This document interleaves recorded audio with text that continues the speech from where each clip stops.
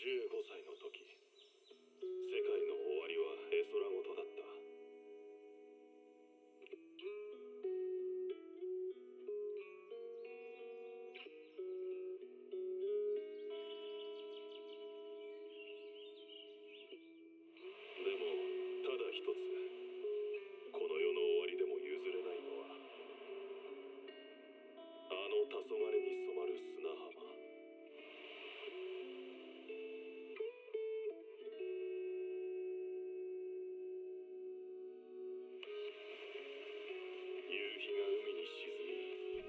こんばんは。Hello. Hope everyone is doing well. Ooh. Excuse me. Hello, Noodle. I don't know why, but I'm just like, I don't want to say like tired or like, I guess out of it would be the better answer. Are you? I think I'm a little out of it because I'm not sure. All day it felt like I was just being silly. So I'm just like, what am I doing today? I'm just being a little goofy wolf. I don't know. But other than that, I had some pizza. Pizza's good.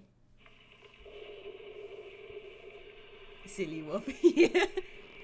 I don't know, I feel like I've just been a silly wolf today. And because of that, it feels like I've been a little out of it. But I don't know. I've had a pretty good day, I guess. Other than that, I nearly choked on my spit somehow.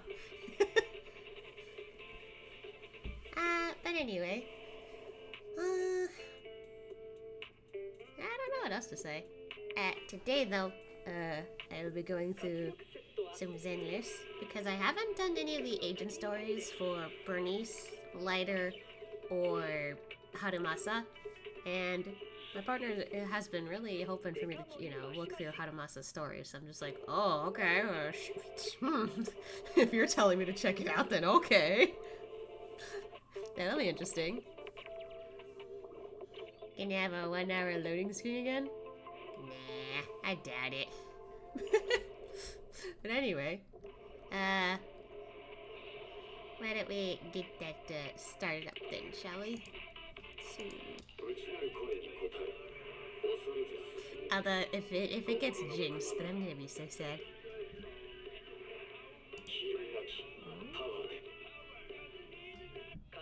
What is happening? Why is that showing? Huh? Did I do something to the game? Hello? Well, that's the correct screen.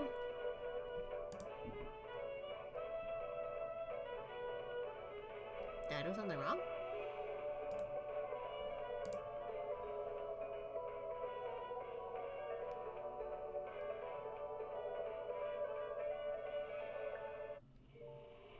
Huh? Oh. Okay, that was weird.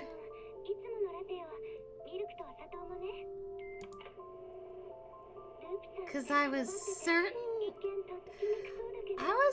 I opened up my OBS properly, so I was so confused why the game wasn't showing up on my screen. That was weird. Black void. Certainly didn't have a 1 hour loading screen. We did have a strange moment with, like, the void, I guess. It wasn't the game's fault this time, it was my OBS. That was something.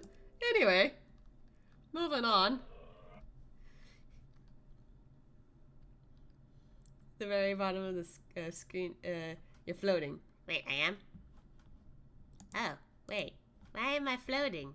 Hello? That was weird. How did that happen? I'm very confused suddenly. Why is this happening to me?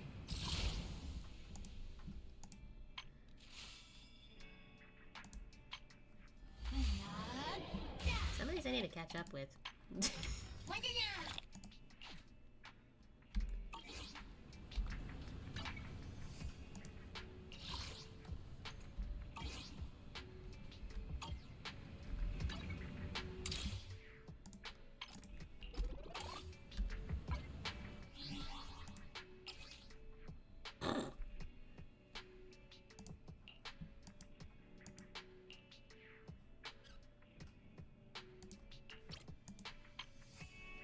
Oh, why did they both do that?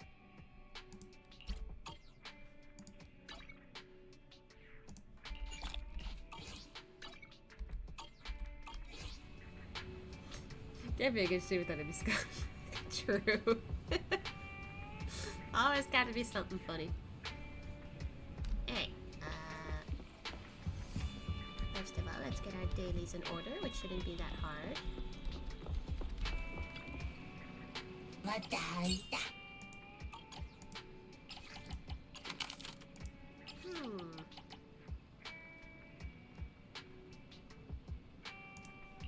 have Billy do this. Okay. Outside we go.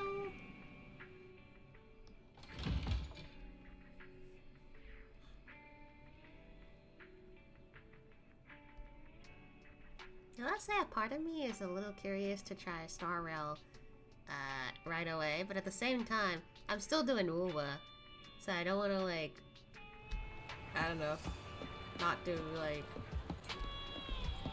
something that I was already planning on doing. Oh yeah, this is new.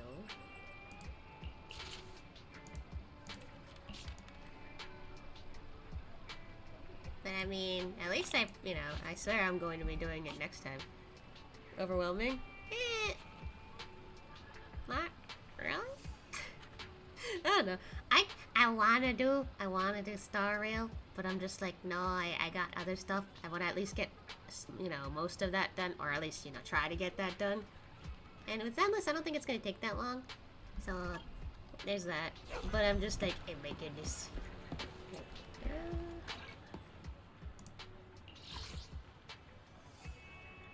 Let's play an arcade game. Bizarre Brigade. Okay.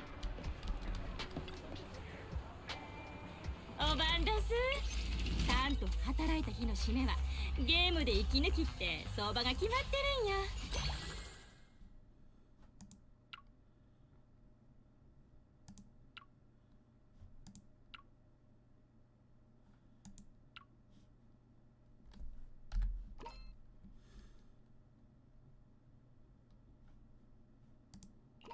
Oh, shoot.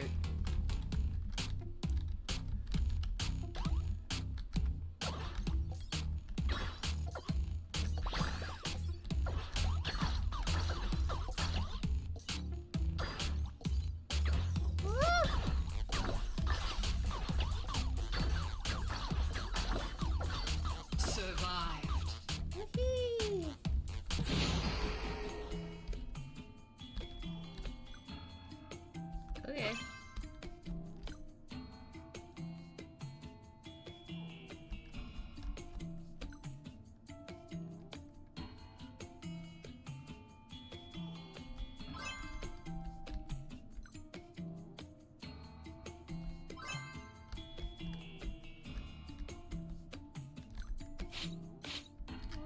Nope.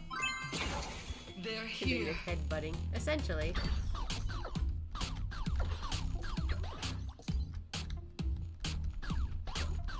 Oh, Nelly.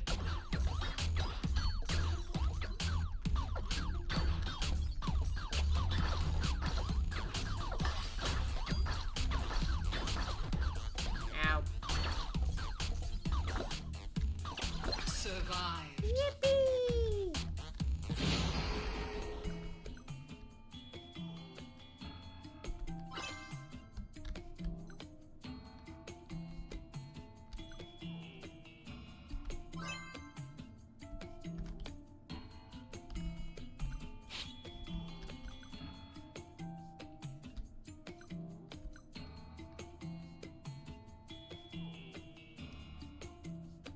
Eh? They're here. Oh God.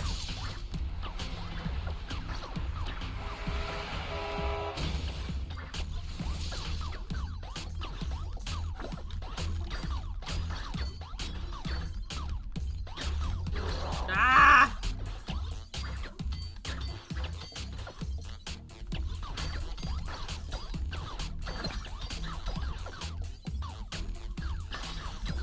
Ah! Survive. Woohoo!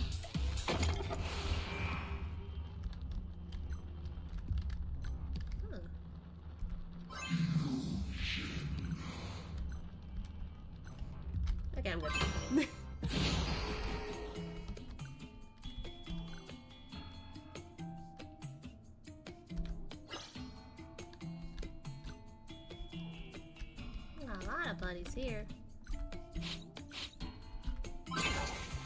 They're here.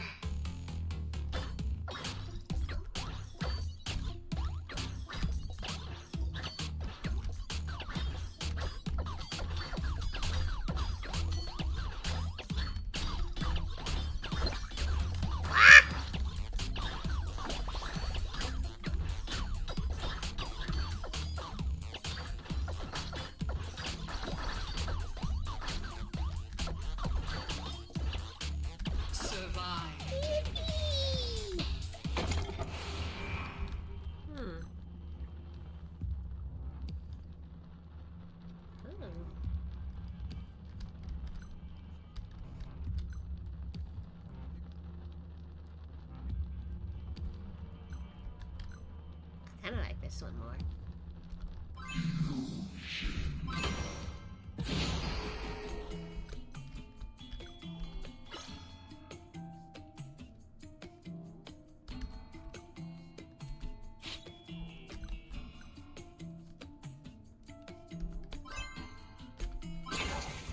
They're here. I'm going nuts with this.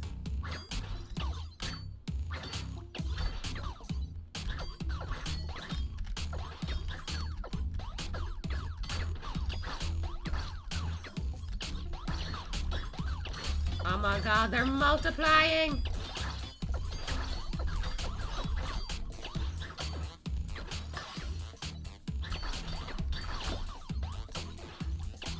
Uh-oh.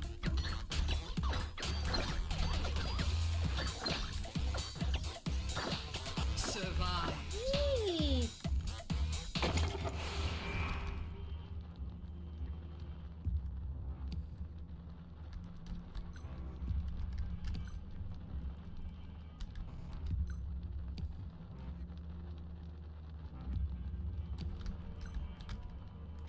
Mm.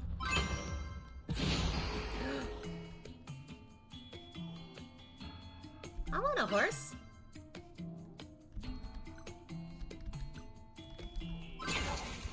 The darkness unfolds. Oh lord.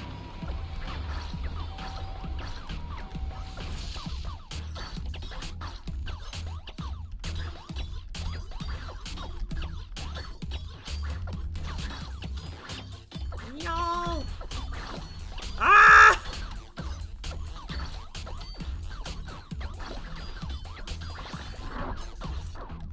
Oh dear. I'm about to die. I mean, I tried.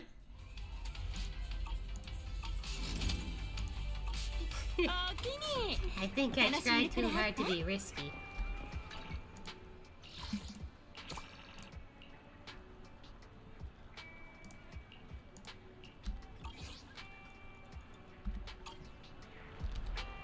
Okay. Oh.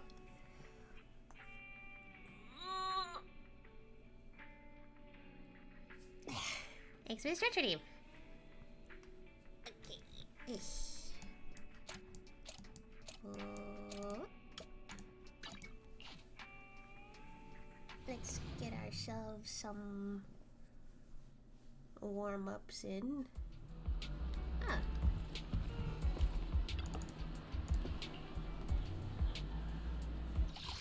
Let's see. Who do we need? Okay, just check it from here. ジャトヤにかかれば万事解決。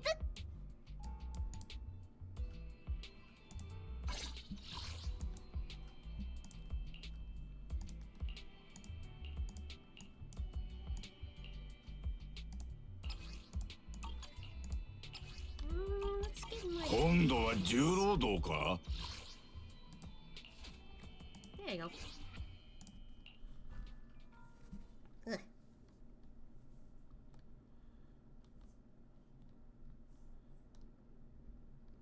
So maybe after, like, grabbing a cup of coffee, I'll get some more XP stuff since I kind of need those. Oh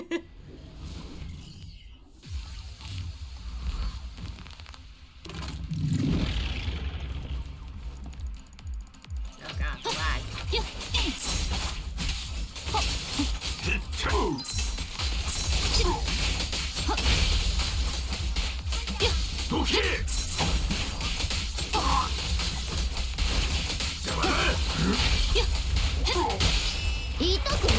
改心してまっとうに生きろ。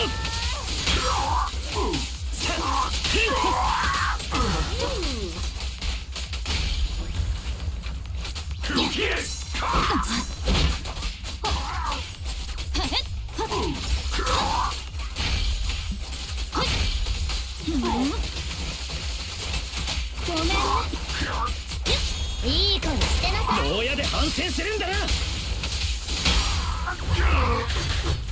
念、時間切れや。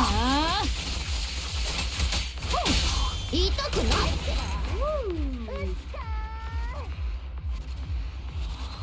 I like that.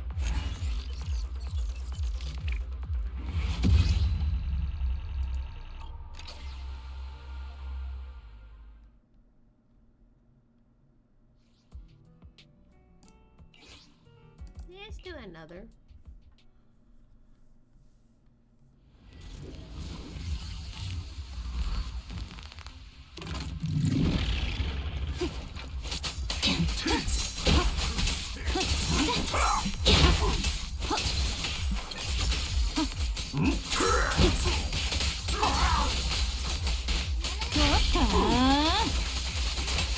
Ah, 牢屋で反省するんだな。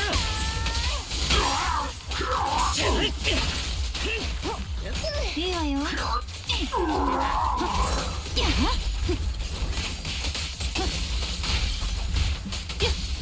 俺がやる時叩きすぐ終わるわ。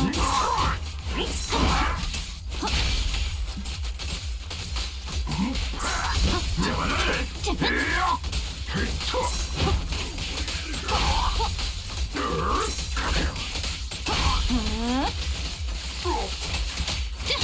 全員逮捕する。チクッとするだけなんてね。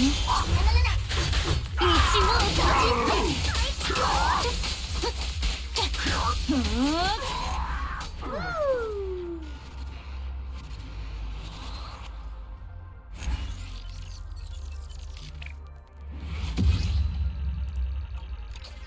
We liked that.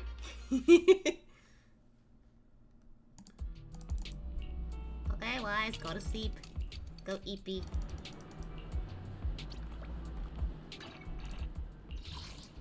Oh, ah.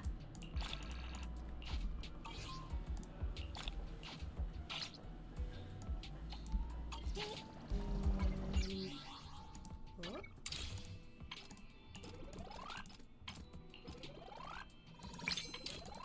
Wow.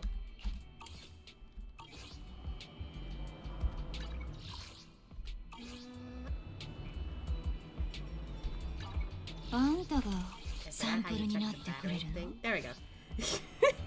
My brain. I would like take my job. Would it be worth it though? Your jaw would be unhinged for like several days. Or worse. What am I pressing? Okay. Alright, we're in Lumina Square. We can go get coffee here. Also, you have to take a picture of something here too.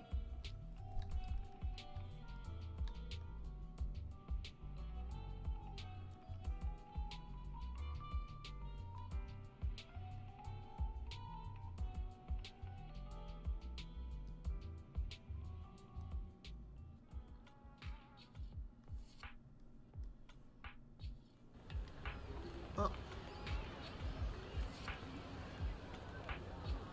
What?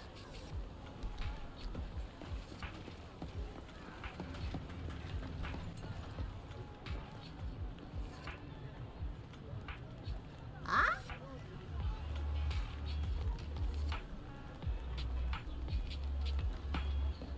Hello? Didn't expect this. Subtle tension between them. Uh-oh.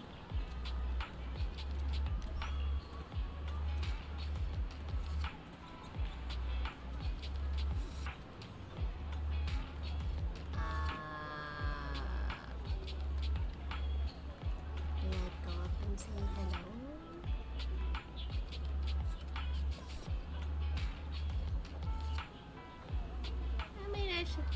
kind of break the tension, maybe.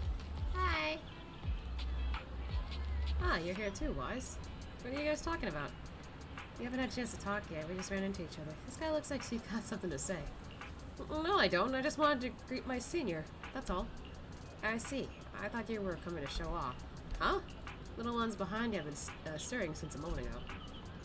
As soon as Harumasa finished speaking, Seth was surrounded by several cats that appeared out of nowhere. Oh! Why are there so many cats all of a sudden? Hey, hey, hey! Stop rubbing against me! Oh my god, wait! This one was so unfair. Some people are troubled by being liked by cats, while others who love cats are always ignored by them. Ow. Aw. Why don't you pet Seth? What the? I don't know if he'd like that, so like you could use this opportunity to pet the cat. It's a bit embarrassing, but you're right. Well, since it's come to this, I might as well pet the cat while things are in chaos. Got JP Wait. You and Harumasa happily pet the kittens surrounding Seth. Petting them is like a source of inner happiness. Aww. Oh, it was a Harumasa trust. Aww. I didn't expect that. That was nice. I like that. That was kind of funny. I liked it. Okay, not that. What are we taking a picture of? Abstract sculpture. Oops. You mean this thing?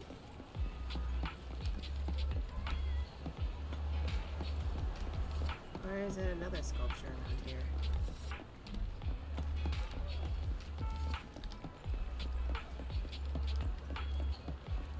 This one? Yep. Oh, there's a lady here. What's up?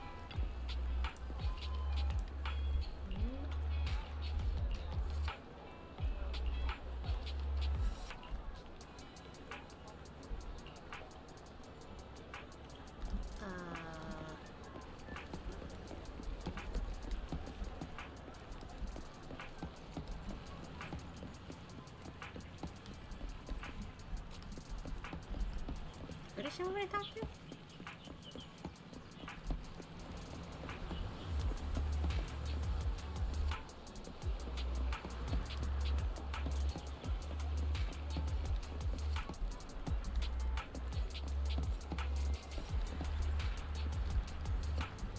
I'm confused.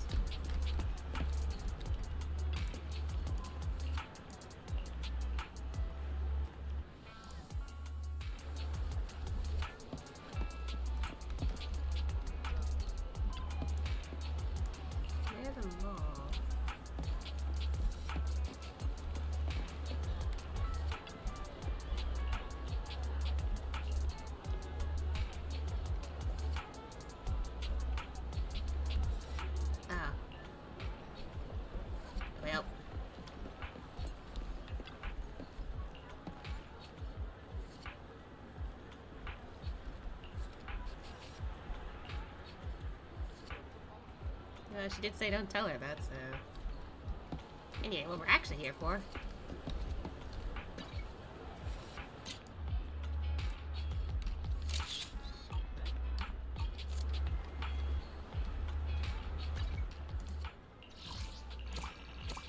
do things.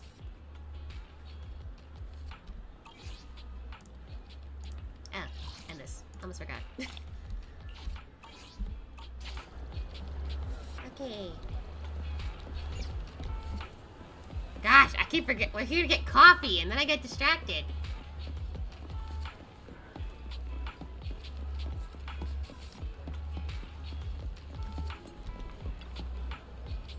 芸術的なスペシャルブレンドです。目覚めの一杯にいかがでしょう。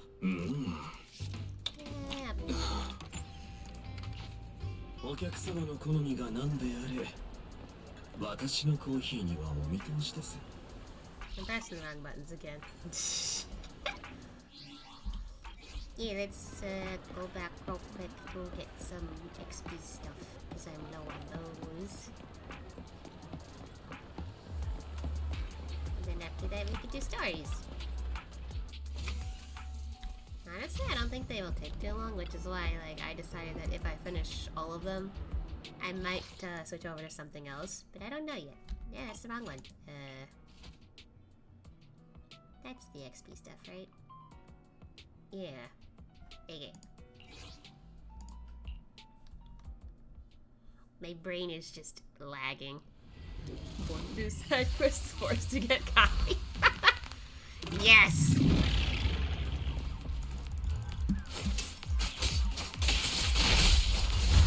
Y'all didn't have a chance to touch her that one time, really?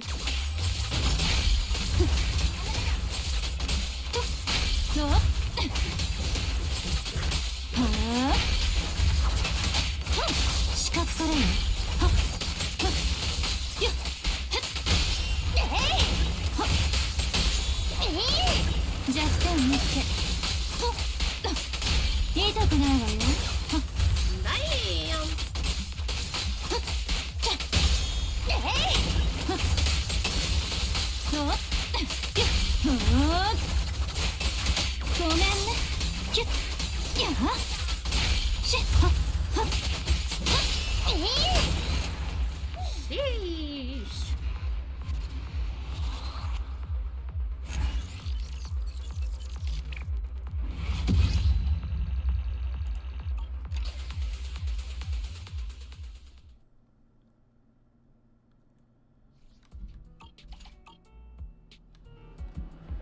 Okay. Now let's get back to the video archives. Because now we're going to continue what I was going to do, which was the agent stories.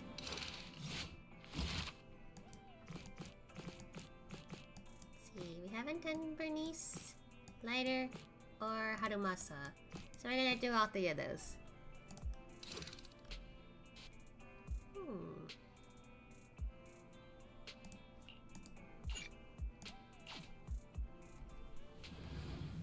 Is it weird that out of all the characters I wasn't too interested in learning about Burnice, but eh?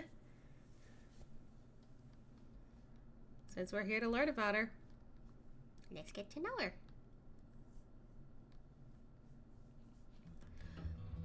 We never see you two proxies out here in the outer ring. Did you come to hang out with us? I guess you could say that. Well, we're here for a specific task, not just to hang out.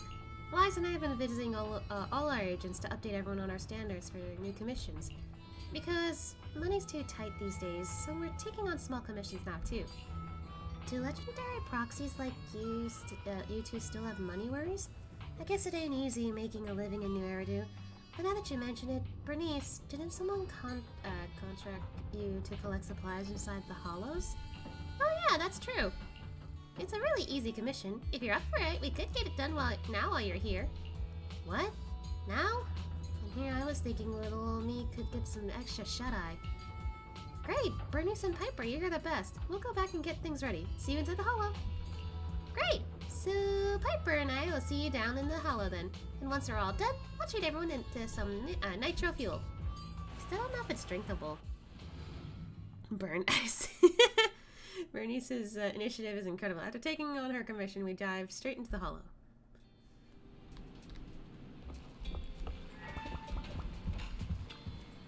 Fury, you see that? Liza's gonna take some contracts and make some money to pay your power bill. Understood. Thank you, Master. Fairy needs power. You're in a good mood today. Though your finances may be limited, Master, my power is not something I would advise cutting back on. If you wish to save money, I have compiled a list of second assistant's recent expenses. Hey, hey, hey! 1 trans fat snack from the convenience store 2 days ago. 7 game tokens at the arcade without even beating the top score yesterday. And today, buying snacks? Without me? You were busy then. Next time for sure, okay? For sure. Plus, I wasn't spending money recklessly. Those snacks were on sale, and I used points to redeem those tokens. If only a fortune would fall right into our laps. Why can't Wise and I ever win the lottery? Let me guess, because we didn't get any tickets. Anyway, you should use the hollow deep dive system to do the commission, Wise. My support will be free, as usual. Okay.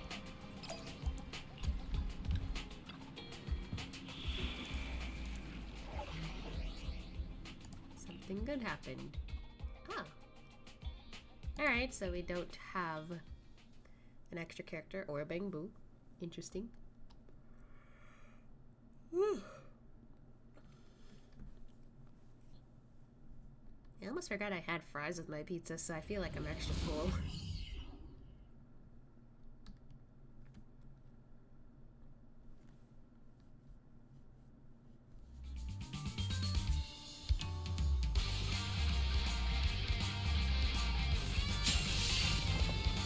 What else did I use, Burnice? Oh. 今のなんだろう。さあな、追いかけてみようぜ。Oh, here we go. パイパー見て、あの変な敵だよ。怪我しないよう気ぃつけろよ。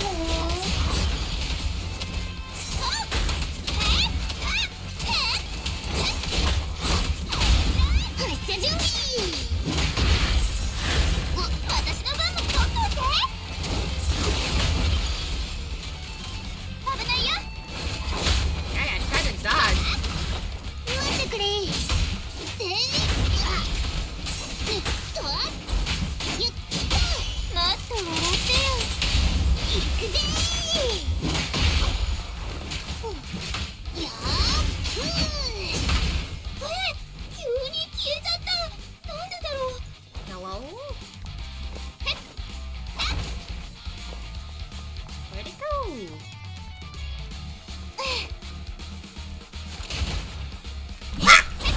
白い。 I got jump scared. Nice try though.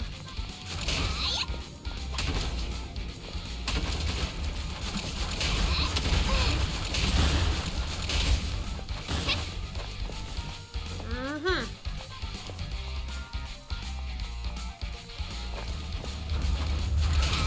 また会ったね。でかぶし。私のこと覚えてる？なんで知り合い風なんで？逃げろ。せい。でやっと。ス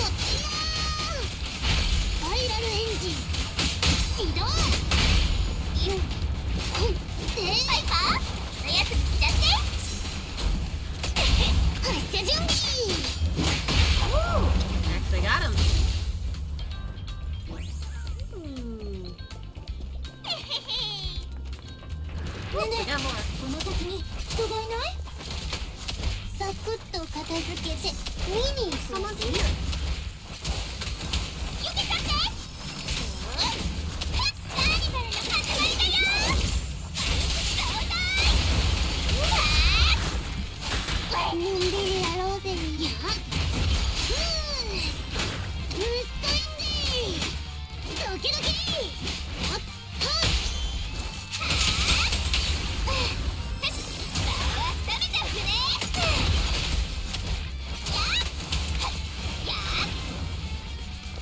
You okay? Hello. ありがとね。まだ海は見えない。また来たぞ。 Oh dear. That's scary. まだやんのか。平気、任せて。気ぃつけろ。ありがとう。 There she goes.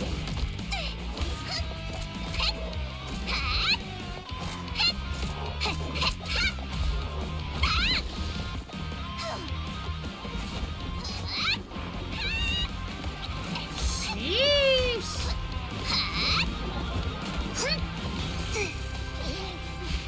バーニス、そろそろ締めようぜ。最新のレシピだよ。 Damn. What the heck? バッチリ。 She crazy, but I like her. ありがとうね。優しいお嬢さんたち。それに可愛いおもちちゃんも。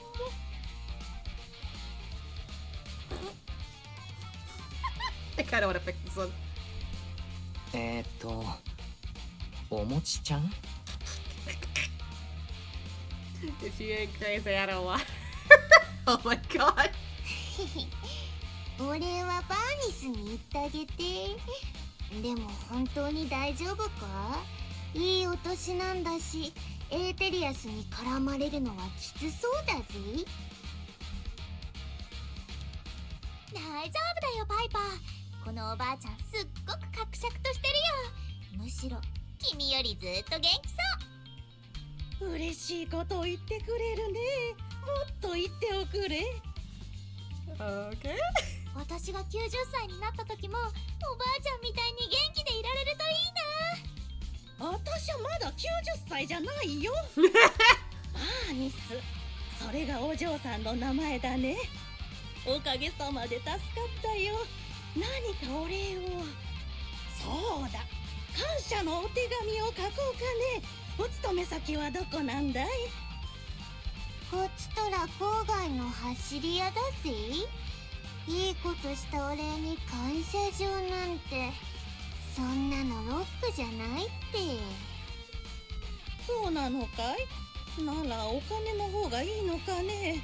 お金ならたくさんあるけど、そんなものじゃ私の感謝の気持ちは表しきれないね。Hi.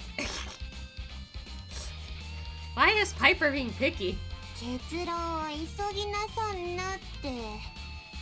ねえバーニス、おい、あんたからもなんか言ってくれ。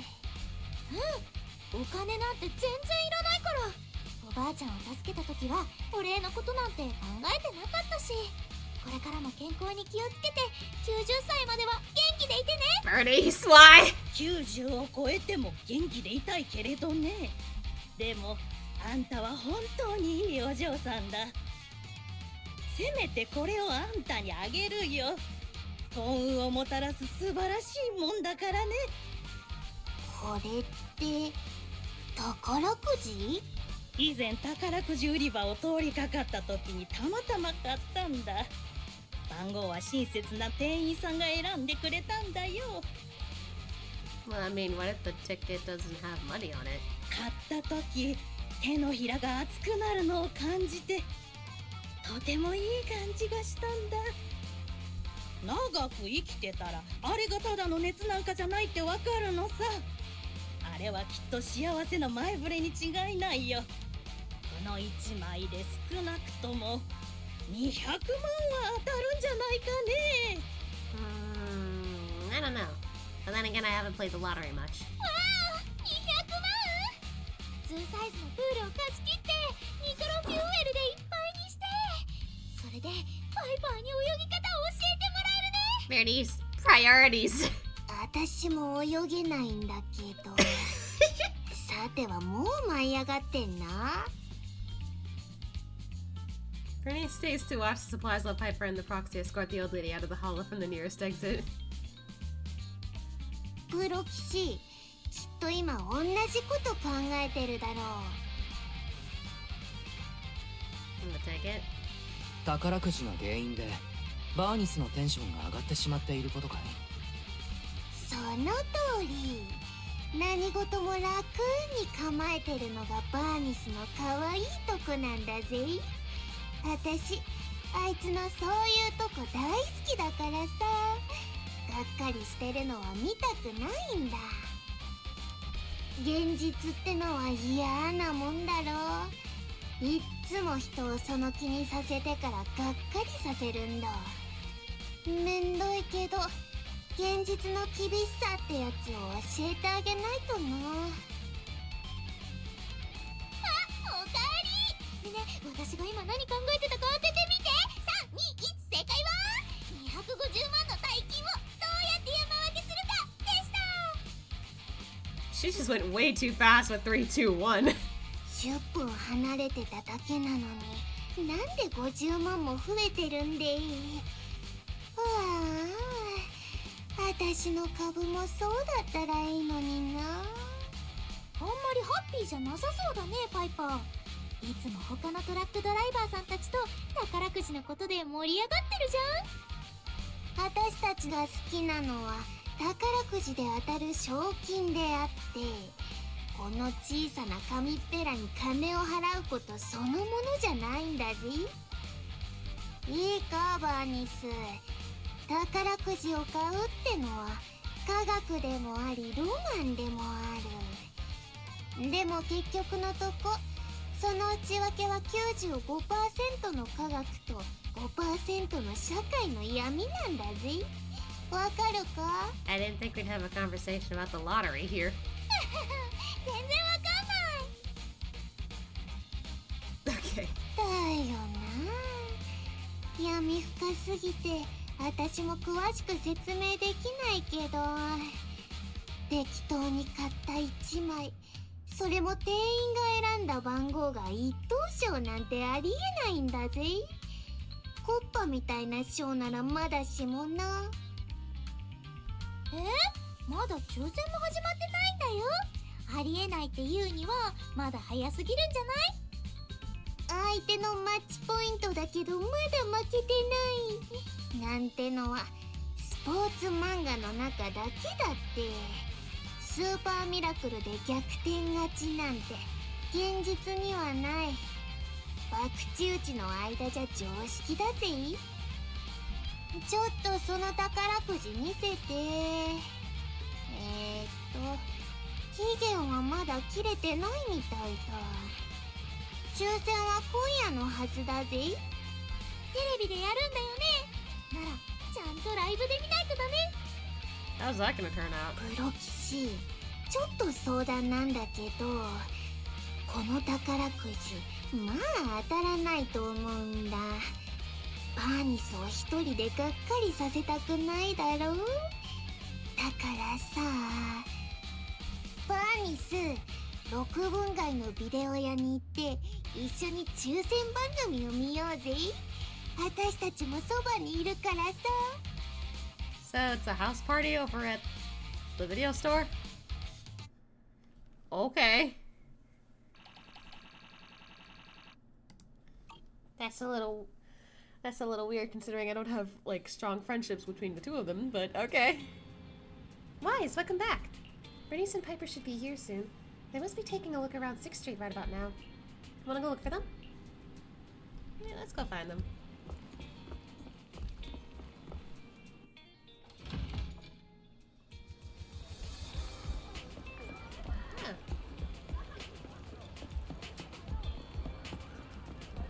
Hello, YouTube. Give another nitro fuel. You find Burnice chatting with Piper outside the convenience store. It's one free bottle. Piper, check it out. I just bought this nitro fuel and won another bottle. Free. I look so good today. I'm sure to hit the jackpot on the lottery. That's not how it works. These are two isolated incidents. Why can't we just trust in the science? Oh, Proxy! I've already made my mind up. We're splitting the jackpot between the three of us. So why don't you start thinking about what you'll put your winnings towards? No need to rush. Proxy, don't even bother. I've already given up trying to rain on her parade. In fact, she's like a sauna or something. The more I rain, the hotter she gets.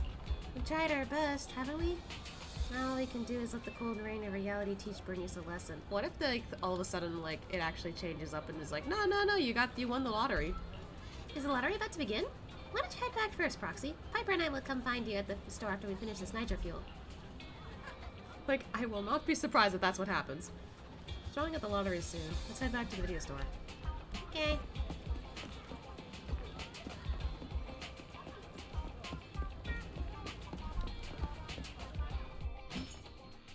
If it actually happens that way, I will laugh. Oh, you can't talk to it. Wow! Since when are they here?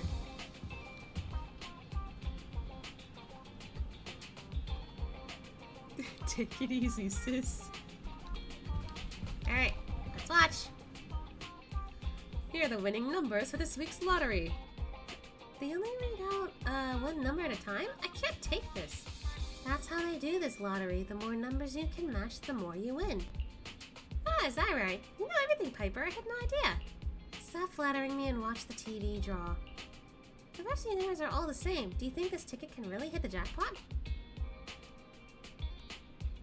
hit the jackpot?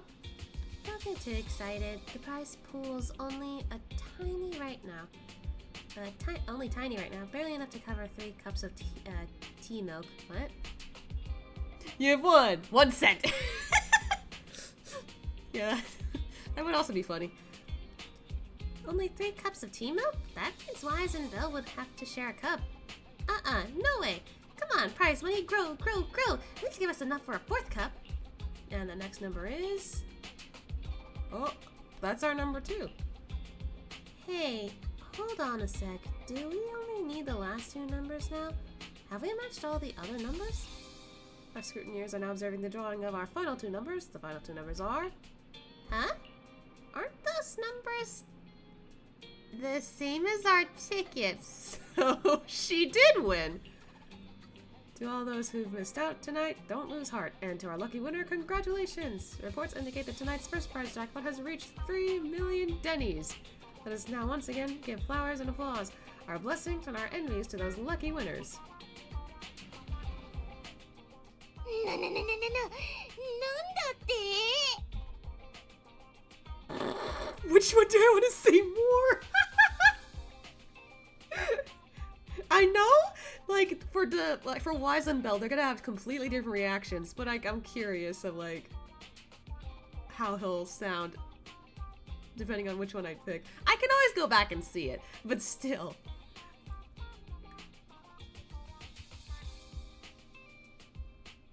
I kind of want to pick this one. 本当に当たってしまったのか。しかも300万の特等。 Okay, not what I expected, but still. When she said, what? I thought it was saying that. 300万デニーだってすっごくいい数字だって私たち3人で分けたらちょうど1人100万だもんね。待ちなよバーニス。賞金を山分けってあれ本気で言ってたのか？だってあのおばあちゃんは私たち3人に感謝してたでしょ。だったら賞金は3人で分けるべきだよ。Aww, she's sweet. バーニス。どうしたの？いや、なんでもない。バーニスは本当にいい子だな。Aww. I mean, I'm double checking. 僕ももらっていいのか？ボンプの中にいて正直大したこともしていない気がするけれど、バーニスがどうしてもと言うなら無限にするのもな。ありがたく受け取るよ。なんだか急に褒められてるよ。別に誰でもこうすると思うんだけどな。もしこの宝くじをもらったのが2人のどっちかでも同じことしたでしょ。 I mean, I probably would. I don't know about Wise and Piper. いや、どうかな。プロ騎士はともかく、私の心はもうトラックのマフラーみたいに汚れちゃってるし、バーニスの心は今でもヘッドライトみたいに輝いてるんだな。トラックで一番セクシーなとこはヘッドライトじゃなくてエンジンだもん。いつになったら私の心はエンジンみたいにゴーゴーうなってくれるのかな。 I didn't expect the word sexiest to pop up here. But, I mean, I guess it's possible. 若さが眩しい。まあ、そんなことはともかく、さっきの番組によると、賞金の支払いはもうしばらく後みたいだぜ。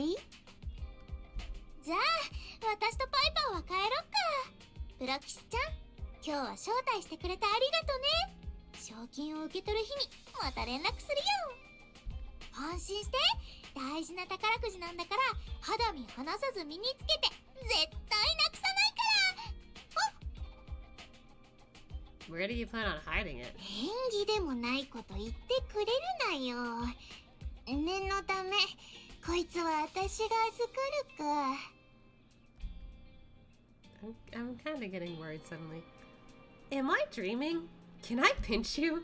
That granny gave Burnice a lottery ticket to say thanks, and it just so happened to hit the 3 million Denny's jackpot. Splitting a 3 million Denny's jackpot 3 ways is also classic Burnice. I'm not so sure I could do the same. Whatever, there's no point in thinking about all that right now. Tonight's theme is all about celebrating this 1 million Denny's windfall. It's time to treat ourselves. Yeah, same! Got a feeling they ain't getting no money. Probably.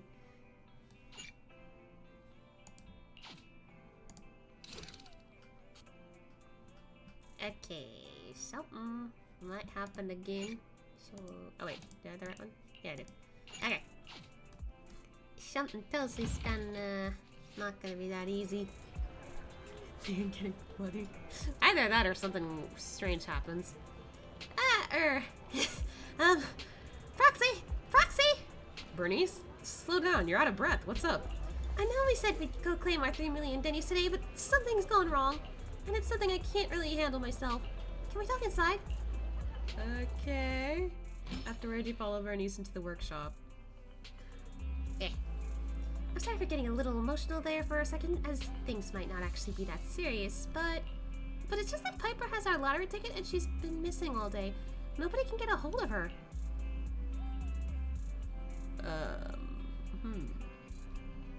Is that it? No big deal. Absolutely. However, I'm still a little worried about Piper's safety, no? She's been down in a hollow since yesterday testing out a vehicle, and seeing as we can't reach her, she might still be down there. What if something went wrong with the vehicle and she got trapped, or what if she got too obsessed and... Oh, let's go take a look in the hollow then. That's what I thought. Then I'll head down to the hollow to await your orders. I don't want to assume the worst. Piper seems to have gone missing while running some vehicle tests in the hollow, and you're going with Burnice to go look for her. Let's go, get on the HCD. Don't worry, Wise, leave it to me to... Don't worry, do not worry, Master. I will do my utmost to support you. Of course, Second Assistant will also help. Hey! Let's all work together. For the 1 million in power funds that is incoming, I will do my best. Fucking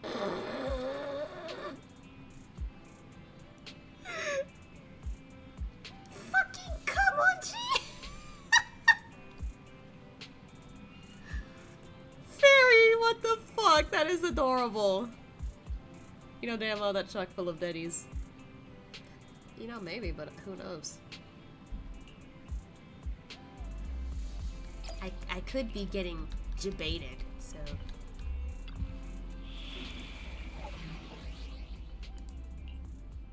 Oh, just Burnice.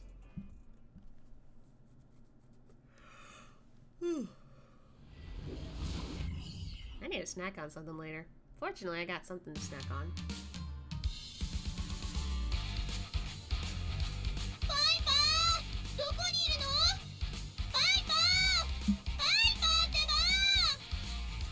長くプロ棋士をやっているけれど、叫ぶだけの人探しは初めてだよ。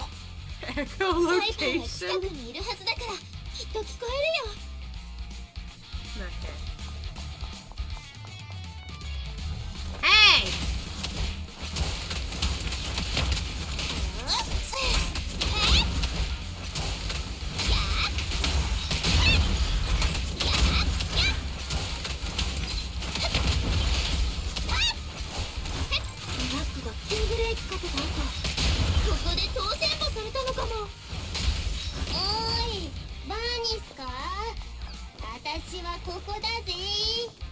Why is she in a cage? Why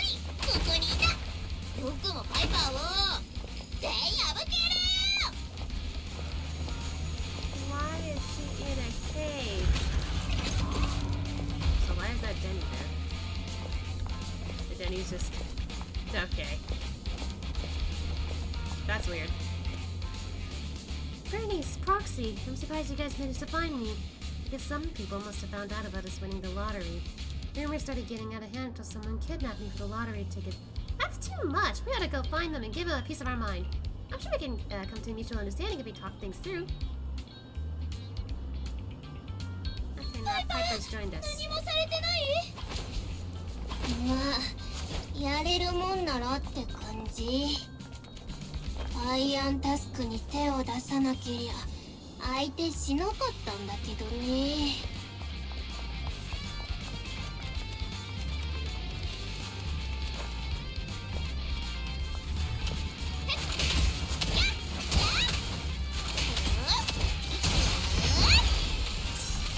Hey!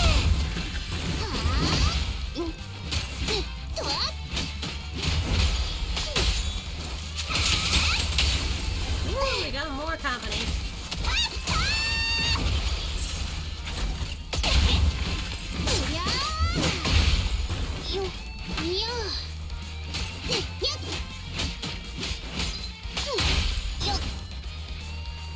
Yeah, looks like it.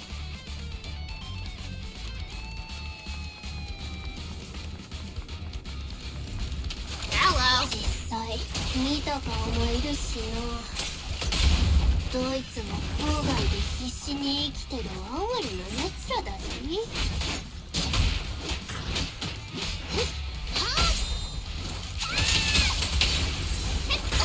Ow.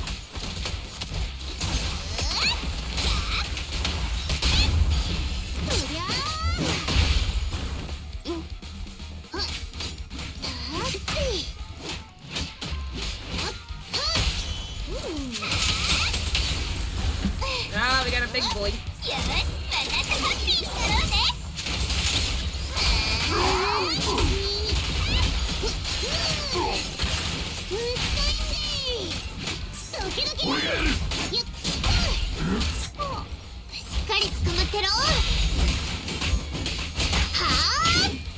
Ducked on.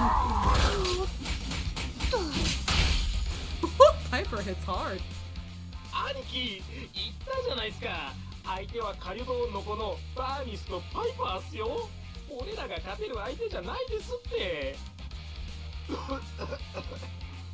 だが本当の男ってのはできないと分かっていることに挑むもんだろ。あの宝くじがいるのは元妻に養育費を払うためだけじゃない。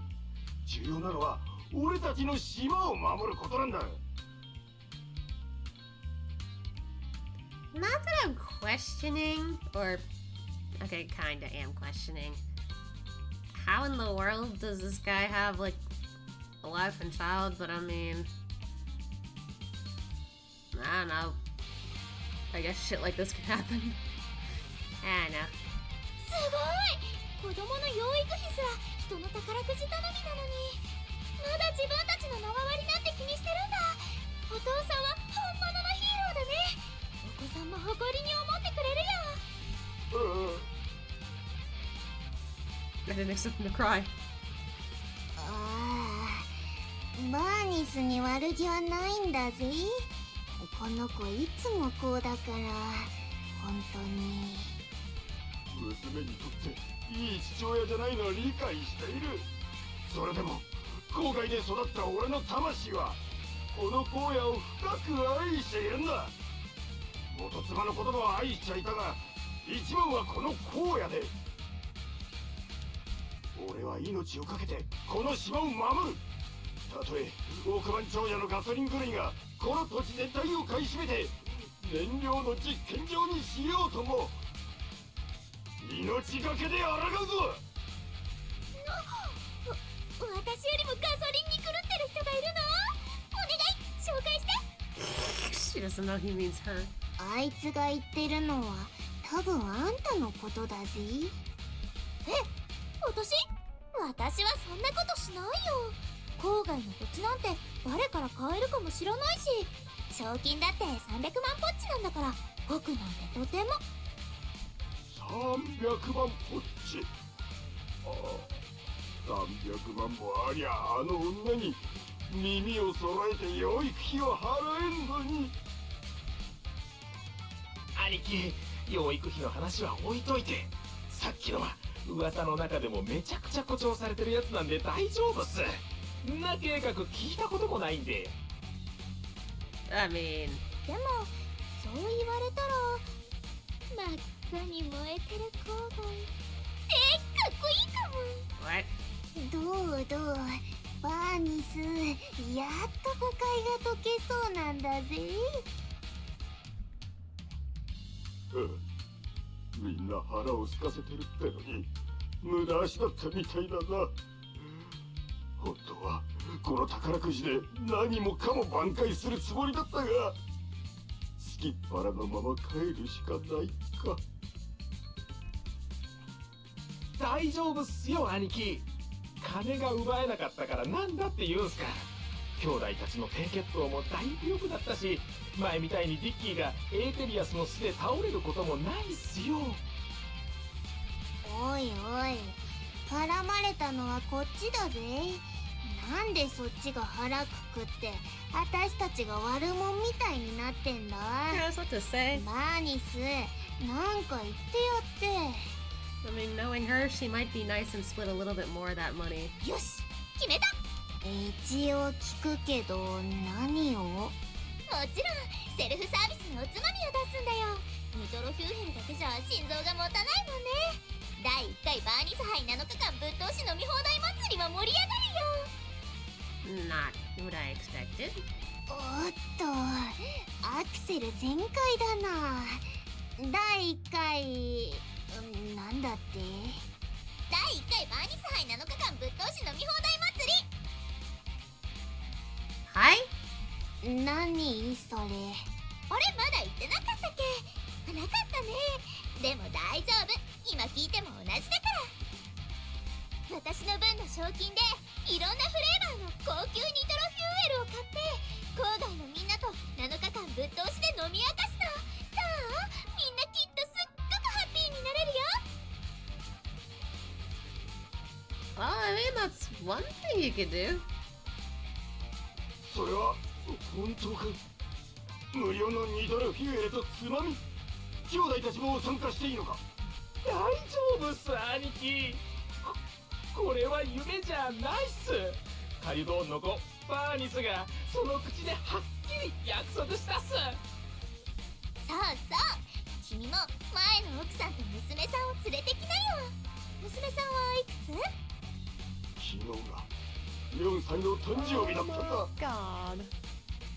ならその子のために第20回バーニス杯のチケットをリザーブしとくね。俺は一体なんてことを。あんたの賞金の使い道を鼻から知ってりゃ。こんな聖人、いや金髪の天使から金を奪おうとしてたなんて。 I mean, I don't know about that, but... 腹が減ってなけりゃ力いっぱいあんたを胴上げしたいくらいだ。いいね、私めっちゃ胴上げされたいよ。次会ったら必ず胴上げしてね、約束。 What is happening? 必ずするとも。それじゃ俺たちは先に失礼するからな。またね。最寄りの出口はあっちにあるってプロ騎士が言ってたよ。 Burnice smiles as she waves vigorously, sending out the gangsters who are supporting each other as they walk off. ハイパー聞いた？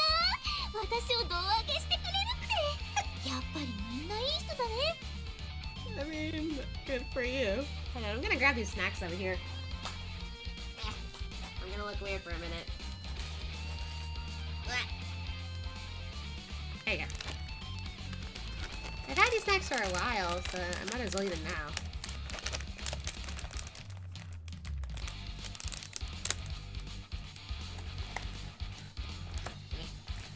There we go. Ow. ちょっとなんて言えばいいかわかんないぜ。プロ騎士は？ I mean, I think it's touching. Almost punched the model against your deep to his soul. Its eyes and said it will not to me. Ah, come on, my eyes wouldn't do that. I swear. Anyway. 本当に感動的な光景だったけれど、バーニさん、君は本当に自分の賞金100万を全てニトロフューエルパーティーに費やすつもりかい？もちろん100万ディニーをもらう前からずっとやってみたいって思ってたんだ。みんながきっとハッピーになると思って。あ、もしかして君たちもやりたかった？ニトロフューエルパーティーは開いてもいいけど、バーニス杯ってとこだけいい感じに変えてほしいかな。Nah, I would have never thought of that, Burnice. 心配するなって誰も考えてないから。あんたの突拍子もなさと比べたら私とプロ騎士は超のつく普通だぜ。こっちはやりたいことも金が必要なこともたくさんあるんだって。私たちの金はまず自分の暮らしをマシにするのに使わないと。プロ騎士もそうだろ。Okay, but now what? Like, did we get our ticket back? After finding Piper, everyone returns to 6th Street. Wow, I redeemed it! They really transferred 1,000,000 days into my account! Happy days are here again. The last time I was this happy was when that mommy dog in the outer ring brought her puppies over to me. 1,000,000. It's like a dream come true. A few more of these and I wouldn't feel like doing honest hard work anymore. Wait, you guys all get 1,000,000 Denny's? Yeah, Piper told me you got crazy high taxes in the city, but you still get a couple 100,000 or something like that, right? We only got around 300,000 Denny's. I'm reading that right. Oh, this is really, you know. But hey, you can always come to the outer ring, you know. Hey, don't sweat it. It's 300,000 Denny's. That's good enough. A huge chunk of Denny's, right? You've all been through the awkward scene where you struggle to find the last 237 Denny's at a restaurant. Wait, you haven't? Burnice means any boost in your rounds is a good thing. It'll help ease your financial pressure a bit. I'll shoot ahead and hit up a turbo. That old brat Enzo said a truck like Steel Tusk is a waste of his best oil. Let's say he says the same thing to some cold hard cash. I also booked an appointment to meet up with my fuel supplier. Looks like I can buy her lunch today. I gotta go back and talk with my sister. Cool, let's split up then. And Proxy, tell me when you get back home safe, okay? They literally live around the corner. Could you show me a little concern instead? After discussion, Burnice and Piper leave. That's a lot of Denny's. Piper is here.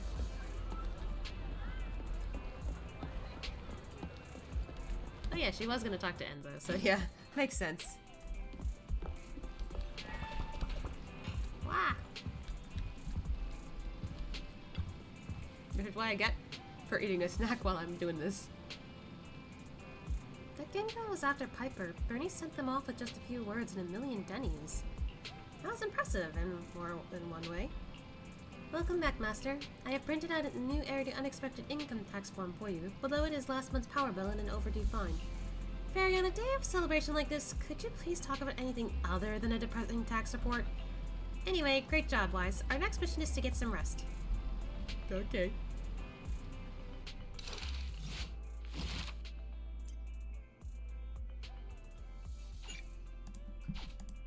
Alright, one more.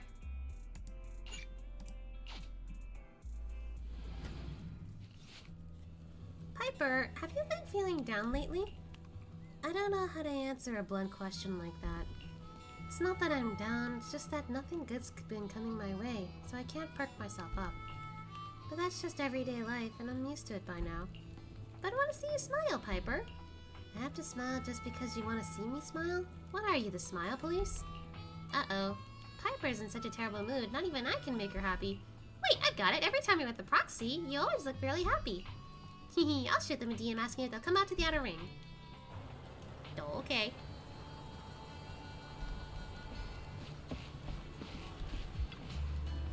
What's up, you two? おい、スプロ騎士。調子はど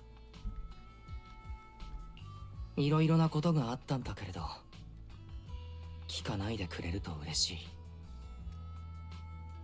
Oh. 二人とも何があったの？ハエ取り紙にひっついたネズミみたいな雰囲気だよ。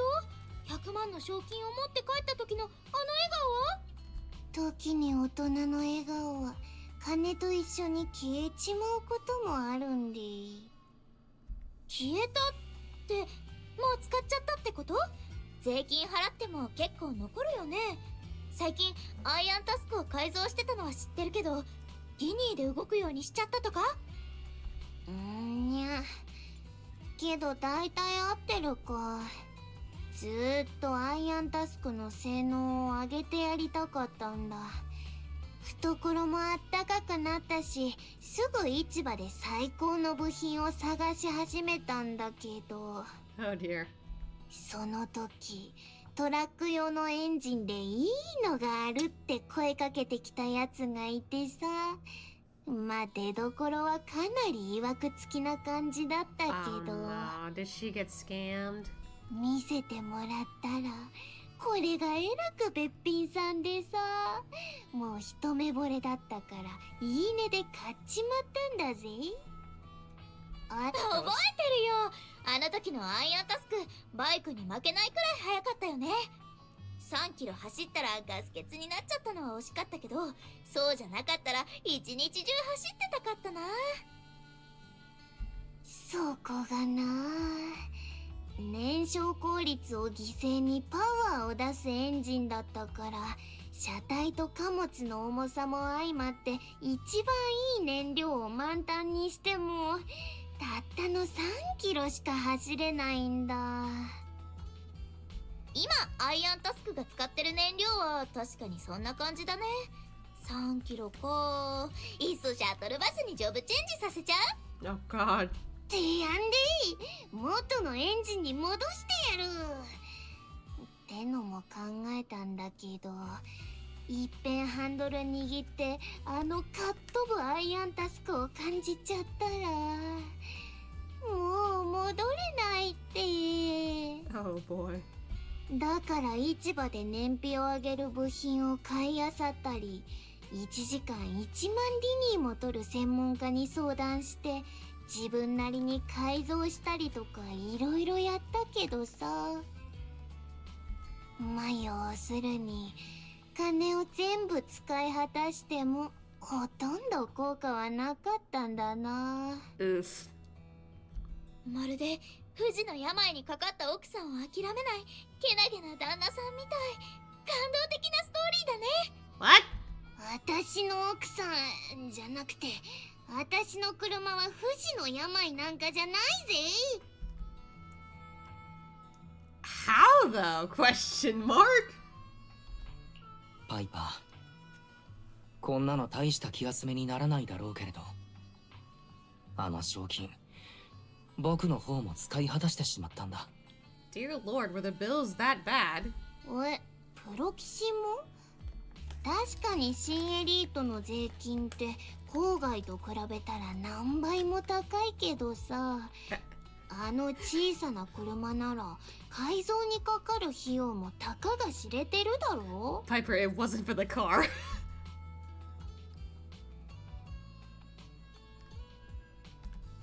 車の改造はしなかったけれど、それでもお金は残らなくてね。税金は馬鹿げた額だし、未払いの電気代だってあった。その上友達が投資のためにお金を借りに来て。 Was that friend named Nicole? Just out of curiosity. 私たちみたいなのが一番に避けなきゃいけないのが投資だぜ。ましてや友達に貸すだなんて。でもまあいい方に考えれば賞金は消えたわけじゃなくて債券に変わっただけだろ。バーニスみたいに希望を捨てず楽に構えてればいつか帰ってくるかもしれないぜ。また褒められちゃった。サンキュー。そうじゃなくていやまあ褒めちゃいるか。今のところ一番いい賞金の使い方をしたのはあんただろうしね。Nicole Damara, the third junior. Where is my money you invested? あの金で暮らしを変えるって意気込んでたけど、それが楽しかった時間は一瞬で終わって副作用みたいに苦労が増えてくんだよな。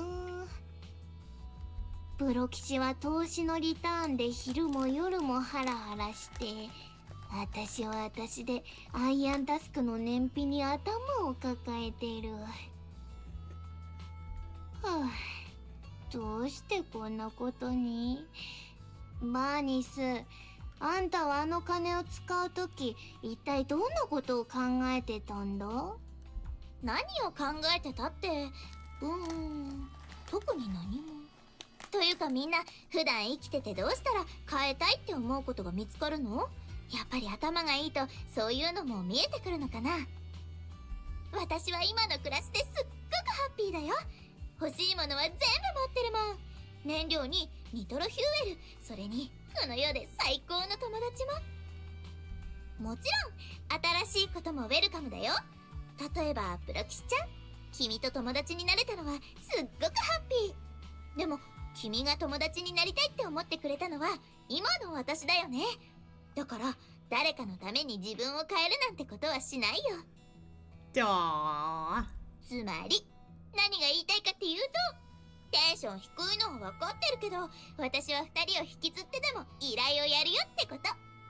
体を動かせば気分も上がるかもしれないし。I mean, we could try. わかった。来月の電気代のために頑張るよ。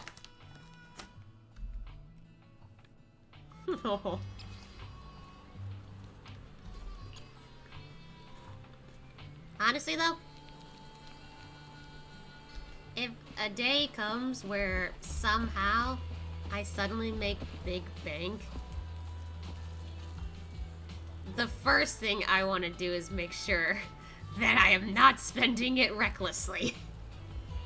Because, oh man, I don't know. I think for me, like, it kind of sucks to, like, for me at least, to say that money is an essential thing, but like, that was when I was younger. I was like, oh, like, it's not that important. No, now that I'm an adult, I'm just like, oh, yeah, my survival instincts kick in whenever I actually need that money.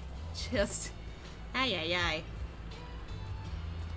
Because, like, you've got the rent, you've got the bills to pay, you got groceries, and then taxes. Like, Jesus, money is essentially a necessity as you get older, and it sucks that it has to be that way. For some people, like, hey, like, they're lucky, they can spend it however they want, but for others, I'm just like, nah, it's a necessity. You gotta hold on to it, because otherwise, one day, you might not have anything, and then you'll be unfortunate, you know, positions and stuff like that. Never get how people can spend like $1 million in like a week. I feel like with people like that, it, like, part of me is just like, are they just out of touch, or did they just make wrong choices? Which lots of people do make wrong choices when they decide to, like, you know, gamble with their money a bit. And I don't mean like gamble as in like, oh, like, you know, exclusively like poker or whatever like that. Just, you know, attempting to use their money for things that they probably didn't need.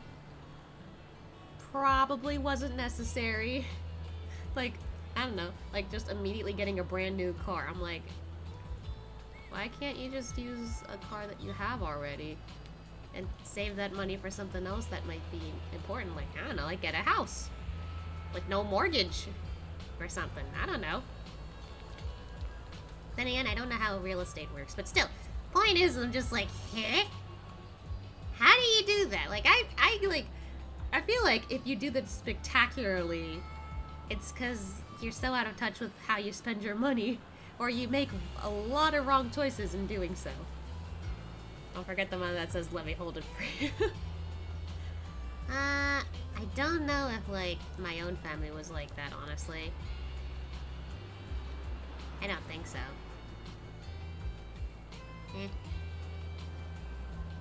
But I feel like if it were me, and if I have kids one day, that might be me in the beginning, but then as they get older, I'll be like, you either understand responsibility or you don't.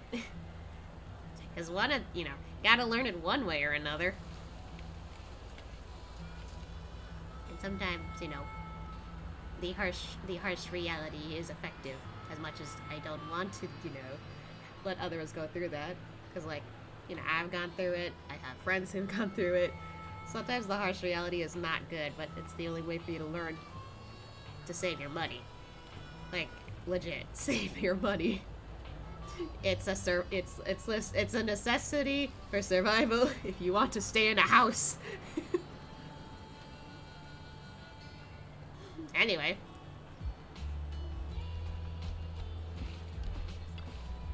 Last time Burnice held her first Burnice Cup Unlimited Drinking Festival, he had something urgent come up and couldn't make it, Proxy. That's a shame. Those are some really crazy days. Burnice bought out all her stock with her own money, giving the Sons of Killed an enormous clout. Lucy capitalized on it, making a mint-selling hot dogs, juice, and souvenirs to visitors. Burnice probably wasn't thinking about any of that when she promised to use her own cash to buy nitro fuel for everyone. That's life. You know, the other thing I wish I could do, which is something I thought of recently, like not recently, but like maybe a couple months back, was because of how aware I am of like some of my friends being in really bad financial positions. Like my brain was like, if I had like a ton of money to work with and I was able to spare some of that for my friends, I'd give some of that to my friends because it's not fair that they're in that financial situation. Like I'd totally do that.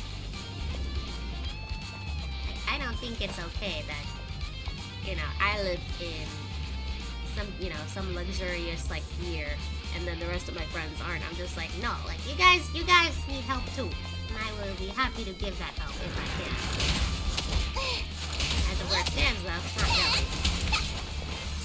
Sucks. But hey, that's why you work hard at whatever you're doing, and just hope that, you know, you get lucky in life.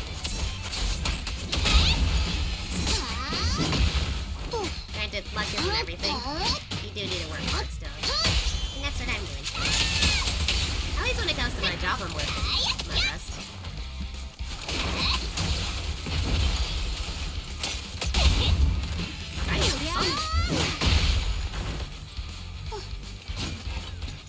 Just heavy. Anyway. And probably I was just rambling and all that. And I feel like my point's there. Oh, this motherfucker again. I just want the Denny's. I need the Denny's.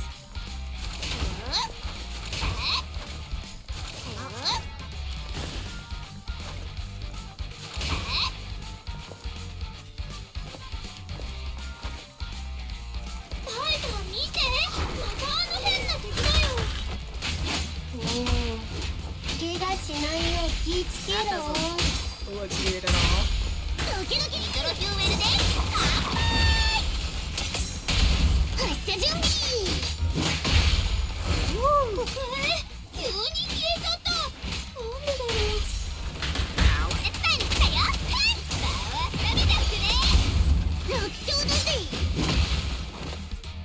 Seriously, that's like the second time that enemy showed up? That's odd.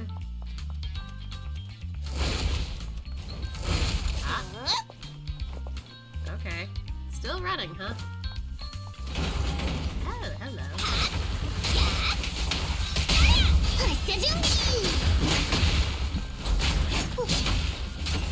I've been ambushed by everything suddenly.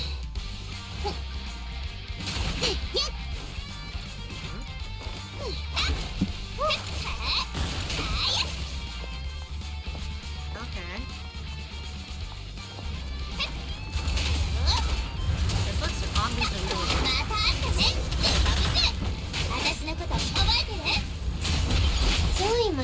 Yeah, it's not the same, Piper!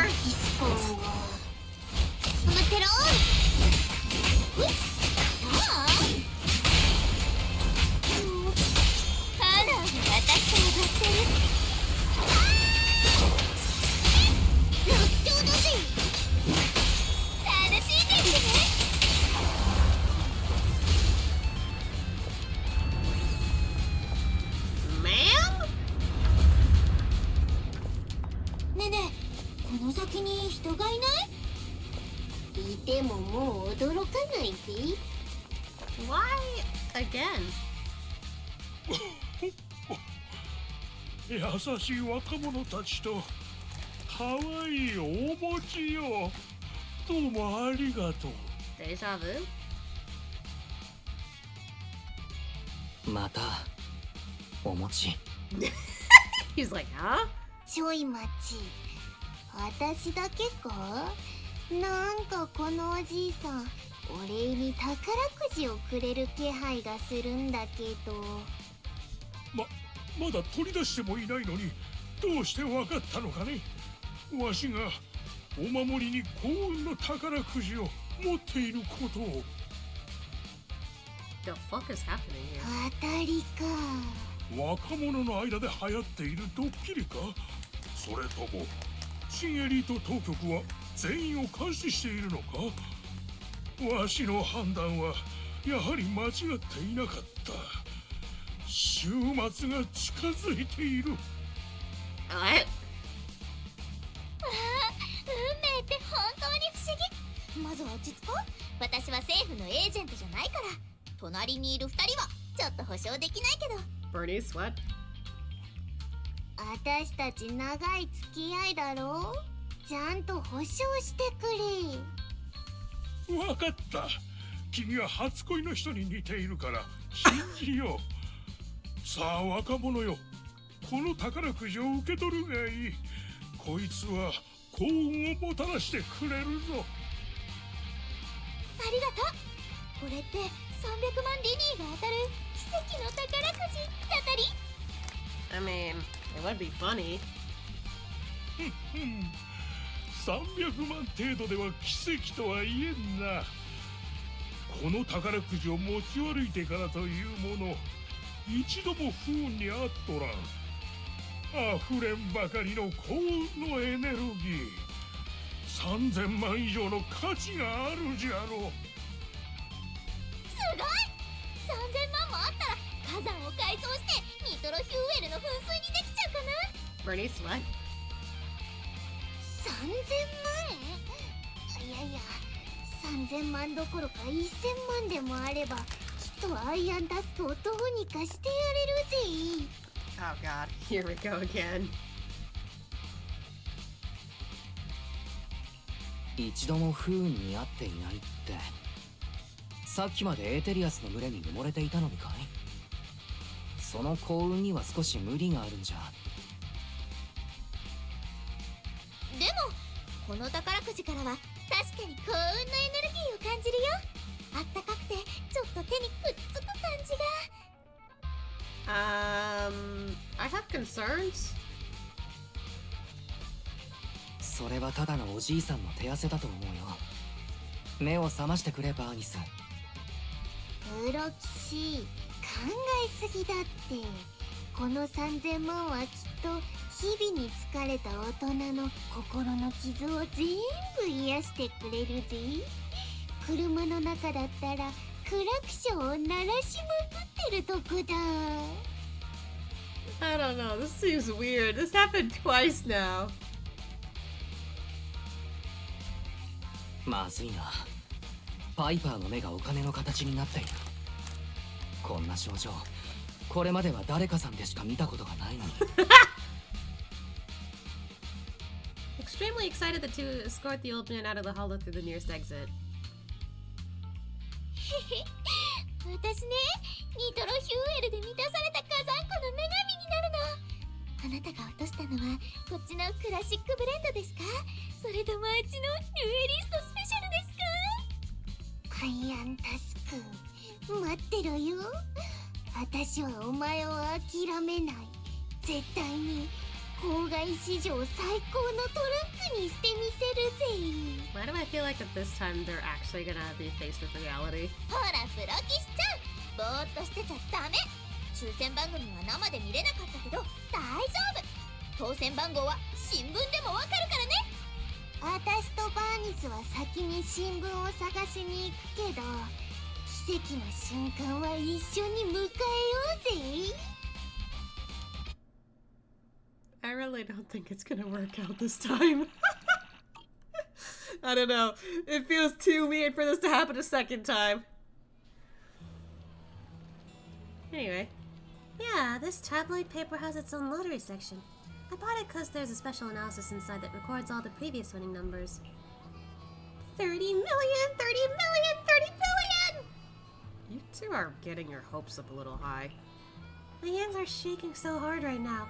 Even more than that time I dreamt that I couldn't find the bathroom. What? Proxy, could you please check those numbers for us? 30 million, 30 million, 30 million. Please, come on. Let me open up the newspaper. Oh, jeez. Oh, God. Oh, God. Piper! Piper! Chill!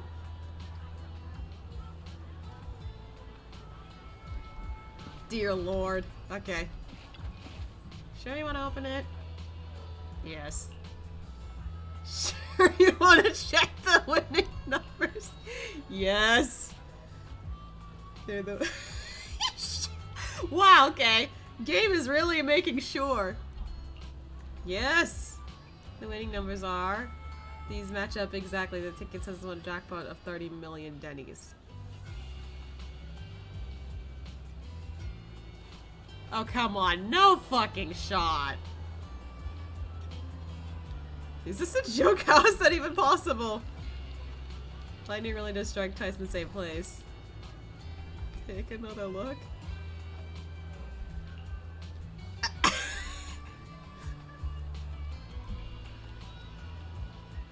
Wait. Huh?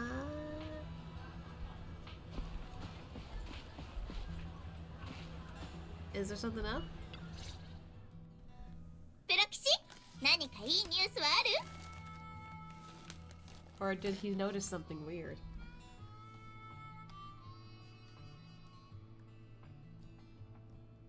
Wait, huh? 確かにいいニュースはあるけれど、悪いニュースもある。個人的には先に悪い方を聞いておくことをお勧めするかな。いや、いいニュースから聞かせてくれ。そろそろ私の人生が上向いてくるって予感があるぜ。So 10 mil each? I don't know. I feel like Wise noticed something. 私もいいニュースから聞きたいかな。別に今回に限ったことじゃないけど。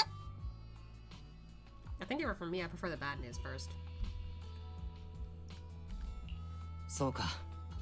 わかった。いいニュースは、この宝くじが間違いなく当たっていたことだ。しかも一等賞で、賞金は3000万。や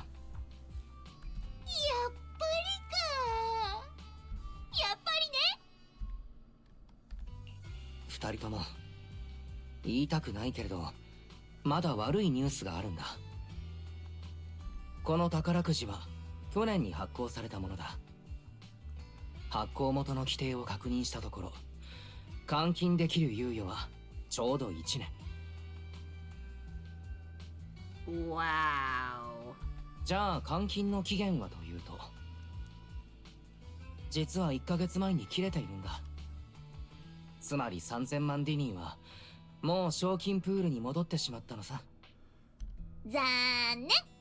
つまりこの3000万ディニーはもう私たちと何の関係もないってこと？ Essentially. おー。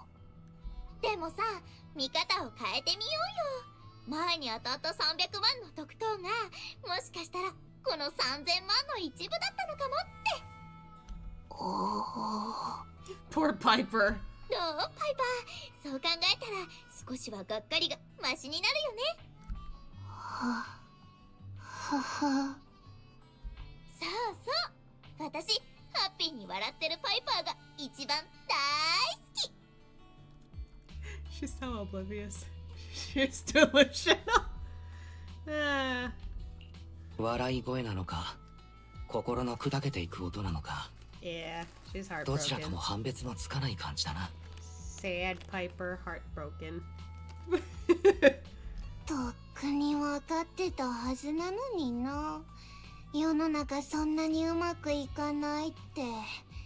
結局分かってる気になってただけなんだな。はあ。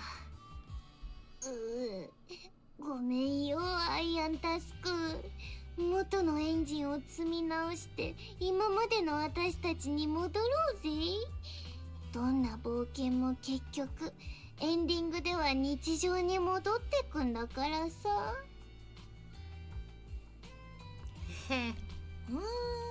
よくわかんないけど、一つだけ。エンジンを元に戻すのは絶対ダメだよ。私が徹夜で考えた新しい燃料のレシピが無駄になっちゃう。なんて？新しいレシピ？言ってなかったっけ？前回の試運転からずっと私もアイアンタスクの燃費について考えてたんだよ。燃料の問題なら燃料で解決する方が早いと思ったからね。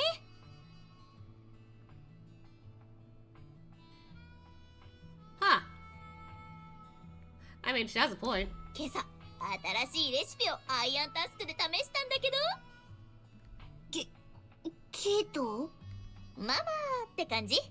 前のエンジンより 10% くらい燃費が悪くなったし、ちょっとだけいいやつをブレンドしちゃったからコストもその分上がっちゃうけど、アイアンタスクが最高のパフォーマンスを発揮してくれるならパイパーはきっと賛成してくれるでしょ。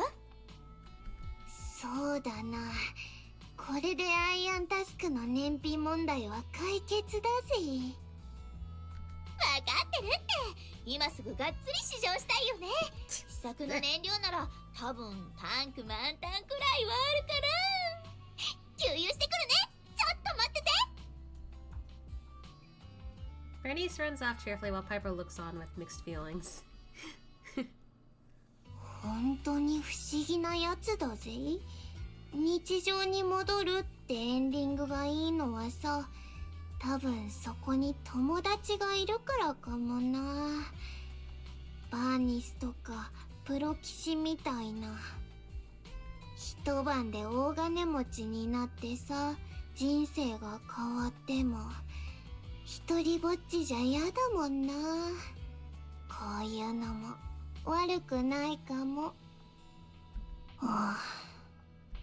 いやいや、やっぱ一晩で大金持ちになりたい。 Piper! Come on. 労せずして何かを得ようという生き方は自分が辛いだけだからな。穏やかな日常を大切にすべきだ。いつそれが崩れ去るかはわからないからね。I find that more valuable in life. Which is why I don't want to say that money is like important. It is just a way of necessity to survive. Because otherwise we don't get a house, we don't get a roof over our heads, we don't get any clothes, no food. It's necessity. But it's not the most important thing in life. I don't think so, at least. It's nice to have some, money. But I would rather be comfortable with just enough money to live by and be with the people that matter to me than get rich. Because if I were to get rich, I'd rather be rich with other people. If it were me. I don't know. Maybe not everybody thinks that way, but... And maybe I'm being a bit narrow-minded or naive. I don't know. I just don't think it's fair that, for me, if I were to get rich, I'm far ahead and everyone else gets like, thrown in the dust. I don't think it's nice. I want my friends and my family to flourish. Essentially. そいつは道理だぜ。仮に幸運の女神なんてのがいたとして、私みたいな俗物より身の丈を知ってて純粋なあんたたちの方に微笑むんだろうな。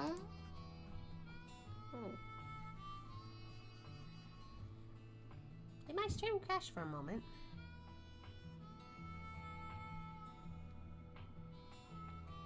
Maybe it's just me.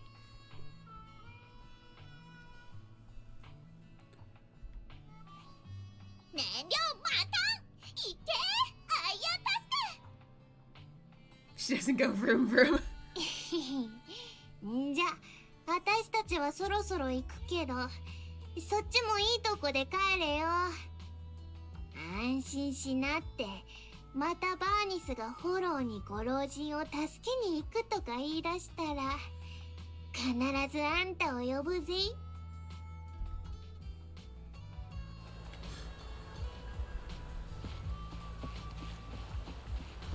I feel like pretty much this entire story is just Burnice just going, life is amazing!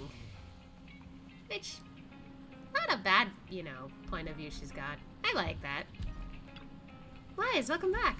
What a roller coaster of emotions, but despite getting let down by the lottery, Burnice helping Piper with her situation was still pretty sweet, right? Welcome back, Master. I'm just about to go into power saving mode. Before I go into this power saving mode, please be advised there is a customer in the video store. Please consider getting ready, Master. Okay. Kissed your eyes. Proxy! Now I've got some amazing news. Oh god, Nicole, what up? A little investment portfolio. Well, we might have taken a lot of hits there for a while, but there's been a massive surge in price today that's paid off everything we invested and then some. Things are on the up and up for us. Let me see. It's actually real? I feel weirdly touched to see this sum of ours that we invested away again. Hey, look, could you two think about the big picture instead? Check out this trend here, plus this analysis here. Breaking even is just the beginning. Striking it rich always happens every night, and this is a chance to turn your life around. If you got any money lying around, you should shove it all into this. I was this close to pawning Billy a turbo for some more cash. What the fuck? And don't ask if it was as staff or for spare parts. I didn't event. You mean even? I didn't even think about that. The point is, if you don't strike while the iron is hot and invest more in this, you're gonna miss out. Come on, Prox, I'm just waiting on your go-ahead. After a short while. Not only did you not make any follow-up investments, you withdrew all your capital. Actually, I get it. Witnessing that serendipitous experience with Burnice and Piper, it's enough to make you question everything you thought you knew about life. I just really couldn't trust Nicole's investment instincts. Can't argue with that. At least, not until the cunning hairs pay us back the money we're owed. Besides, there's more to life than just money. There's plenty of things we could do as Faith, and if it's just about making money, we're on the same page about this, right? Living a good life, one step at a time, that's what's most important. Mm-hmm. Thought she would ask money first, honey, though. My god! But then again, what if Nicole's investments really did earn a stack of cash? Would your regret keep you up all night, Wise?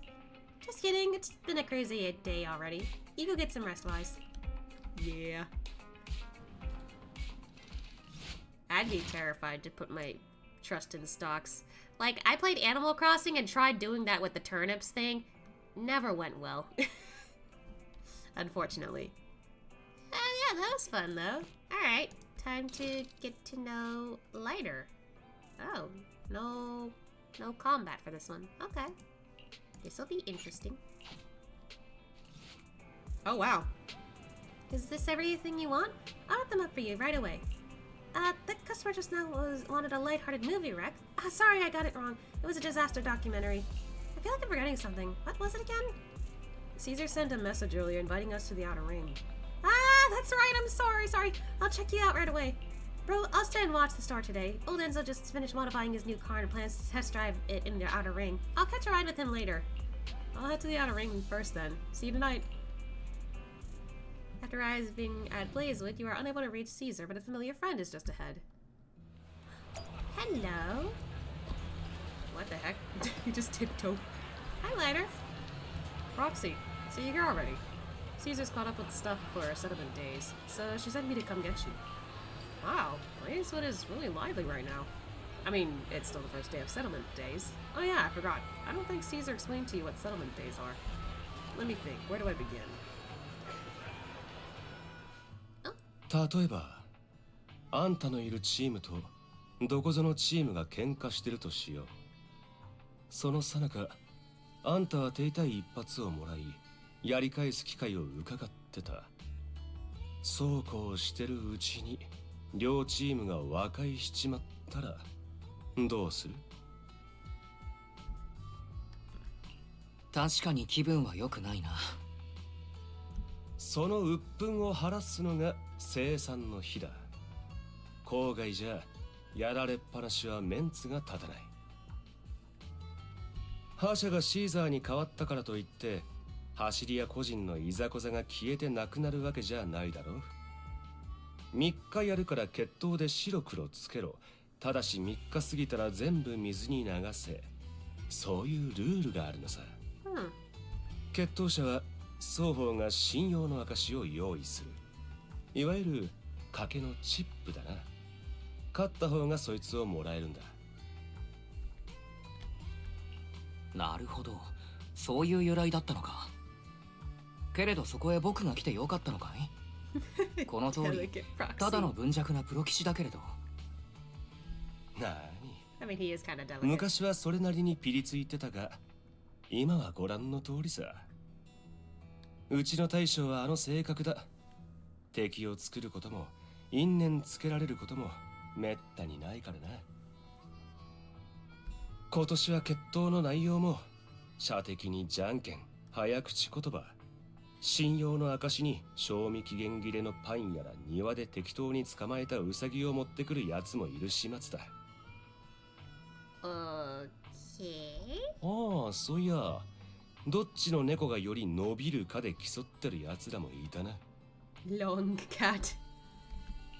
お祭り気分どころかお祭りそのものだな。ま、いいんじゃないか。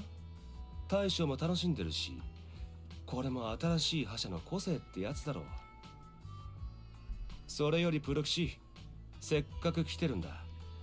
俺らと今日まで組んできて、これを機に生産したくなったことはないか？君たちとは楽しく仕事ができているかな。けれど一つ思い出したことがあるんだ。急に堅能な目つきになったな。まさか俺か？ I hope not. この間フォローでうっかりイアスの足を踏んだだろう。ああ。そうだったか？それは悪かった。今度からは足元を見て歩くようにするよ。だが口実としてはちょうどいい。プロ棋士、ニトロフューエルの飲み比べで決闘といかないか？ Wait, was that safe to drink? I forget. 決闘の口実だなんて単純にライトさんが飲みたいだけだろ。んなわけあるか。むしろニトロフューエルはちと苦手でな。まあなんだ、もてなしを任された以上、少しは生産の日のムードってもんを感じてもらわんとな。とにかく俺はボンプ用のエーテル電池をかける。俺に勝てればあんたのもんだ。イアスへの詫びも兼ねてな。雰囲気に当てられたと思ってやってみよう。信用の証はランダムプレイのクーポン券でいいかな。俺は先にアイアンタスクのとこへ行ってる。今日はニトロフューエルも飛ぶように売れるからな。とっとと並んどくのが基地だ。ま、あんたはゆっくり見て回ってからでもいいさ。後でアイアンタスクのところでな。Letter leaves.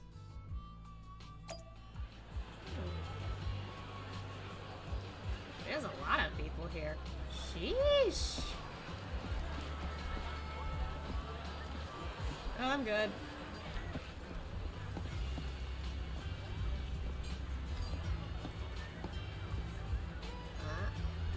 What's up? So sorry, there's so many people buying nitro fuel today. I thought since it's the first day, people wouldn't go this crazy, so I didn't stock up much. We found out on nitro fuel. If you're just getting one cup, that's fine, but it'll be a bit difficult if you want to do a contest. I remember you had a lot left earlier. Is it all gone already? That's pretty crazy.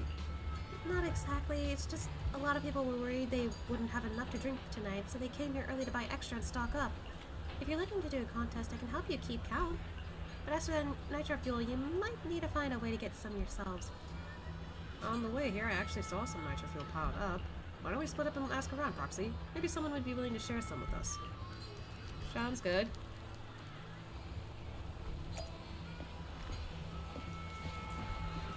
Excuse me. Oh, I'm sorry. Am I in your way? You explained to her that you and Later plan to do a nitro fuel contest, so you hope to purchase some nitro fuel from her. Oh, no, these aren't mine. I'm just helping to look after them. Sorry about that. I actually wanted to challenge the undefeated champion of the Sons of Kilden to a nitro fuel contest later, so they bought a ton. have a personal grudge against Lighter? No, that undefeated champion has helped us a lot in the past. Thanks to him, the gang that used to IR transport routes have finally settled down. Many people here admire him, so they keep looking for excuses to challenge him. Sorry if it seems a bit silly. I can only give you 2 bottles of the nitro fuel, though. After all, I wasn't the one who paid for them. Anyway, I hope you have a great day in the outer ring. Oh, thank you.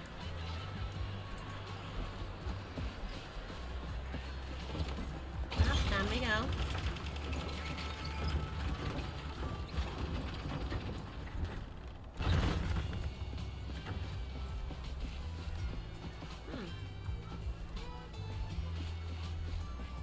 That's a lot of nitro fuel you got. Hey friend, wanna grab a drink? Did you mistake me for someone else? We get to know each other over a drink. It's not every day you meet someone new. So come on, I have plenty of nitro fuel to share. Then you're looking to challenge Lighter to a nitro fuel contest. So you'd like to buy some drinks from him. Lighter? That name rings a bell. Isn't he the one with the red scarf from the Sons of Kilden? Yep. Well then, no need to be shy. Take as many as you want. Or how many do you need? I can bring them right over. This doesn't seem right, does it? What's the problem? Just consider it a treat for the most active champion in the outer ring. I heard that the Red Scarf of the Sons of Kilden has never lost any duel. To have recruited such a powerful champion, they must be a really impressive gang. Then, the leader of the Sons of Kilden actually became the new overlord this year. They're definitely not to be taken lightly. I'll bring the nitro fuel over to you, Charlie, so you can head back and wait. Okay, then.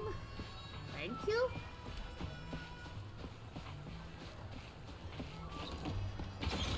I think my only concern is lies. Are you gonna be able to do well?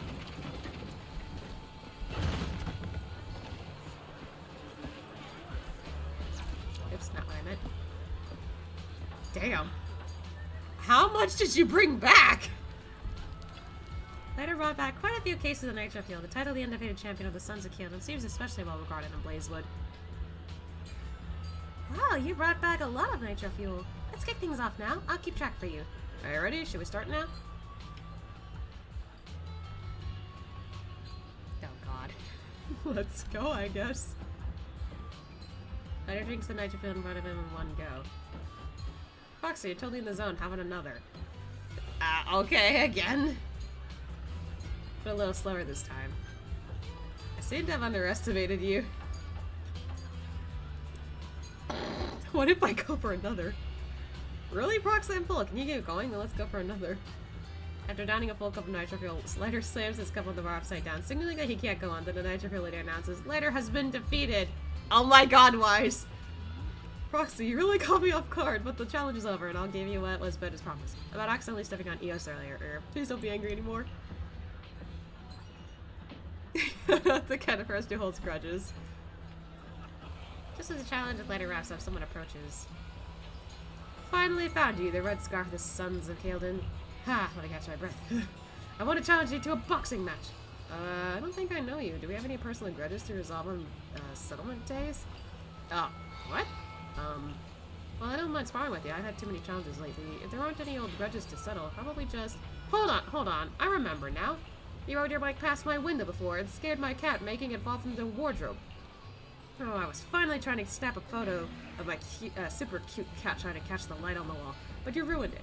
I was going to bet my cat's photos and challenge you to a boxing match. Later, probably won't accept a challenge like this. If I drink nitro fuel and then I fart, will I fart fire? I think it depends.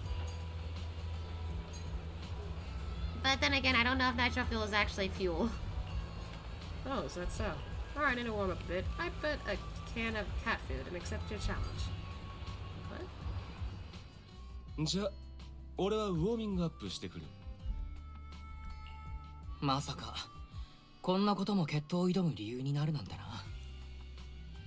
猫好きにとって猫は家族だからな。事故とはいえ、家族の愛おしい瞬間を記録し損ねたんだ。引きずる後悔ではあるだろう。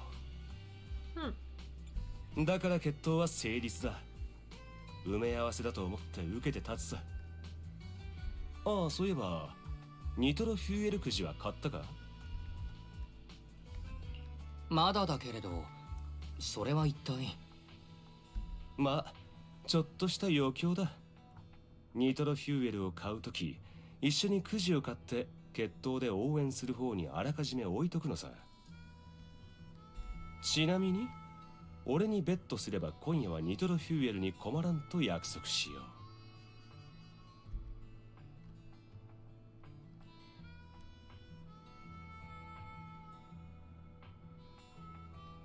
You're not fucking me, ball. それなら必ずライトさんを応援するよ。見てなプロキシー、無敗のチャンピオンの名にかけてあんたを今夜のウィナーにしてやる。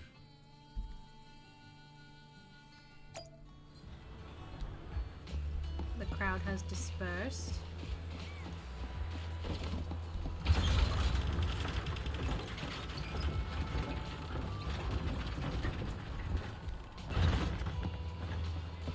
Hello.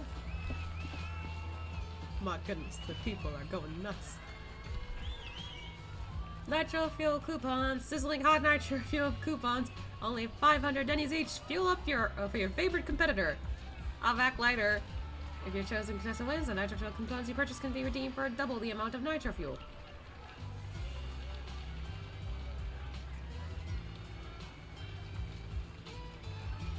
Should we go in the middle? Cause like five drinks plus, you know, not plus, times 2 is just 10 drinks. Do we really want to do that? I think I'd rather just take 3. Oh, so here's a nitro coupons for him. Make sure to keep them safe. I'm just like, oh man.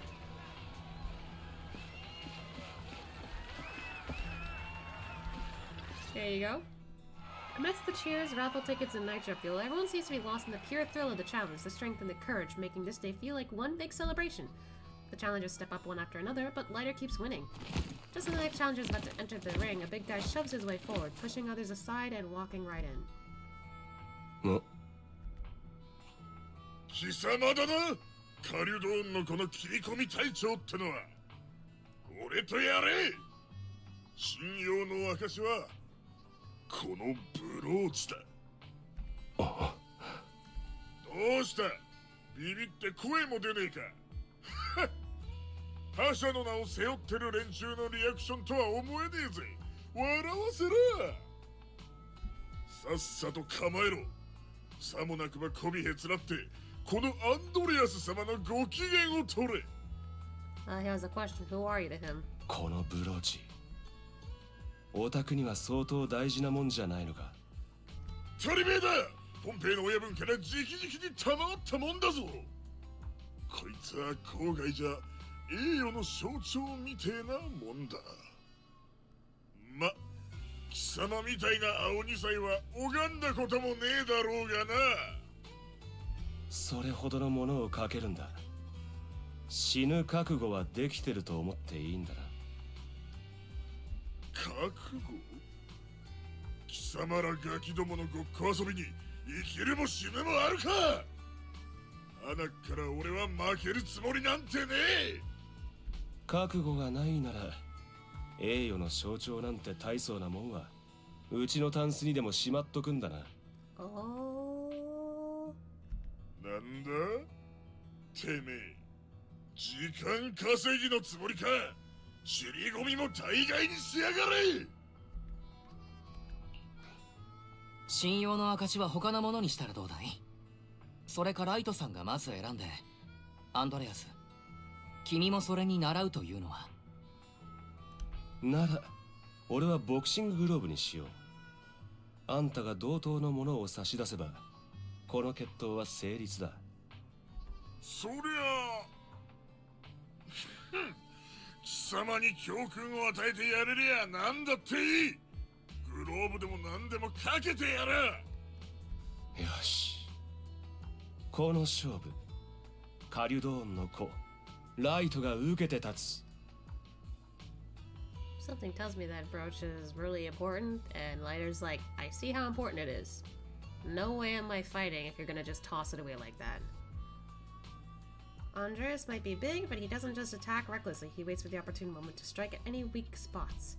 After a few rounds, Lighter quickly figures out Andreas' fighting style.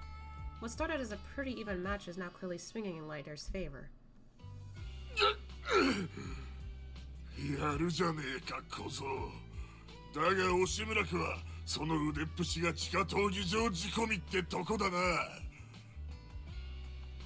あそこで稼いだ汚ねえ金はどうしたんだ？死んだ仲間どもにくれてやったのかよ。それともてめえのポケットに放り込んで適当に使い込んじまったか？誰から聞いた？無敗のチャンピオンなんて目立つ看板背負ってよ、隠し事できると思ってる方がどうかしてるぜ。過去にはもうケリをつけた。今の俺は狩人オンのこのチャンピオンだ。金を積んで楽な仕事にありついただけだろうが、女に囲まれて威張り散らしやがって。Bro, chill. 俺にもやらせてくれよ。赤いマフラー巻いてチヤホヤされる見えっぱいのチャンピオンってやつをよ。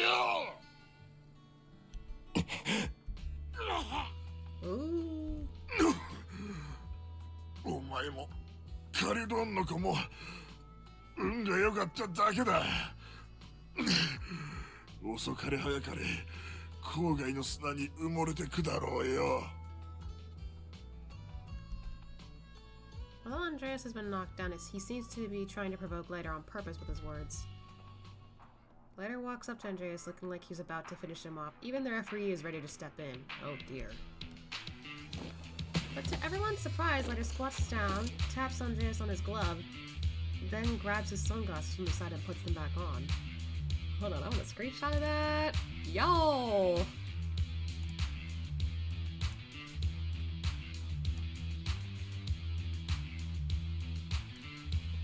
He's looking cool here. Wow. Sneezing a lot today. That jawline crazy. I guess. Bless you. Thank you. I don't know. That's like my 7th time sneezing today, and I don't get it. あんたが新たな覇者を認めないなら信用の証にも価値はない。3日その間なら何度でも挑戦を受けてやろう。さてそろそろ1日目の日が落ちるが、次に挑戦したいやつは誰だ？ The ring returns to its previous relaxed atmosphere, and Leiter continues to win his matches all the way until sunset. After defeating the last challenger, Leiter takes off his gloves and walks away from the crowd.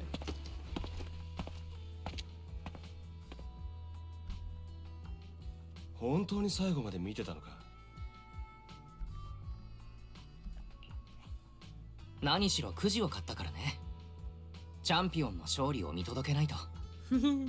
それで当然俺にかけてくれたんだろうな。約束は果たしたからな。思う存分飲んでくれ。もちろんライトさんを信じていたよ。けれどこんなにたくさんのニトロフューエル飲み切るのにどれだけかかるか。 Yeah, like 6 drinks? Jesus. I can only probably go for 2 or 3, assuming they're soda. And they taste good. こんな機会もめったにないからな。たまの贅沢も悪くない。なに、今晩はブレイズウッドに泊まってけばいい。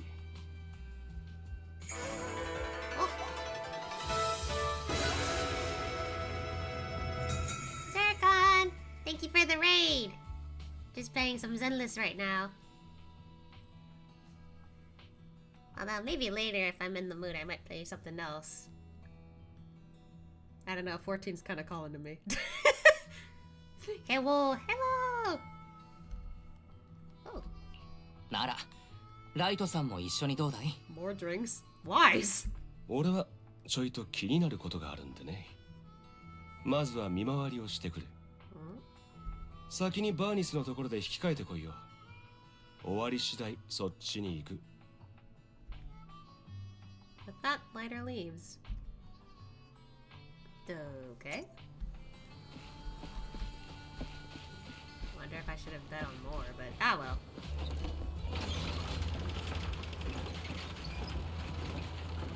I was being slightly cautious. I was playing some League with Friends. Fun time today, surprisingly. Nice! I'm glad you had fun. Oh my gosh, it's Piper! I got distracted. Burnice! We just hung out with you like not too long ago. Hi! Hey, Proxy! Are you here to get some nitro fuel as well? I just said I could redeem my coupons with you. No problem, let's see. Wow, you're a real one. All these are in support of lighter. So much nitro fuel. If you drink them all, I can't English. The other Proxy will probably get upset, right? How about you sell me some of this nitro fuel? I'll pay you in Denny's at the regular price. What do you think? Wow, really? Burnice is such a nice person, right? Burnice is the same as ever. Can't say that. Back in the early days, us members of the Sons of Galen were even more out there than we are now. Take Lighter, for example. Sorry, I forgot that one of the characters is actually called Big Daddy. I almost forgot. Big Daddy suddenly arrived one day with Lighter in tow, and at first, Lighter hardly ever spoke to us or ate with me. Oh, and back then, he would even refuse the nitro fuel drinks I mixed for him. Although as a champion, he really is perfect, but trying to interact with him was a real headache. What exactly is a champion? Generally speaking, before different gangs come into conflict, there's usually a testing of waters, and at that point both sides will send someone to take the lead. If this person wins, it boosts morale and intimidates the opponent. So there's an unwritten rule that the champion of each gang is always the strongest fighter in that team. Although the champions of each gang have slightly different personalities, they're usually the flashy, attention-grabbing types. The champion of the Sons of Kael'dan is Lighter. He always wears a red scarf when he wins, so over time people tend to refer to him more as the red scarf of the Sons of Kael'dan. Oh, I said so much I almost forgot. Here's the Denny's I earned from slinging nitro fuel, Proxy. Hold on to these and have fun! Also, if you see it later, tell him Big Daddy is looking for him. Okay. Oh! Shit, I probably should have bet on more then. Unless the thing's the same. But still. What the heck? Who would have thunked? Lighter! What you doing over here?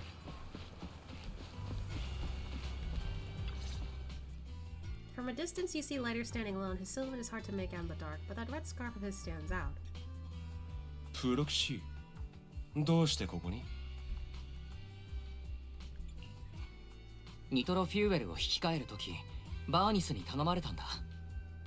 ビッグダディさんが呼んでいるから伝えてほしいと。I have never heard why say that, so I'm like, oh. そっか。ならすぐ戻ろう。俺もおやっさんに話があるしな。アンドレアス。どうにも奴は気な臭い。余計なことをしでかさないか遠目に見張ってたが、誰かと電話口で言い争っていたようだ。その中でホロウという言葉が出たのも怪しいな。It's a bit sus. 戻ったら奴の素性を洗ってみる必要がある。あなたのことを華やかに先陣を切るばかりだと揶揄する人もいるけれど、実際は背後のことにも気を配っているんだな。あの野郎もまるっきり出任せ言ってたわけじゃないからな。だからこそ引っかかる。あいつとは確かに何の接点もないし、俺は郊外に来てからあの恥ずべき過去を吹聴して回ったこともない。何か裏があるはずだ。Probably. ライトさんの過去か。どうやら複雑な事情がありそうだね。朝から晩までグラサンを引っ掛けてるのにはそれなりの理由があるのさ。確かに血を見るのもきついが、それだけじゃない。昔とある試合で目をやられてな。そこそこひどい怪我だった。しばらくは包帯で目を覆って真っ暗闇での暮らしを強いられたもんだ。そんなことしてたせいか、今でも光を遮るものがないと落ち着かん。もうすっかり治ってるんだが、なんだか古傷をさらけ出してるみたいでな。それに、いや、なんでもない。とにかくグラさんのことは気にしないでくれ。単なるファッションというわけではないんだね。僕もお揃いにしてみようかと思ったけれど、軽率に真似していいものではなさそうだ。That was a good response wise, but okay. 気遣いをありがとな。Oh, okay. 黒騎士。 Okay, he's chill with it. でもライトさんはどうしてカリドーンの子に入ったんだい？借金を肩代わりしてくれたおやっさんに俺の方からも何かを示す必要があった。それと赤いマフラーって響きがかっこいいからさ。I mean, yeah? Lighter says that in a lighthearted tone, but then he goes quiet, gazing at the crowd like he's lost in thought.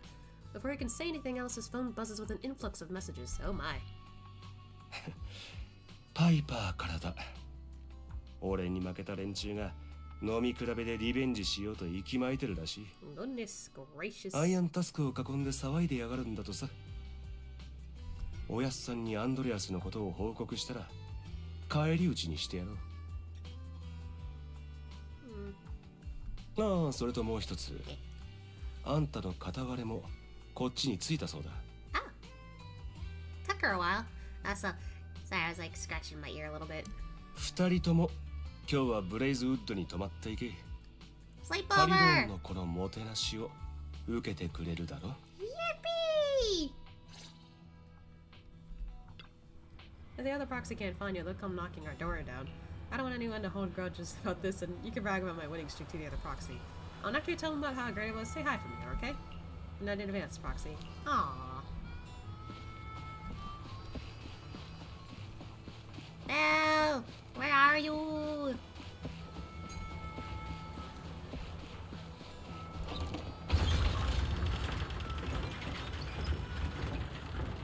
There she is. Boys, is the celebration over already? Did I miss out on anything fun? Trivial is super delicious. Now I want to talk about lighter. You recount from all the affairs of the day, including the part when Andreas was winding Lighter up. Ah, so that's what went down. It's already really late. Should we catch some sleep? I'm gonna go all out tomorrow. Alright, good night.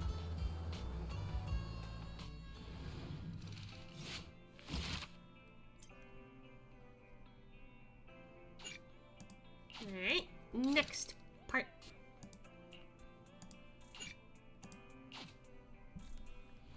Yeah, it's already 11. Sheesh. Should you be more energized the more nights after you drink? I just don't get how you can slump over Steel Tusk like that. I don't have the muscles to move you. Wake up! Ah, no. Completely out. Stone cold. Roxy, have you seen Lighter? Nope. What's up? ライトのやつ、朝っぱらから出かけたのか。今日の分のくじ、代わりに買ってきてってお願いしたかったんだけど。にしても二人さん、あいつと夜通し遊んでたのかと思ったら、意外と規則正しい生活してんね。I don't know if Wise and Belle are the types to like stay up and party. ライトさん、大丈夫かな？だってまだ生産の日だし。大丈夫大丈夫。黙っていなくなるのはいつものことだからさ。親父さんも何にも言わなかったし、別に悪さしてるわけじゃないと思うぜ。But he said he was gonna talk to him. 午後になれば帰って。布団がこいつを呼んでる。ライト見かけたら言っといてくんない？アイアンタスクの前に転がってるろくでなしどうにかしてくれって。Part of me wonders if that's like a joke, because, you know, Triple Z. Did she go ZZZs or Z's? It would have been funny if it was ZZZs, but anyway. Piper leaves after she finishes speaking. Belle looks worried and seems to have something to say. 昨日お兄ちゃん言ってたよね。ライトさんはアンドレアスってやつのことを調べようとしてるって。それにフォローの話もしてたんでしょ？念のためフォローチェックしておかない？ライトさんのことだから軽率な行動は取らないだろうけど、昨日はお世話になったからな。フォローまで見に行ってみよう。Okay. Let's get a move on. Oh. 俺がいれば他はいらん。どの値をご指名？任務か？俺も連れてってくれ。はっ、確実に遂行します。I mean, I will try to use lighter for the most part, but if I need to, I'll switch over to Jane.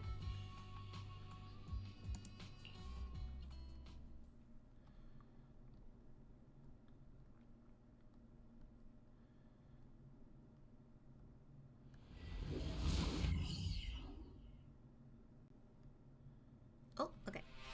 After entering the hollow, you quickly find Lighter's location using Fairy's scan. You meet up with Lighter and explain why you came looking for him. ああ、すまん。心配かけた。昔からおやっさん以外には知らせもしないし、聞かれもしないからな。個人プレイがすっかり板についちまった。それより、アンドレアスの件だが、どうも、かつてのカリドーン時代の古敵が、奴に何か吹き込んだらしい。今朝、この辺りじゃ見ない顔がうろついててな。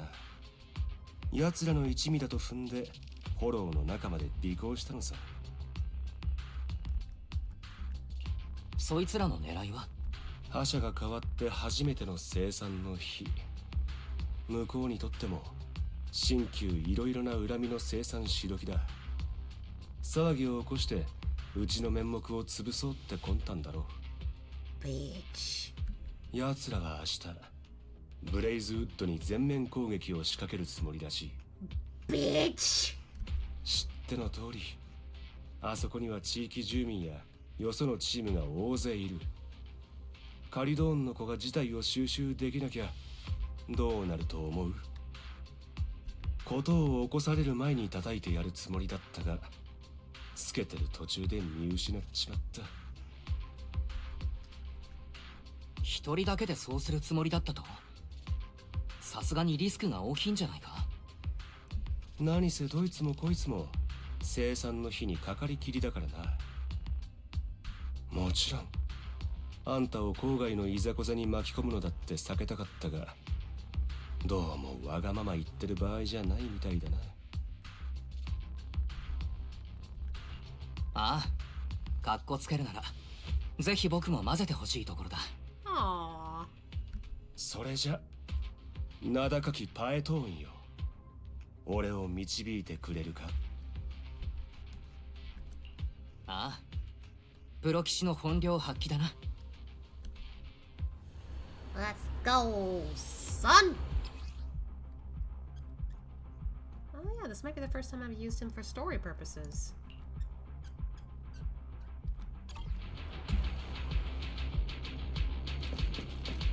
注意、前方に少数の敵がいます。全員逮捕する。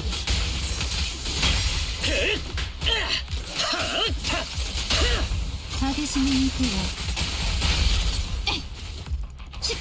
やっ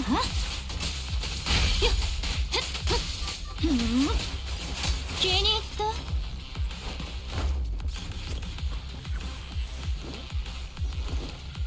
古敵のエンブレムだ。追いかけるぞ。引き続き進んでください。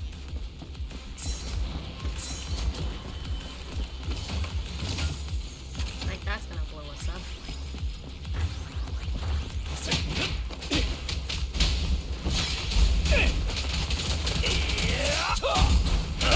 お前には黙秘権がある。こんな気持ちよ。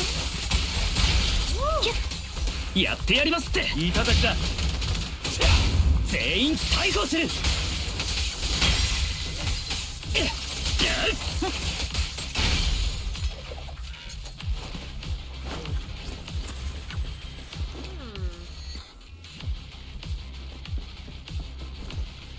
推測、敵は廃材の後ろにいると思われます。Oh, hello.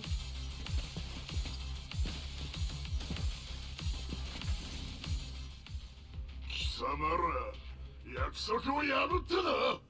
郊外のルールを軽んじやがって。ポンペイの親分が生きてたらこんなことは許されねえぞ。なんだよ、カリュドーンの子をいたぶろうぜって持ちかけた時はあんたも乗り気だったじゃねえか。だが無関係のやつまで巻き込むなんて聞いてねえ。お前は本当にあのお人よしの仙台覇者にそっくりだな。その甘さが命取りだってんだよ。あの老いぼれだって身内に裏切られてくたばったんだろうが。身内に裏切られただと。貴様らカリュドーンのこの仕業だと。そんなこと言ったか。お前がポンペイの死んだわけを聞きてえっつうから、おりゃカリュドーンの子に聞けって答えただけだぜ。貴様せいぜい吠えてな。あんたもすぐあの老いぼれの後追わせてやるからよ。 Why did that voice sound familiar for some reason? ここは郊外。キングを名乗れるのは勝ったやつだけだ。腰抜けはとっとと土に帰った方が身のためだぜ。アンドレアス、ヤッコさんまんまと騙されたようだね。急ぐぞブロシ。 Hello, motherfuckers!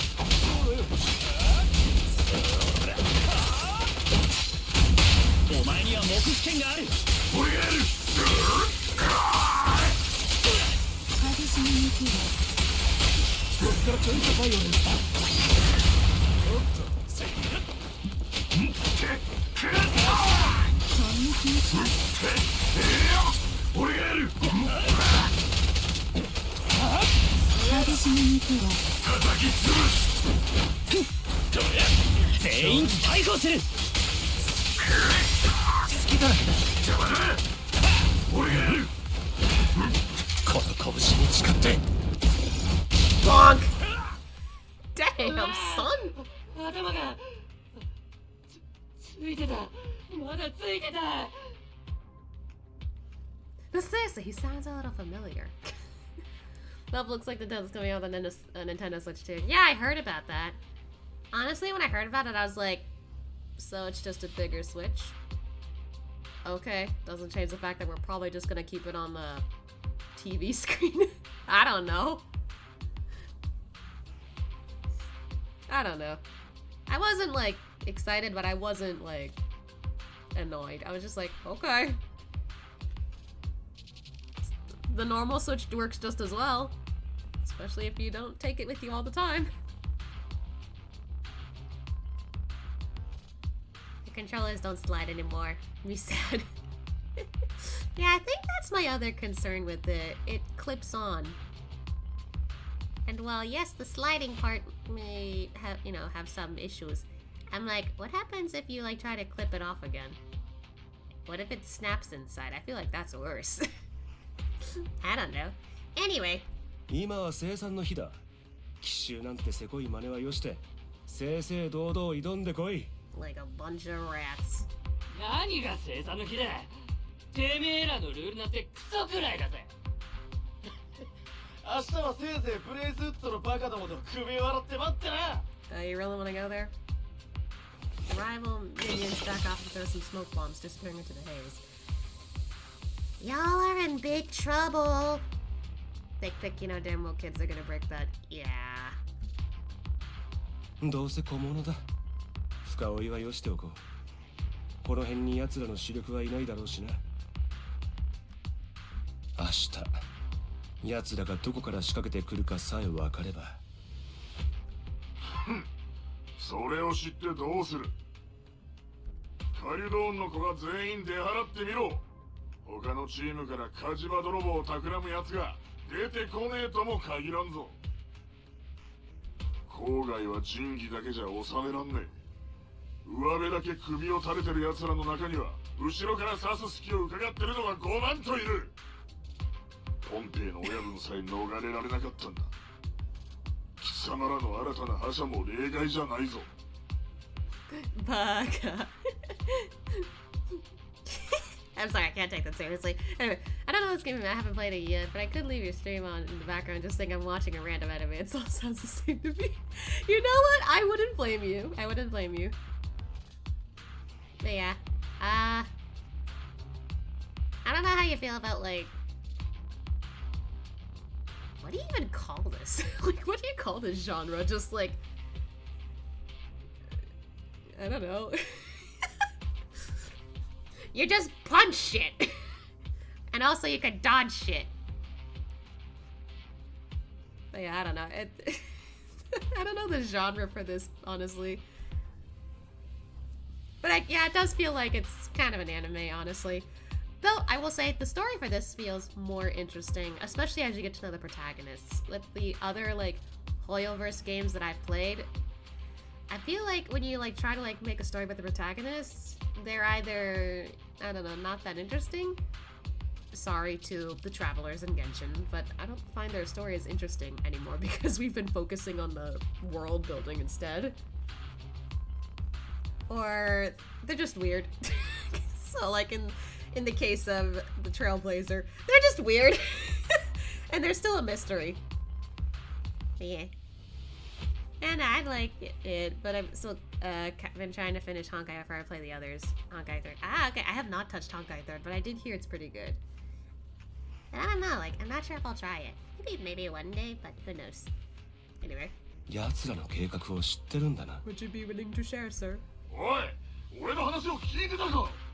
貴様らを誤解してたことは確かに悪かった。だからせめてもの忠告をくれてやったんだろうが、それを。あんたに決闘を申し込もう。はあ？俺が気に食わねえならぶん殴りゃいいだろう。親分の死が貴様らと無関係だった以上、俺には決闘なんぞどうでもいいことだ。俺が勝ったら知ってることをすべて話せ。あんたが勝ったら仙台覇者の最後の言葉を伝えてやる。Ooh, that is tempting as hell. Ooh. It's very good, definitely worth it at some point. The story is amazing. I will consider it. 親分の最後の言葉だと。どうだ？受ける気になったか？ Part of me thinks he's lying, but at the same time. Okie まだ勝負はついてないぞ、アンドレス。言われるまでもねえ。食らいやがれ。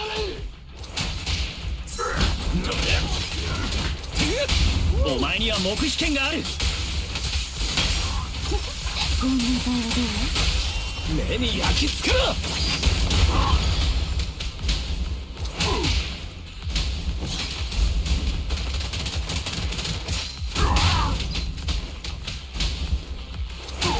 続けるぞ。Feels like fucking Street Fighter situation with Blighter. Not gonna lie.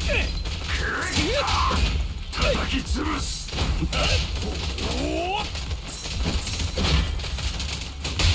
おれ。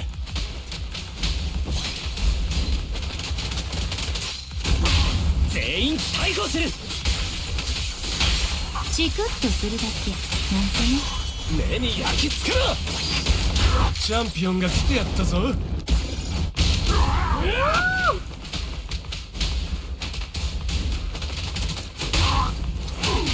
ガンガン攻めろ。そうよ。う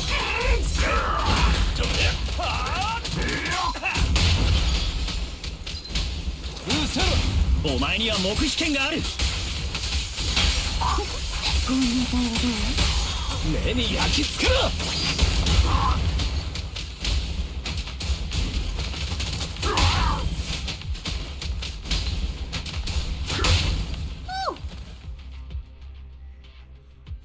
I might get some sleep, so kind of stayed up last night like a dum-dum. I'm sleeping.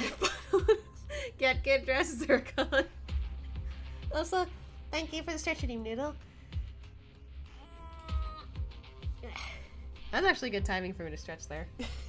Just sitting there listening to these two guys yap and yap. I'm like, dude, your city or your town is in danger. Could you please work together here? And I mean, yeah, like, I could tell that there's like a little bit of honor between them, so. Oh, I didn't read that. Oops. Oh well. And with a mix of relief and self-deprecation, he speaks up. まったく羨ましい限りだぜ。その若さで当たり前のようにてっぺんを取ってやがるんだからな。Nah, I'd win. 注目の中でたやすく、そして華麗に勝利し、賞賛の中トップランナーであり続ける。俺なんぞより貴様の方がずっと郊外にふさわしい。あんたに問おう。目の前で火の湖がぶっ壊されようとしている。味方の増援は間に合わない。そんな時あんたならどうする？考えるまでもねえ。死んでも火の湖を守る。それ以外の答えがあるか。何がおかしい？俺の覚悟を疑ってるのか？火の湖は郊外の誇りだ。命に変えても守らなきゃならねえ。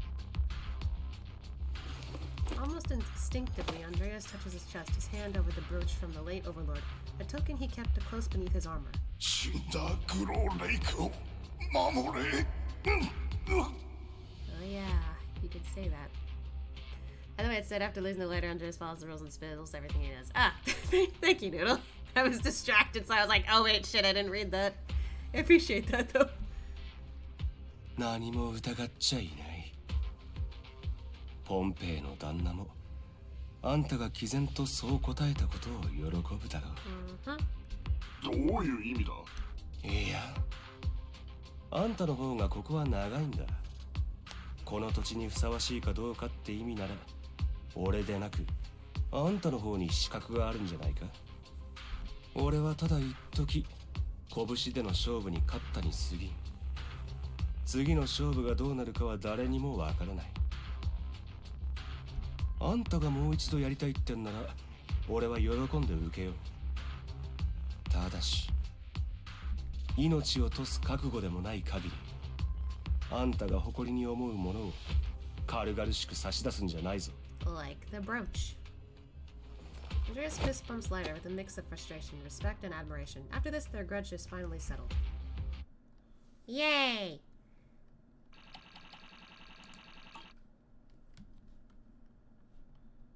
I guess they're bros, or civil now. 今日は助かった。あんたのおかげで奴らの計画がつかめたよ。ライトさん、まさかとは思うけれど明日も一人で迎え撃つ機会？生産の日の最終日。よそのチームにカリドーンの子が総出で動いてるとこを見られてみろ。新たな覇者を認めない奴がまだいるんだと大々的に喧伝するようなもんだ。そうなれば必然みんなの中にこう考える奴が出てくる。また何かあるたびにこんなことに巻き込まれるのかとな。So, are we moving in the shadows? だから俺一人で行くのが正解なんだ。それにおやっさんとの約束もある。地下闘技場から連れ出された時、カリドーン時代の古敵は俺が肩をつけると誓ったんだ。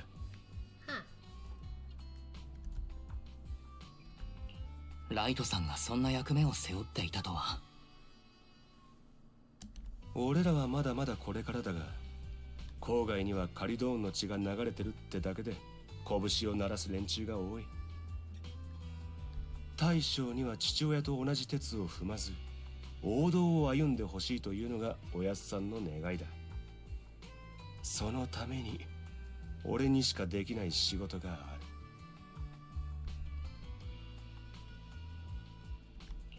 カリドーンの子に尽くしているのはビッグダディさんへ恩返しをするためだと。けれどあなたが背負っているものをビッグダディさん以外知る人がいないなんて。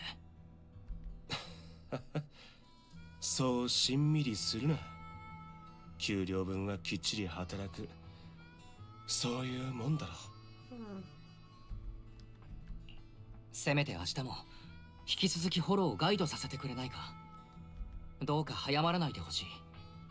プロ棋士として依頼人が道に迷わず無事に帰るまでは見届けたいんだ。僕としてもカリドーンの子はお得意様だからな。何かあると困るのさ。I don't know if I actually cut him off, but it's good that I could go back to these cutscenes later. どうやら明日はさらに気合を入れなきゃならんようだな。カリドーンのこの赤いマフラーが伊達じゃないってところを見せてやる。また明日会おう。Hi, Val. Wise, tomorrow's probably going to be tough. Are you sure we don't need to find a little help beforehand? Just done later. Okay, but don't force yourself, Wise. If you think something's off tomorrow, I'll grab extra hands to help out. It's been a long day. You should rest soon. I'll go and recharge and gather my strength. One more. And then Harumasa's next.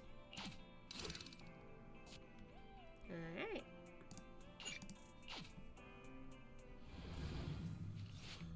Oh, wow, that's a cool shot. I figured out what their route is. No, there's a few more people than I expected, but it's still manageable. Proxy, today might be a bit risky. If you please trust my ability as a professional proxy, I won't slow you down. I just don't want to lose another. Oh. Wait. いや、なんでもない。Oh, my heart. 奴らは集結しつつある。ブレイズウッドまで行かせたくないからな。フォローの中でケリをつけるぞ。了解だ。最短ルートで行こう。なあ、プロキシ。サンキューな。He sounds bashful. お礼を言うのはちょっと早いんじゃないか。そういうのはもう少し先のシーンなんじゃないかな。なーに、単に言いたくなっただけさ。あんたには感謝してるからな。それ以上言うとフラグになりそうだからやめてくれ。I mean, I guess he's not wrong. わかったよ。伝わったならいいんだ。準備ができたら行くとするか。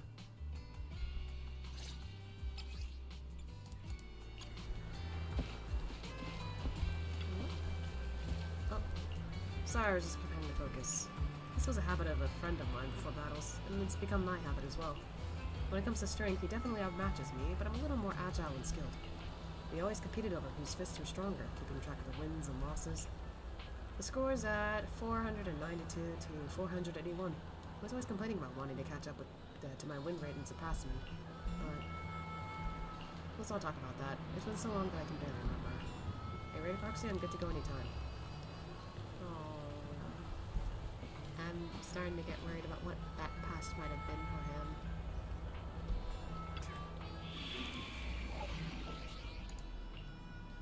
Oh, it's just him. Okay. With a bang boo, but still.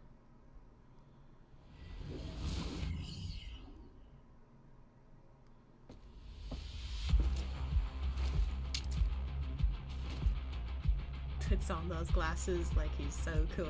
もう時間がない。 But he is. フォローの中で奴らを止める。最短ルートで頼むぞ。おっと。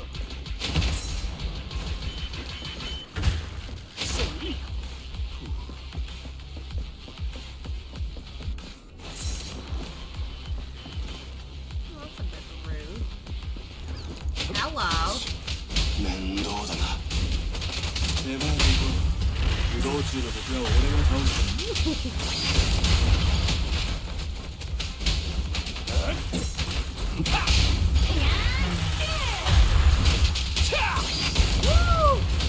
おっと、またエアスの足を踏むところだった。あんたを抱えて走るのは骨が折れるからな。 Oh my goodness. This music though.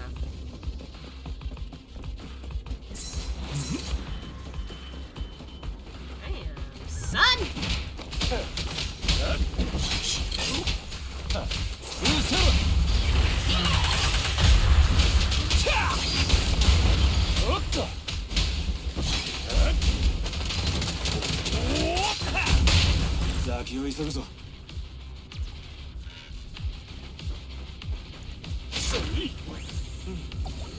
Oh.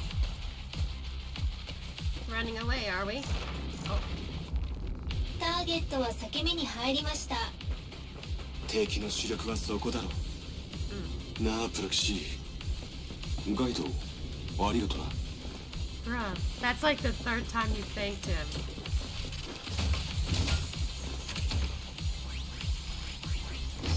Chill out. I'm worried about you, man. おい、誰の許可で道を塞いでんだ。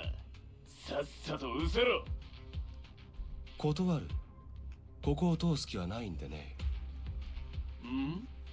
そのいでたちにグラサンってのはまさかカリドンのこの赤いマフラーか？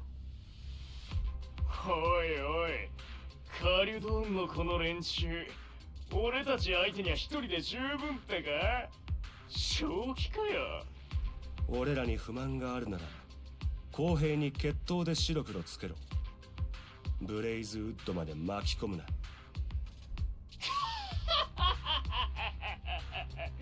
公平に決闘だと？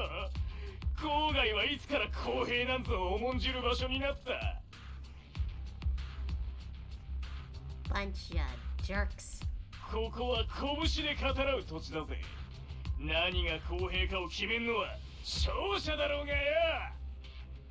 カリュドンはもうとっくに過去のものだ。郊外に無意味な争いは必要ない。今日いっぱいはまだ生産の日。ルールにのっとりあんたらは決闘を申し込める。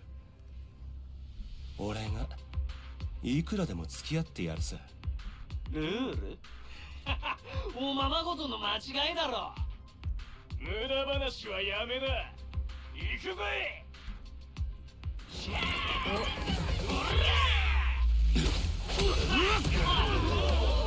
Shit, that's a lot of people.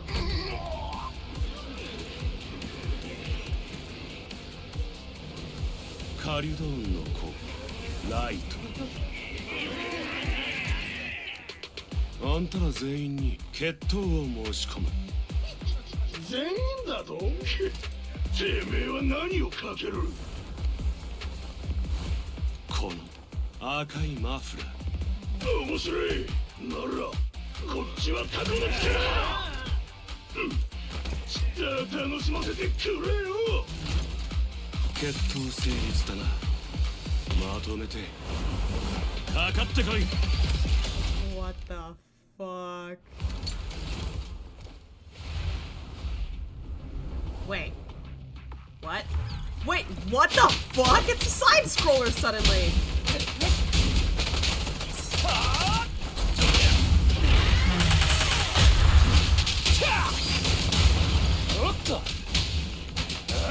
What is this? I actually think this is fun.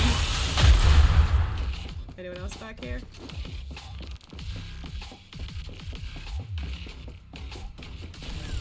Oh my god, this is actually fun. What the hell?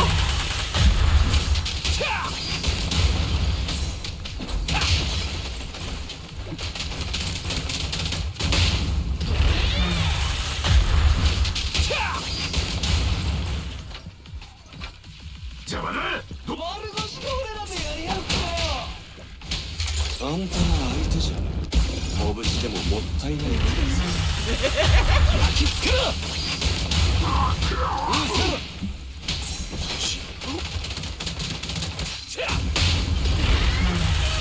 目に焼き付けろ。 What the fuck? What if it kinda cool is CZ X Super Smash Bros. Or if we go for like some of the other like fighting games like Street Fighter or Tekken. Oops.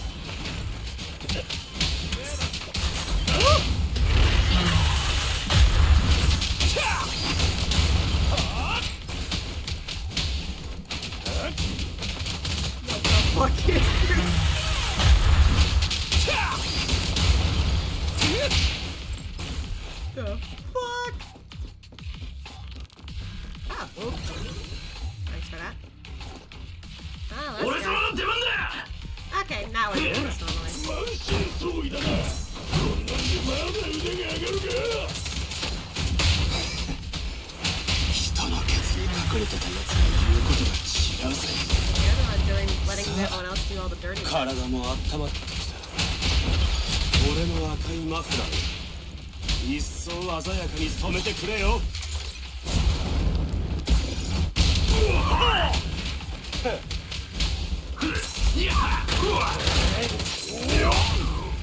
How do you like that? With Lighter's final blow, the fight is over. Woo! Hello! Didn't expect that.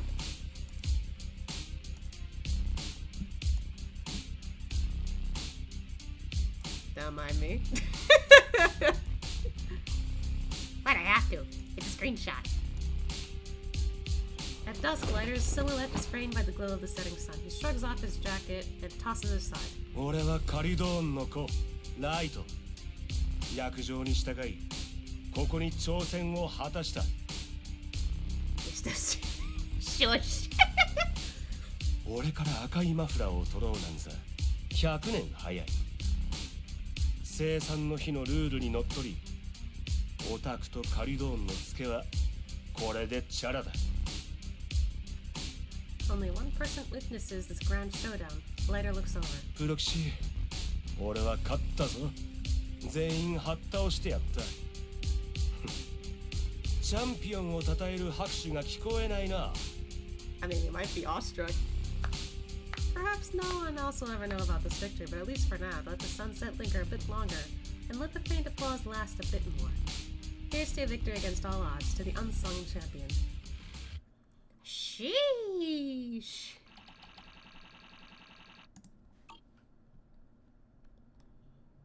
This is why I like punchy boys.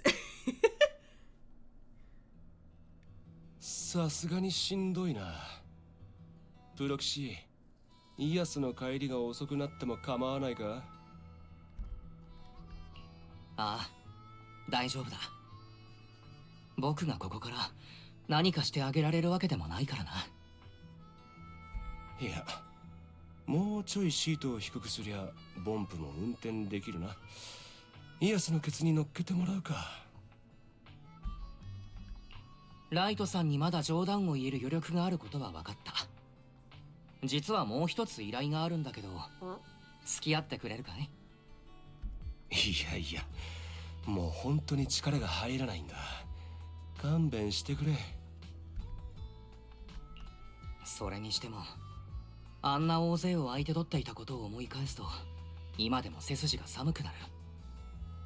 まさかフォローの手前でお礼を言われたのは、あの時点で無茶をすると決めていたからかい？あんなもの、無茶のうちにも入らんさ。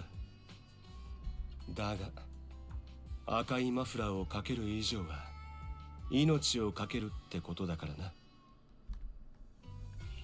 どうしてライトさんはそこまで？ This shit got real quick. プロキシ、初日にアンドレアスが言ったことを覚えてるか？一部ではあるが、ありゃ間違いなく俺の過去だ。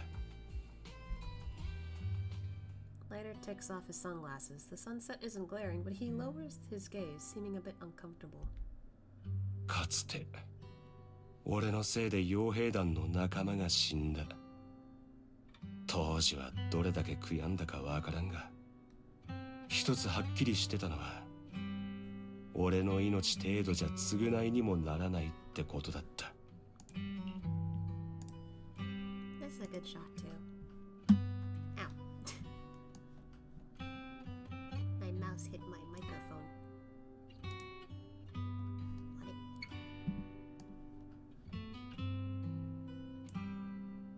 What it? 仲間の遺族へ十分な保証をするのに相当な借金を抱えたよ。あれは本当に先の見えない日々だったな。やがて借金取りが選択肢のなくなった俺を地下闘技場に送ることになる。そこからの時間は曖昧だった。照明が一人また一人と対戦相手の輪郭だけをぼんやり照らし、聞こえるのは耳障りな歓声と罵詈雑言。そんな場所にしばらくいるうちに俺はどんどん人の目を見られなくなっていったんだ。相手の目に映る俺自身が恐ろしくてな。やがておやっさんが来て借金を肩代わりし、俺をリングからひっぺがしてくれた。この俺の拳は派手で負けを知らないように見えたんだと。これからはカリドーンの子のために勝ちまくってくれとな。ここへ来てしばらくは結局また殴り合いの興行めいたことをやってんのかと腐ってたこともあったが、気づけば本気でここの皆を守りたいと思うようになっていた。また仲間を失う羽目になるのはごめんだ。 Literally went from lone wolf to actually wanting to protect others. どこぞの誰かがうぬぼれと呼ぼうと構うもんか。俺が勝ち続ける限りカリドーンの子を取り巻く連中への抑止力になる。この赤いマフラーは勝者の証であり、俺らにあだなす者への警告だ。俺の目の黒いうちはカリドーンの子の栄誉は誰にも怪我させない。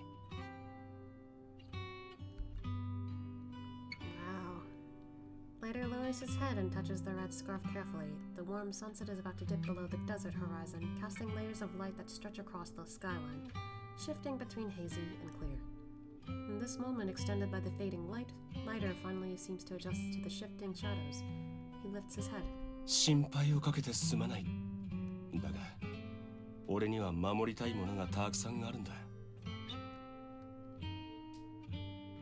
ありがとな、プロキシ。栄誉にしがみついて戦ったしがない俺を赤いマフラー以外に見守ってくれた奴がいる。今はそれが嬉しい。 By the time lighter gets back to blaze where the night has fully settled in. いいやつだが、多分無傷であんたの兄弟に引き渡した。あれで傷の一つでもついてたらそう簡単に許してはもらえないだろうな。そのことならリンがビッグダディさんへ訴状をしたためているところだ。もちろん僕もいくつか補足を。なんだ、生産の日も終わりだな。3日間が矢のように過ぎてったというか。こういう時のライトさんは妙にぎこちなくて面白いな。Yep. しょうがないだろう。身内が腹を立ててる時にどうするのが正解かわからないんだ。ただの冗談だ。僕もリンも別に怒ってなんかいない。そりゃよかった。さて、もういい時間だが、そろそろ6分街に帰るのか？ OMG, Honkai Star Rail. Hey, Red. Although, you're not entirely wrong, as I will be doing that next week. And technically this game is, you know, Hoyo. So you're not entirely wrong. Sort of. ああ、別に早く帰れってわけじゃない。ただ、次にこっちへ来るときは、事前に言ってくれってのを伝えたくてな。次はバイクをもう一台用意しとく。夕暮れの郊外をかっ飛ばす感覚をあんたにも味わってほしいんだ。その時は俺が先導するからな。Thanks, Belle. Why, today's the last settlement days. We gotta go out for a big meal. I want campfire barbecue, butter bread, and a huge glass of nitro fuel. Let's keep eating till we burst. Jeez, guys. You two need to chill. Yeah, Lighter's story was pretty cool. I liked it. Yeah, not for this. Again, my partner told me that I was really gonna like this one. I'm not sure how I'm going to feel. I'm already nervous. Okay, Harumasa, let's hang out. One morning inside the HSO Section 6 office. みやび課長、月城さん、おはようございます。今日も皆さんお元気そうで何よりですね。I should be expecting that vibe already, but no, I never do. はい、これ病欠届です。理由は前と同様、以下同文。今週は3日の病欠か。受理した。課長、彼の言いなりにならないでください。出前の注文ではないのですから。浅場隊員、再三の注意になりますが、あなたはもう年次休暇を使い果たしています。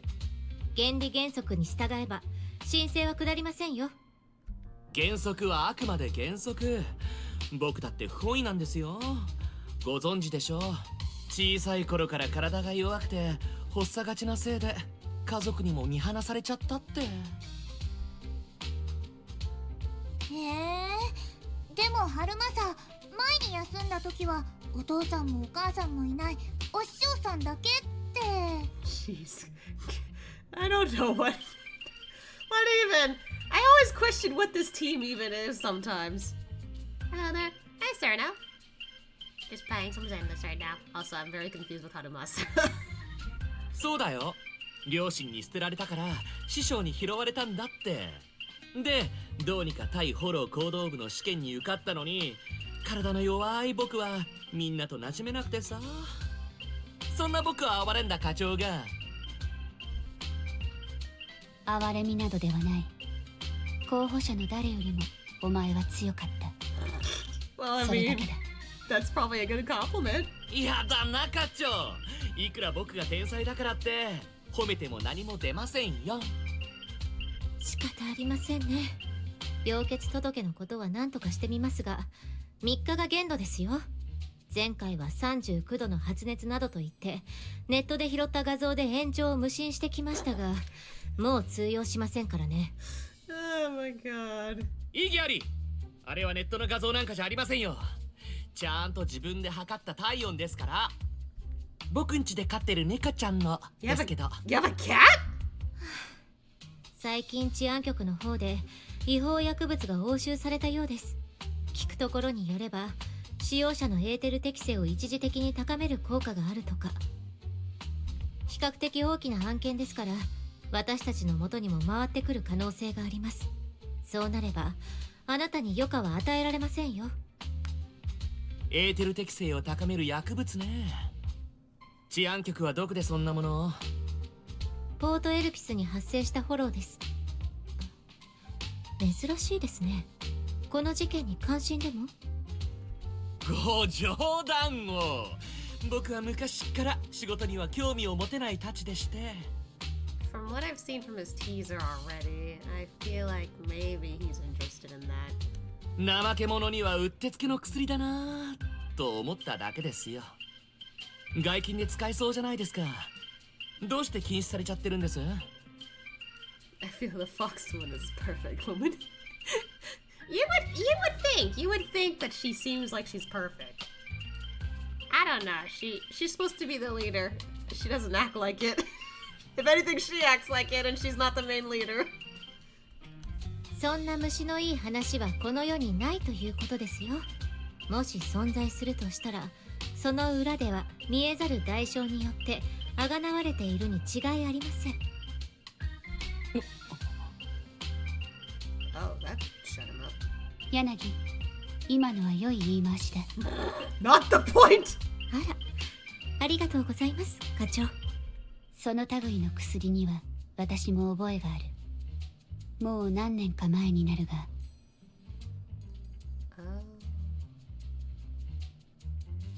Oh dear, did that have to do with? Oh no, I'm already looking back on my remembering of the teaser.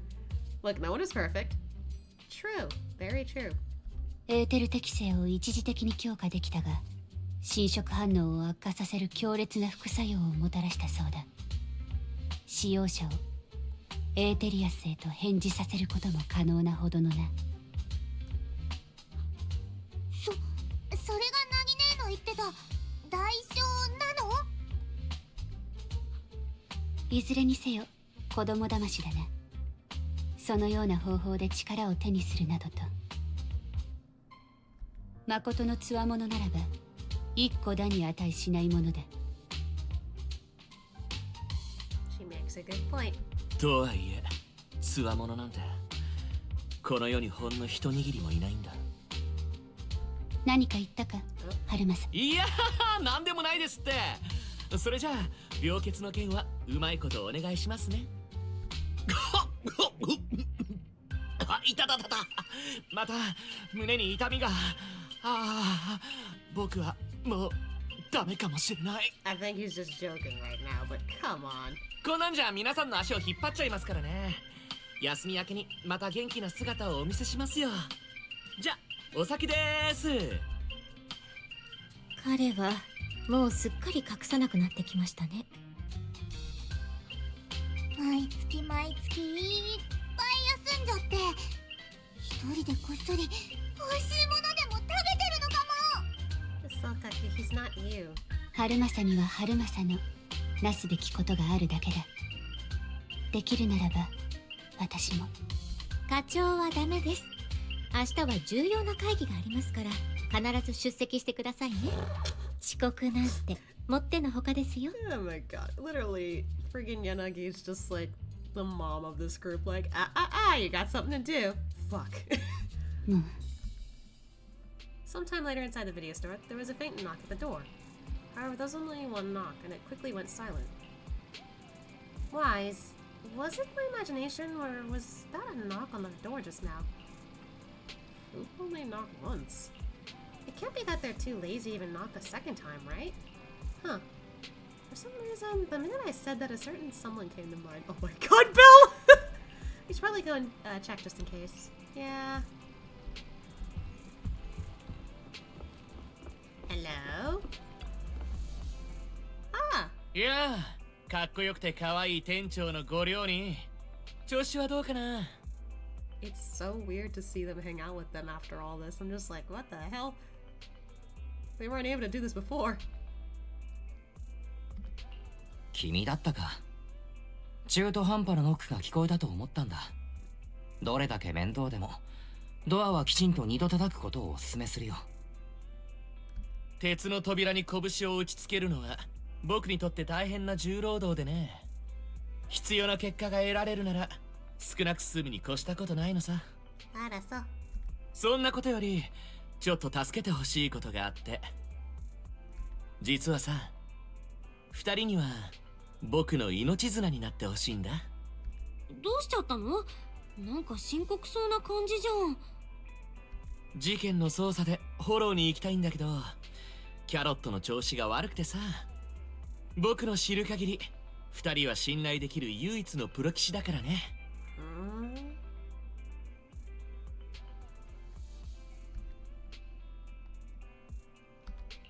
本当に事件の捜査が目的だと？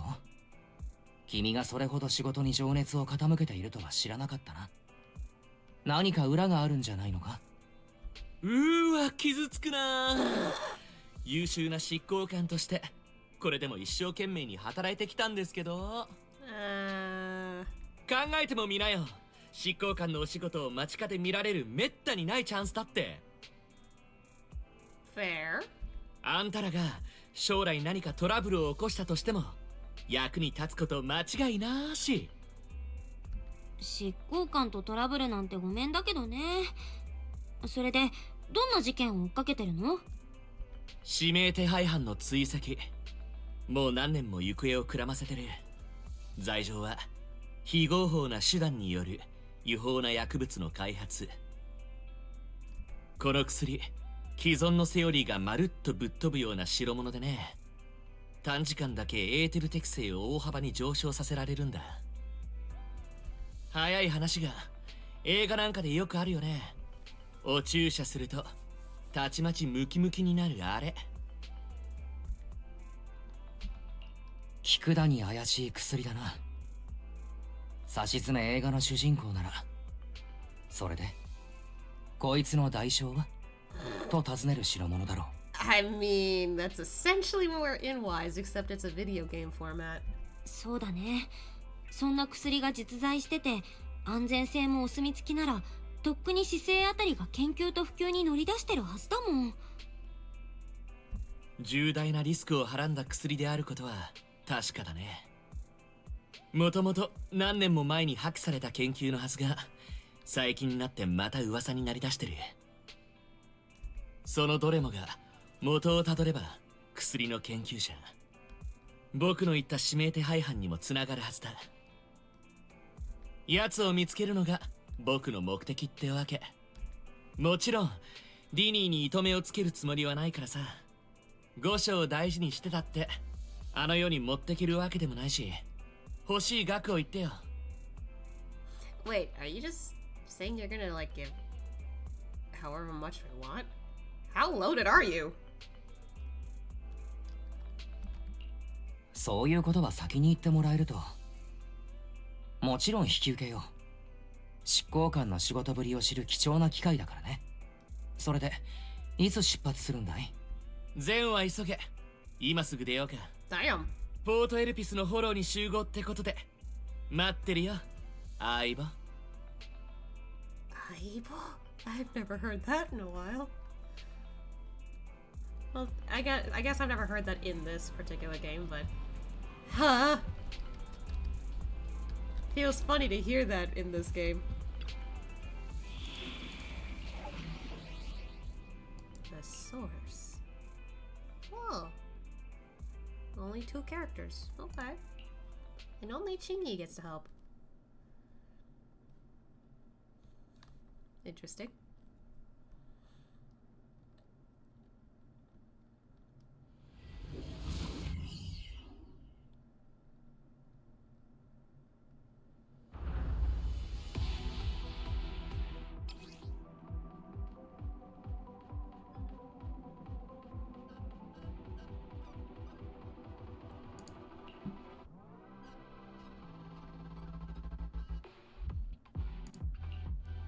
I am trying to get used to figuring this out.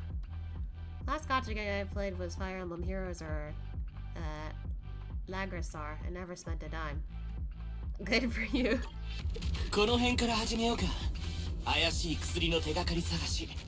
Honestly, I was basically like that when I was playing Genshin. I didn't spend anything until later down the line. But I mean, I avoided spending for a whole year. I guess that's something. I just realized his bow is actually just curved katanas. How have I never noticed that? No wonder they could act as blades also. It's actually sick.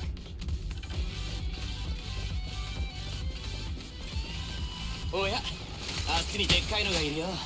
行ってみようか。 Oh, that's a new one. I've never seen that. Never seen that material before. Oh.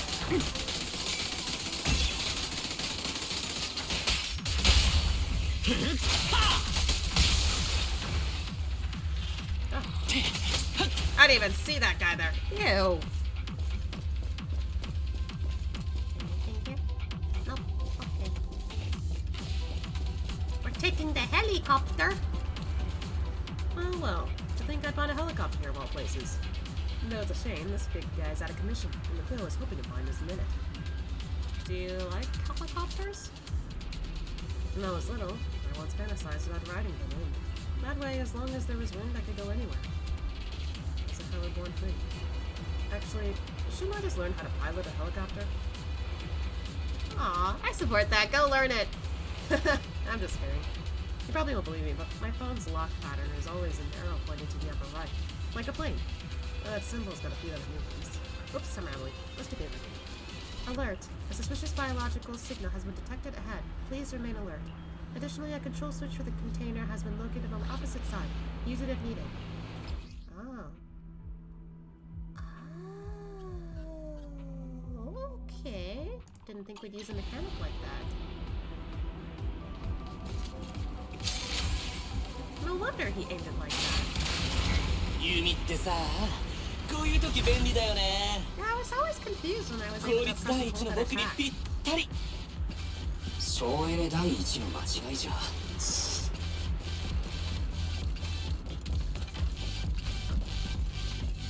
Oh!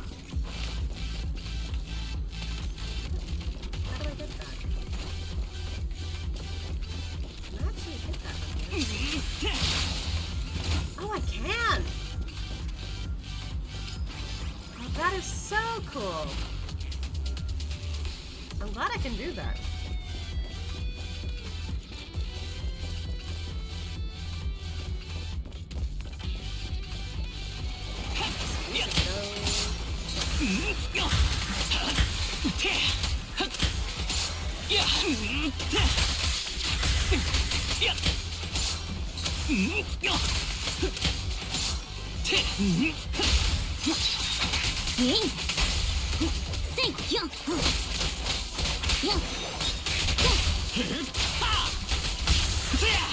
こんなところで知り合いに会うなんてね。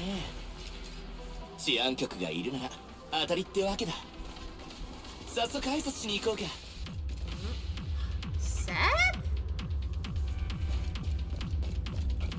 Hello. Hi. いやあ、治安官の諸君、今日も今日とて精が出ますね。Ah, no wonder those two got to hang out during that trust event. その制服は執行官？なぜこのようなところに？対フォロー行動部め、またしてもうちの手柄を横取りするつもりか？やだな、そんな身構えないでくださいよ。横取りなんてこすい真似するように見えますね。セース君、お兄さんは元気？浅場がよろしく言ってたって伝えといてよ。セス君？その同じ学校の出身なんです。学年は違いましたけど。Ah, that's new lore for that. それで浅場先輩は何しにここへ？ Kinda seems a bit with him though. いやいや、全然大したことじゃなくてさ、ほんの少しでいいから手を借りたいなーって。ほんと違法薬物の件、そっちで捜査してくれてるよね。押収したサンプルチラッとでいいんで見せてくれないかな。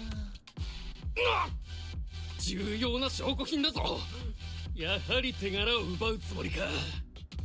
これはうちの山でオタクへの遺憾はまだのはずだが。それがこっちで追ってる重大事件に関係しちゃってるんですよね。だからほら、治安局捜査規則の第なんとか条のかんとかで You can really tell how lazy he is. あるじゃないですか。フォローにおいて治安官は執行官の捜査に享受する義務を有すみたいな。早い話が、あんたたちは僕の言いなりってわけです。お言葉だがな、執行官殿。我々だって市場で渡さないわけじゃない。だが押収した品はとっくり全部鑑識送りだ。ここには何も残っちゃいない。だろ、セス？はい、その通り。They're lying. They're lying. They're lying. セス君さ、誰かに嘘がつけないって言われたことない？ああ、ご協力を賜れない以上自分で取ってくるしかなさそうですね。Harumasa dashes over to Seth with incredible speed. 目にも鮮やかな身のこなしで。ってちょっと俺のポケットに手突っ込まんでくださいよ。やれやれ、ようやく見つけたっと。Harumasa picks up the syringe he confiscated from Seth and carefully examines it in the sunlight. Then, under the shocked gazes of the officers, he squeezes a few drops onto his palm before lowering his head to sniff the scent. Oh my god! Then he casually tosses the drug back to Seth. まさに作りかけって感じ。中身の解析はまだなんですよね。まあ、効き目のある成分はかなり少ないし、大してエーテル適性は上がらないんじゃないかな。Those two are just like, excuse me, did he just do that? 僕に言わせれば、こいつは下手くそな模造品だね。どうして見たり嗅いだりしただけでそんなことまでわかるんですか？僕がロッカのエリートだからだよ。どう？卒業後の進路に治安局を選んだこと後悔してきたんじゃない？まったく人をイライラさせるのがうまいやつだ。I mean, if you've had beef with him for so long, I don't know. お褒めに預かり光栄ですね。ところで向こうからエーテリアスが狂ったように押し寄せてるんだけど、ここは勇敢な治安官様にお任せしようかな。Bruh? 待て待て待て、なんで後ろに隠れようとする。この程度のエーテリアス、僕が手を出すまでもないかなと思いまして、こっちはチビスケを守るので手一杯なもんで、頑張ってくださいね。都合よく僕を盾にしないでもらえるかな。傷つくな。僕は心からあんたを守りたいって思ってるのにさ。あの人は放っておいて応戦しましょう。After a fierce battle, the public security officers defeat the swarm of ethereals. But right at that moment, a boy appears nearby, stumbling towards the group. 助けてくれ。Oh, I don't like this. 君、フォローに迷い込んだのか？何があったんだ？あいつらがまだあそこにいるんだ。助けて。この目はどういうことだ。侵食症状か。もう時間が。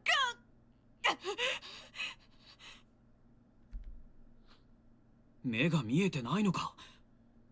俺たちの声も聞こえてなさそうですね。全員そいつから離れろ。 What? 俺はまだ。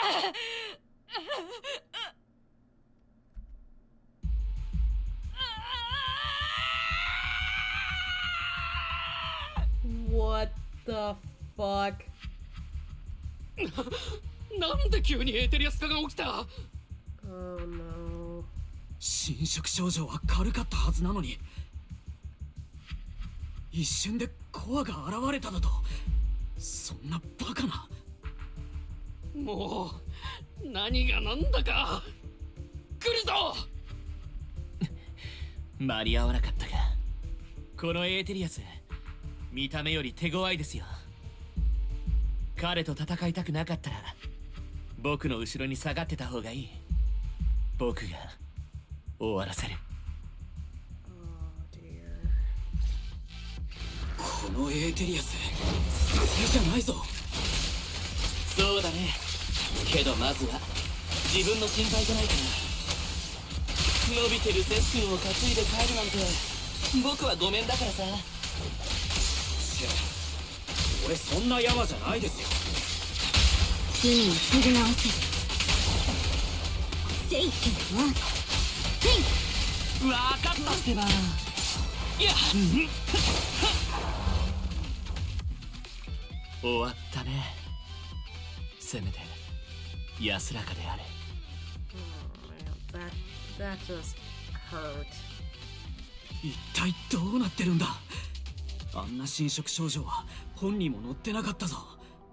一瞬でコアが現れて手の施しようもなかった。侵食症状なんかじゃないからさ。とある病気が末期に差し掛かるとああなるんだ。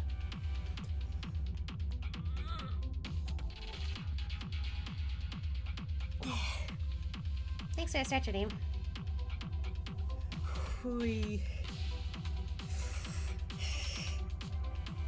Honestly, good timing because I was like sitting stiff there. I was like, oh god.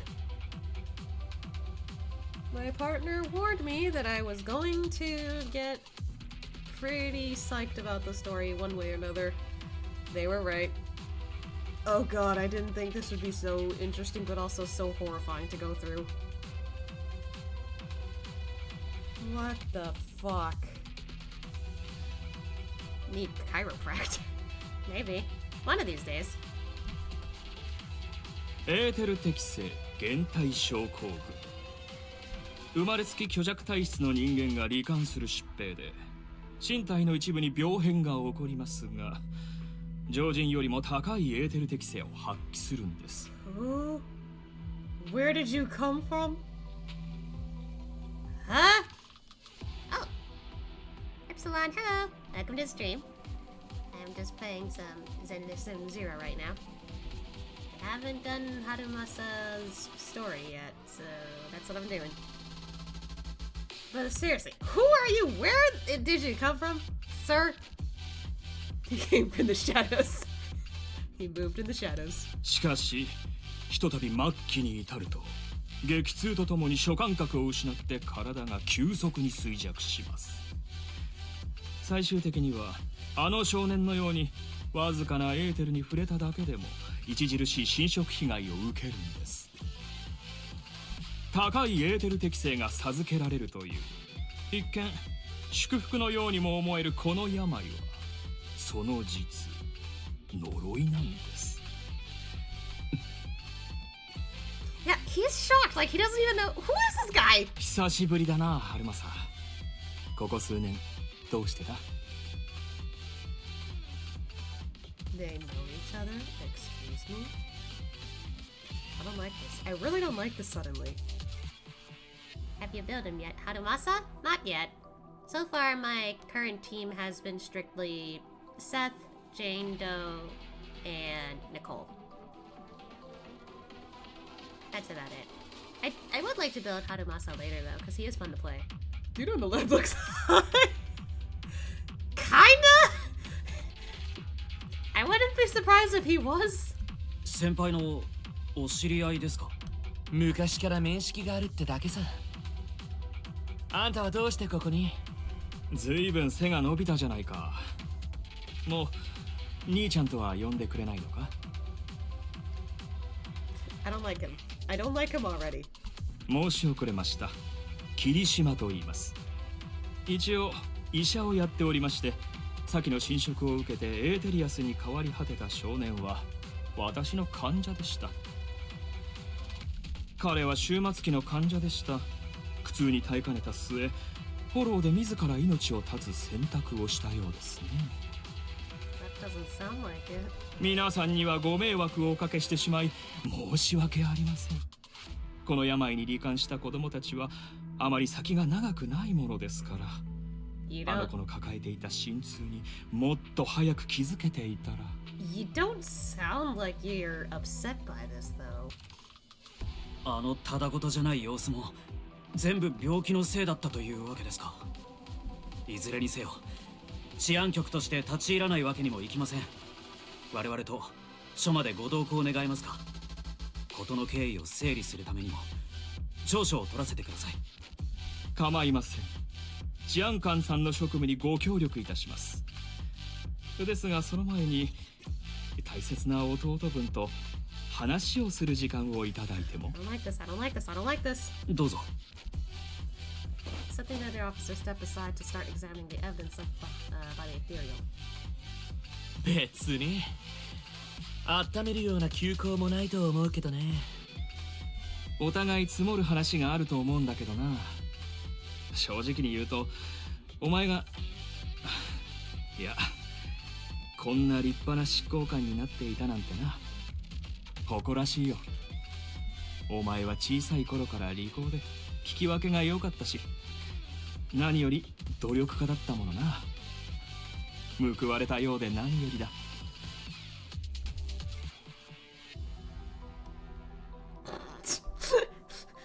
Why? Now is not the time to be shocked. 利口で聞き分けがいい。おまけに努力家だって。春正とは全く無縁の言葉が並んでいるな。褒め言葉として受け取っておこうかな。で、いつから医者なんて始めたんです？おまけにあんな患者まで受け入れて。療養所を開いたんだ。エーテル適性減退症候群の患者専門のな。これはかつての過ちを償うためだ。あんたの口からそんな言葉が聞けるなんて意外なこともあるもんですね。確かに俺は人の道に背いた。だがそれもこれもあの男に騙されたからだ。お前もその一人だろうに。罪に問われなかったのだってそういうことだ。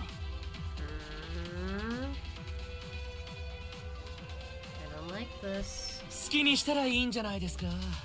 それ僕となんか関係あります？宿命が俺たちを引き合わせたとは思わないか？これにはきっと理由がある。俺たちは協力できるはずだ。俺はあの男の手がかりを掴んだんだ。お前だってずっとあいつを探してきたんだろ？そっちさえその気になれば、俺たち兄弟弟子で力を合わせて。師匠のことで何か分かったんですか？ああ、当時あいつが身を隠すのに使っていたシェルターを見つけた。後になってフォローに侵食されてしまったようだが、あの男にまつわる手がかりがゴロゴロしてたよ。I'm starting to make connections here, but I'm gonna wait. 俺たちが手を組んで調べれば、このまま今の隠れ家だって突き止められるかもしれないぞ。考えさせてもらえますかね。それとこれは師匠に言われたことなんですけど、あの人曰く弟子と呼べるのは僕だけだそうですよ。あんたはただの助手だ。兄弟弟子？右も左もわからない子供がたまたまそう呼んだってだけじゃないか。この後に及んで受け入れられるもんか。おいおい、一体何を。すみません、まだかかりそうですか？ここは危険です。できるだけ早く安全な場所に戻った方がいい。俺たちはですって。それじゃあ昔話もこの辺で。あとは治安局のお仕事なので僕は知りませんよ。では。Just him going, では。Harumasa grabs the bamboo beside him and rushes towards the hollow exit, as if he's afraid someone was going to ask him to stay and work overtime. No secrets allowed in my new era, dude. Anyway. 君たちは一体何を話していたんだい？僕にはからきし理解できそうになかったのだけれど。I feel like I can tell, but still, I'll wait. ごめんごめん。わざとじゃないんだよ。安全な場所まで行ったら話してあげるって。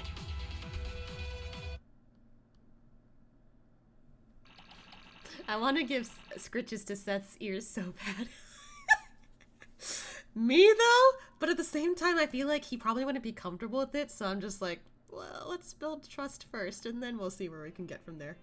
僕としては治安官から薬のサンプルを盗めればよかったんだ。つまりあの男の子がエーテリアスになったことも、霧島のやつが現れたことも、僕にとっては想定外の出来事ってこと。あの霧島という男は一体何者なんだい？春政の兄弟子を自称していた割に、君たちの間に流れていた空気は。Yeah, not a good vibe there. 名目上、僕には師匠が一人いただけだ。あいつはその助手。まあ、知り合いってだけならその通りなんだけど。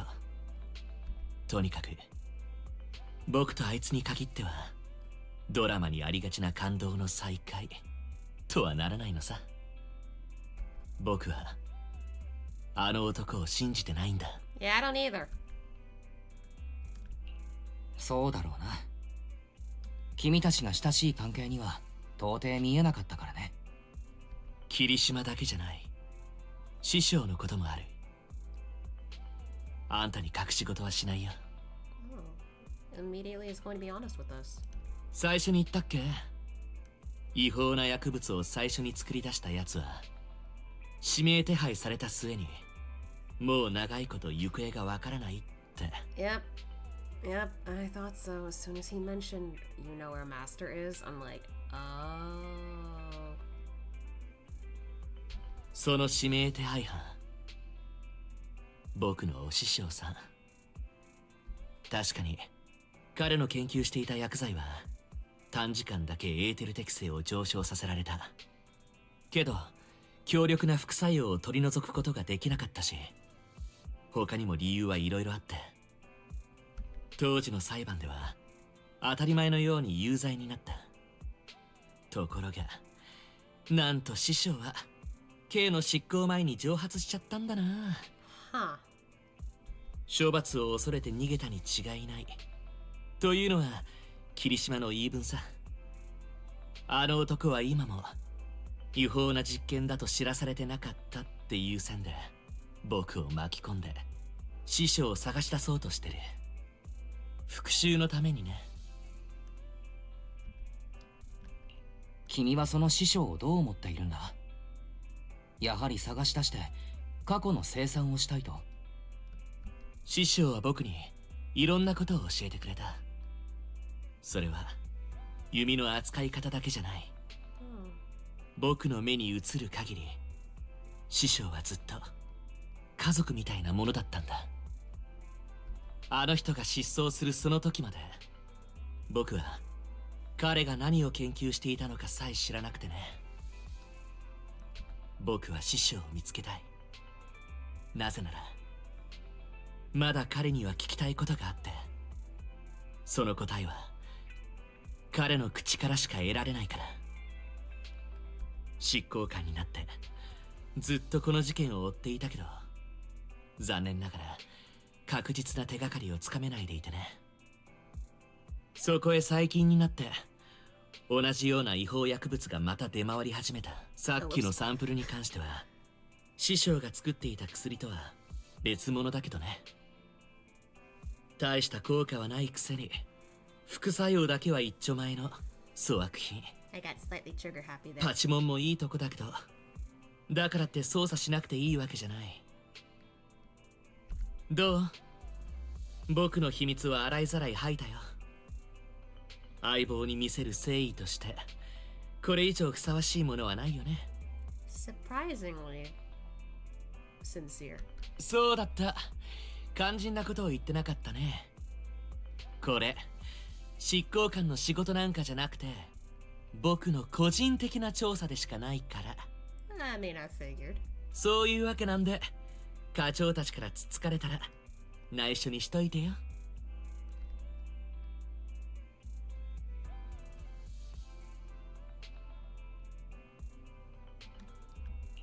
ここだけの話というわけだね。安心してくれ。約束しよう。ありがとう。やっぱり相棒が一番頼りになるね。I mean, this is a bit of a personal matter. And if he's not going after him for revenge, then I guess. おっと、もうこんな時間だ。そろそろ僕はおいとまするとしよう。また何か調べがついたら連絡するよ。Though I came mentally prepared, I knew dealing with an executive officer would get complicated. And Harumasa, he's definitely hiding something from us. He probably has his reasons. You've got a point. Feels like he's purposely omitting things. Anyway, it's getting late. Today's been such a long day. I'm so sleepy. Gotta hit the hay. Get some rest too, okay? Okay.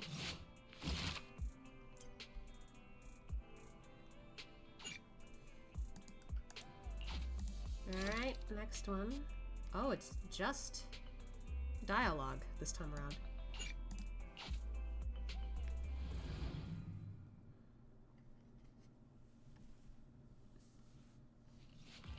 Yo, right on time. There's a shark boo back there. So cute. This place has a good rep. Seems pretty popular too. Do you like hot pot? It's alright. I mean, free food is free food, right? Wait, did you ask me out so we can mooch off together? I'm just kidding. This is about that commission from before, of course. You've met the one treating me to this meal. When people are unusually nice for no reason, it might just be a trap. If anything goes wrong along the way, I can only rely on you. If possible, I'd like to be buried at sea. That escalated quickly. Oh, looks like they're here.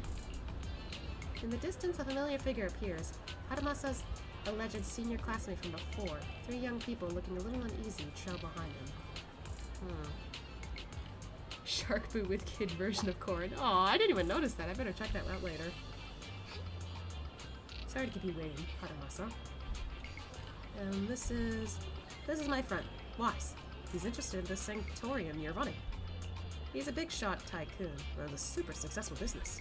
If you impress him, he might just invest. Guys like him love donating to good causes. What the fuck? Yeah, I guess I'll play along. That's right, I'm indeed a big shot tycoon. Well, I'm honored. Oh, here, let me introduce. 療養所で預かっている子供たちだ。椿、かな、陽介、挨拶しなさい。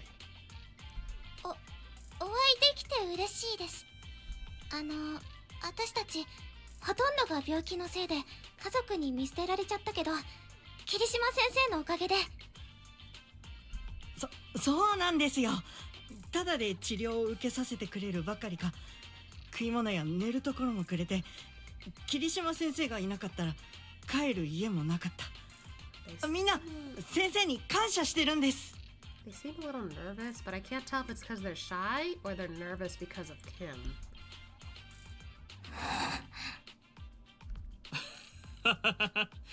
俺はすべきことをしているだけだからな。何せエーテル適性減退症候群は特殊で症例も少ない。そんなお前らの苦しみを理解できる人間はさらに少ない。そうかな。僕の知る限りその特性にかこつけて随分ご理解を得られてるように見えるけどね。せっかく来てもらったんだ。楽しい話をしようじゃないか。店長さん、春政は小さい頃から天才の名を欲しいままにしていたんだ。初めて弓を握ってすぐ8割方的に当ててみせたんだからな。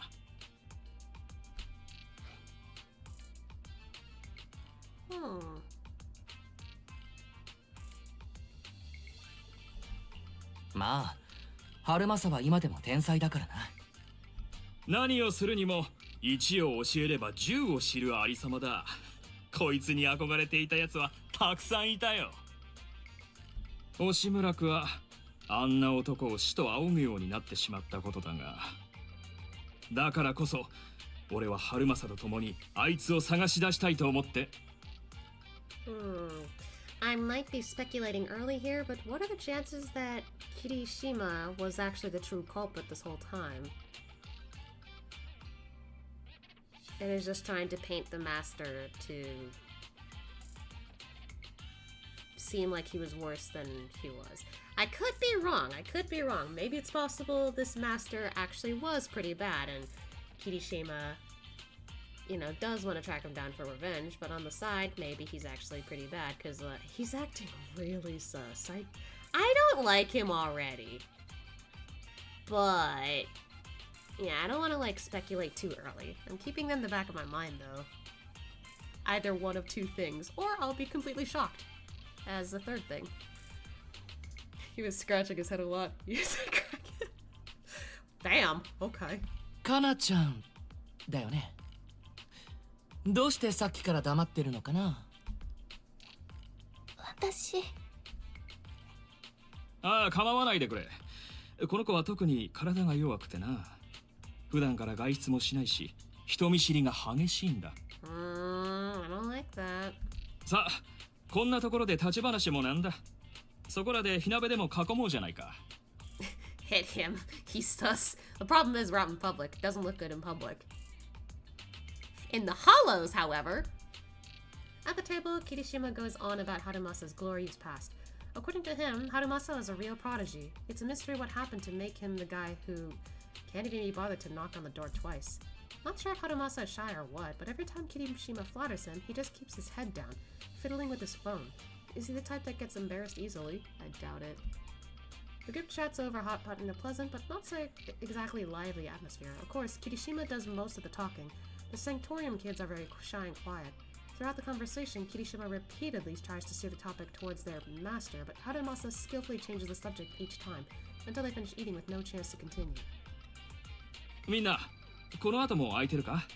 よければ二次会でも。Before he can finish, a familiar public security officer walks up to him.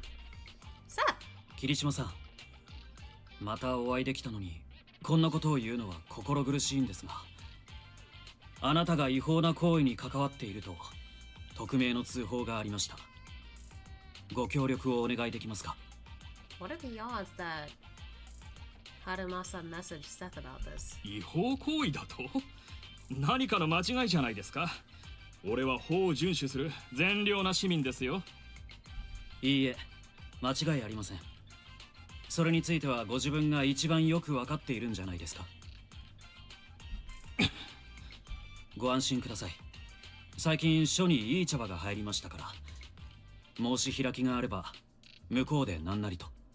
Man, it's so strange for me to see Seth like in this story because he seems like he's more serious. When the first time we've seen him, he seemed kind of like the newbie.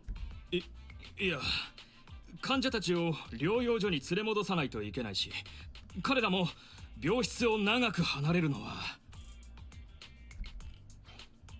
治安官に協力することは新エリート市民の基本的な義務ですからね。こんな真面目な治安官さんを前にダダをこねるもんじゃないですよ、桐島さん。それじゃこういうのはどうです？この子らは僕が責任を持って療養所まで送っていきますよ。桐島さん、よろしいですか？ He really doesn't want to leave those kids alone, does he? わかった。春正、彼らを頼む。だが、療養所に近いポートエルビスまでで構わない。その先はこっちで迎えをよこす。おや、僕を療養所に行かせたくないと。なんか見られて困るものでも？そんなものはない。ただ、お前だって暇じゃないだろ。療養のためにあえて偏僻な場所を選んだからな。案内もなしに行くのは現実的じゃない。それは困ったな。こちらにいる僕のセレブなお友達がどうしても療養所を一目見たいんですって。考えてもみてくださいよ。この人のサイン一つで億単位の投資が舞い込んじゃうかもしれませんよ。I'm playing along. ああ、そうだとも。僕は今君たちのプロジェクトにとても興味があってね。もし現場を見て納得がいくようなら1億の投資も辞さないつもりだ。そんな客を迎えるならなおさら準備ってもんがいるだろう。現状の療養所にはまだまだ課題があるからな。用意が整い次第必ずそちらの方はご招待しよう。それでいいな、椿。はい、桐島先生のおっしゃる通りです。私たちにはまだ時間が必要ですから。わかった。それじゃあ途中まで彼女らを送って迎えが来るのを待ちますよ。お前ら、春正の言うことをきちんと聞いて、あまりあいつの手を煩わせるなよ。いいな。わかりました。それじゃあ桐島さん、グッドラック。グッドラック。さて、他のみんなはお兄ちゃんと港まで行こっか。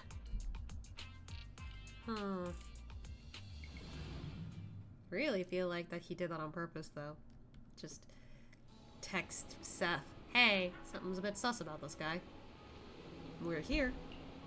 Mr. Harumasa, you drive way too fast. I feel a little... Oh, sorry. You get carsick? Want to take a break? I'm okay. Harumasa's usual smile fades as he scans the surroundings, his sharp golden eyes glinting with an unusual edge. After quickly assessing the area, he breathes a sigh of relief. Looks like your contact isn't here yet. In that case, let's go check out the ocean first. Huh? Don't look so shocked. We're here, so we might as well make the most of it. Wait, I don't think this is a good idea. Mr. Kirishima's gonna get mad. Yeah, Mr. Kirishima never lets us stay outside for too long because he's worried about our health. You seriously care that much about what that guy thinks? Relax, as long as we keep it between us, he'll never know. But... I want to see the ocean. Hana, you... Come on, don't overthink it. If anything happens, I've got you covered. Just follow my lead.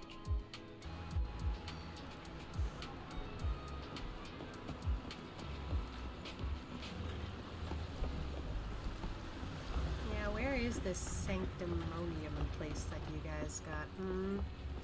Seems a little sketchy.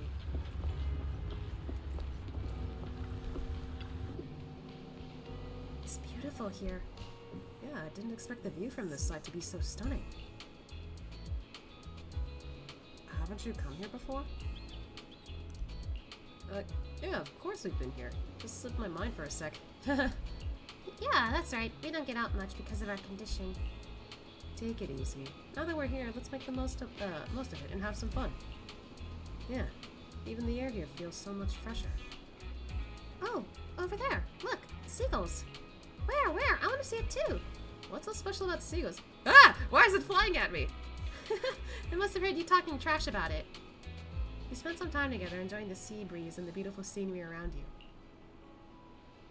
If only things could stay like this forever.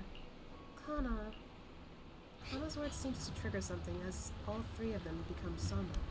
At the same time, Harumasa seems to notice something in the distance. His expression suddenly becoming serious, but just as quickly, his usual smile returns as if nothing happened. Alright. Everyone, I have an idea. Since the weather's so nice and we've got so many people, how about we play a game? You know, to pass the time.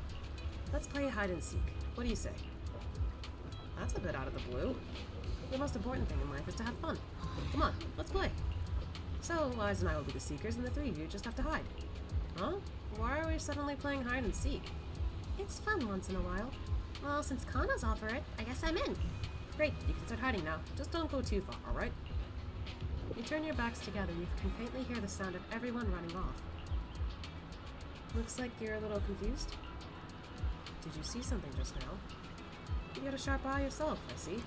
Had a feeling. I saw the contact Kishima mentioned. He's right over there. He's got bad eyesight or something. Haven't even noticed us.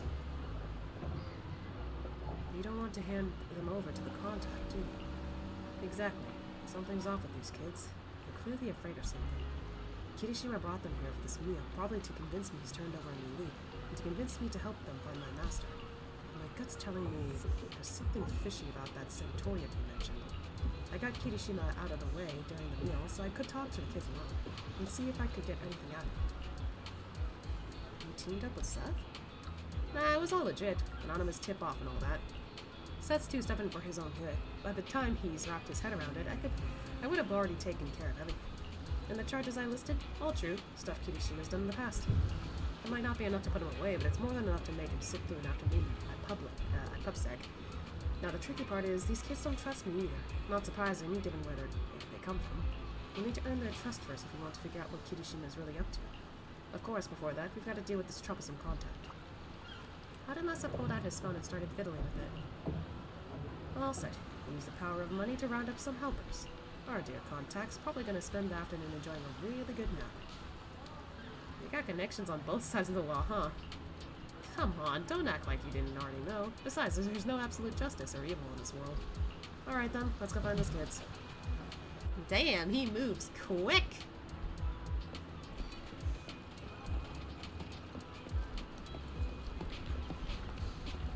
He's just sitting here.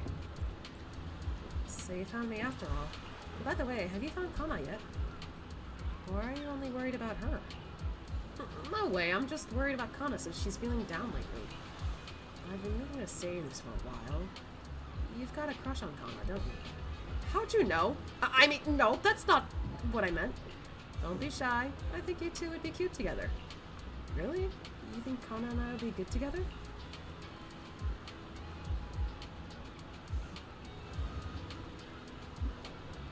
Harumasa's right. Absolutely. You gotta trust my judgment. But Kana would never like me. I mean, she's always had her eyes on Shinya. Oh, Shinya was a friend of ours, but on the Sanctorium. Some stuff happened, so he passed away. I thought they were siblings. Honestly, I can't tell since they're all NPCs, but like... It's confusing. Confusing as in, like, what the fuck is happening to them? Like... We're just trying to, like, ease their, like, tension around us, but at the same time, it's just like... I'm just worried about these kids, man. I see. So you feel like you could never measure up to someone who's gone? Of course not. It's just, Shinya, he got hurt because of us. I don't have it in me to be as brave as him. I didn't even have the guts to fight back. Sounds like your friend did something really amazing. Yeah, he did, but I can't talk about the details. That's alright. Oh, that's alright, I understand. Sounds like everyone's at the sanctorium is really close with each other. People like us could disappear from this world without warning at any given minute. In this illness, the longer you stay in the sanctorium, the older you get. The more likely it is your illness gets to you. We've had friends who were fine one day and gone the next. So yeah, we're all close, because every meeting, every conversation could be the last. Honestly, sometimes I wonder, is it really worth all this effort just to keep living? It is. Harumasa looked at Yosuke with a serious expression, his golden eyes steady and profound, as if filled with untold stories within their depths. It was as if he wasn't just looking at the person in front of him, but also glimpsing fragments of his own past as well. Because I want to believe that everything is worth it. So until our final moments arrive, don't give up. Alright? I got it. By the way, could you let me talk to Kana? She's been really upset after what happened to Shinya. I'm scared she might do something reckless. Don't worry, we'll talk to her. Wow. Man, that kind of hit ever since that hits a bit ever since I got into Endwalker. Sheesh. The bamboo. Oh, there's... Oh, you're hanging out with the seagull. Tsubaki. Oh no, you found me! It's been a while since I played hide and seek. I didn't expect it to be this fun. You really hid well. It took us a while to track you down. Really? Yep, for real. You picked a smart hiding spot. By the way, I wanted to ask you something. What did Kirishima say about me to you? He said that you're a very important guest and you should make a good impression. Something like that. Ah, that guy sure likes to make things up. We did know each other as kids, but we got nothing to do with each other now. He probably wants to take advantage of my position in the HSO and get me to bend the rules for him. But that's not happening. I'd get fired for that. Then why are you with Mr. Kirishima? Well, the truth is, while working in the Hollow recently, I ran into a boy who's been consumed by the corruption, turning him into an ethereal. Turns out that boy was one of your patients from the Sanctorium. His name was Shinya, I think. Wait, was it? Well, according to Kirishima's statement, Shinya couldn't bear the pain from his illness anymore and chose to take his own life by running into the Hollow, where he was eventually turned into an ethereal. Shinya wasn't, Wasn't what? It's nothing. By the way, I noticed you seem really concerned about that girl, Kana. Is she okay? Shinya's death hit her really hard. Shinya and Kana have known each other for a long time. They grew up together. They were among the first to enter the Sanctorium, so I guess they supported each other through a lot. I see. That explains it. I've noticed Kana hasn't said much today. She's got me worried. She reminds me of a girl I used to work with once who had emotional issues her family ignored. It only got worse and she eventually took her own life. That sounds awful. Kana wouldn't do something like that, would she? To be honest, I've studied a bit of psychology. If she's left to her own devices, it could be dangerous. Then what should we do? Please, you gotta help her. Can you tell me more about what's been going on with Kana? Actually, I think she might be like that case you just mentioned, Mr. Harumasa. I know our illness makes things tough, but Kana wasn't always like this. She used to be the most optimistic person in the Sanctorium. When I first got there, I almost didn't make it. It was her who got me through the roughest patch. But after what happened with Shinya, she completely changed. She's closed off, barely says a word, and won't even touch her food. No matter how much I try to cheer her up, nothing works. At this rate, her body won't hold up. She's my best friend. I just want her to be happy. So please help her. I understand. Don't worry. We'll do what we can to help.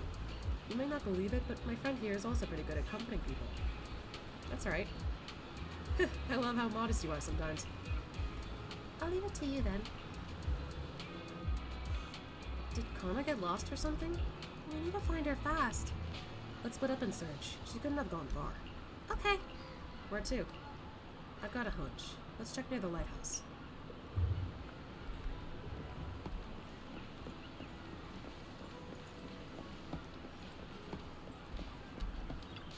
There's no sign of her around here either. Oh, that was Tsubaki. Do you think she snuck up the lighthouse? Let's go check. Wait, is this area off limits? Did you forget? I'm an executive officer after all. At times like this, you'll just have to trust me. Come on, let's head up the lighthouse. been so long since I've seen a view like this. Then take a good long look. After all, the view's not going anywhere. Do you know about our illness? Of course. I also know about Shinya. Your friends are really worried about you. They want you to keep living. I wish all of us could be cured, but they never wanted us to get better. So what? What? They don't want you to get better. So what? That's what they want. It's got nothing to do with you. The only thing you need to consider is, what do you want? Tell me, if we're destined from birth to live only a brief, painful life, what's the point of trying so hard to live? Oof, that's a pretty heavy question. For me, though, it's because I want to believe that something good will happen. Like you, I spent most of my childhood in a hospital room because of my condition. But now, at least, I can stand at a place where I can feel the wind. Harumasa turns towards the sea, letting the gentle breeze lift his yellow headband. In the distance, seagulls cry as they fly by, and the sunlight shimmers golden across the water. But the brightest of lights sparkle in his eyes. A lot of archers don't like the wind because it messes with their aim. But I love it. It gives me this sense of freedom. I didn't expect you to be such a poet. I was thinking I'd get a snarkier answer. Oh, come on. I'm always super gentle to you kids. Harumasa's always gentle. See? Wise gets me. You're so close. Which is only natural. Wise is the best partner I could ask for. After all, I'd totally be lost without him. Oh my god. We barely know each other technically, but it's kind of nice that, like, he's just immediately like, yeah, we're close. That's sweet. Anyway, back on topic. This is your life, Kana. You have to decide what you're living for. But if you really don't want to live anymore, well, there's nothing much I can say. Hey, don't say that. Come on, I'm just being honest. Don't you guys ever get tired of people shouting, stay strong, and you gotta keep going, like they're selling some self-help course? It gets annoying, right? Yeah, hearing that can feel like salt in the wound. But no matter what, being a survivor in your own heart is better than just being a victim, right? Even Shinya, I bet he never saw himself as just a victim. He must have chosen his path to protect someone precious to him. Aww. That got to her. Just then, Tsubaki and Ryosuke showed up. Kana, there you are! Are you okay? I'm fine. I just wanted to take in the view a bit longer to remember it better. Well, you should have said so. Easy peasy. Since everyone's here, let's take a group photo. The photo will preserve this moment. Oh, let me take the picture. Sure thing. Best to leave the photo taking to the pro. Aww. Aww, what? Wait, that's cute.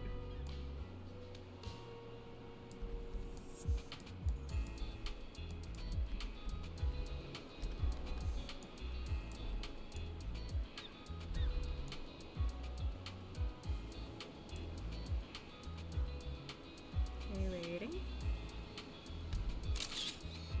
I kind of want to keep that, actually.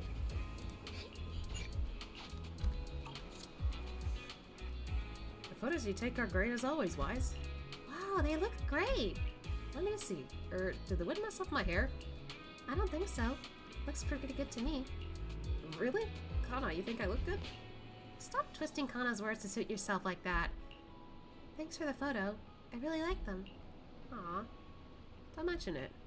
So, what do we do next? We still have plenty of time. There's only one task ahead of us. To enjoy ourselves here. Wow, the scenery here was amazing. The sea breeze is so refreshing. Exactly. I don't know why, but it feels like the whole world has suddenly quieted down. I could stay here all day. Well, better not. You might catch a cold. It's okay to have one day like this sometimes. Depends on who you're talking about. For you, it shouldn't be a problem. But for people like us, we need to be more careful. By the way, this place is a great photo spot. Another one? Leave it to me! I'll leave it to you then. The heck? This is so sweet!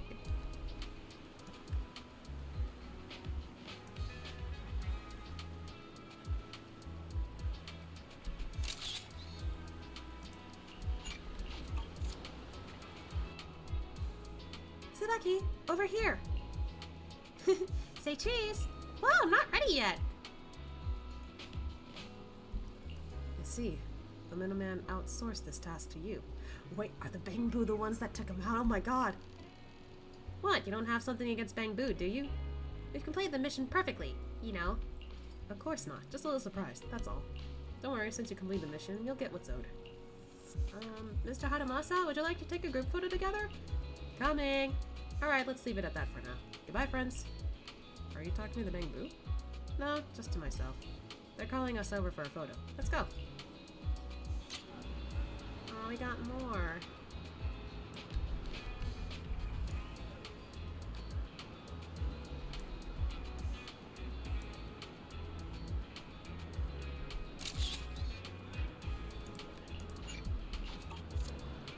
You spend the day strolling, having fun, and enjoying each other's company. By evening, you gather again near the fast food stand.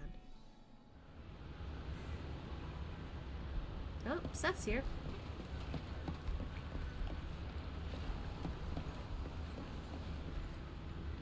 Looks like we've just been hanging out here all day.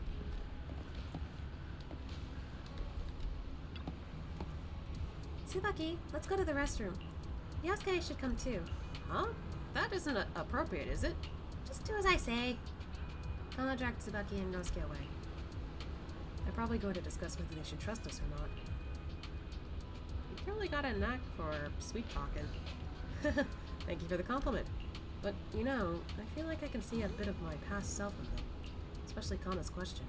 I've asked myself that many times before. Sadly, this is something no one else can give you an answer to. Treat it as if you spent time with your past self then. Now who's a sweet talker here, eh?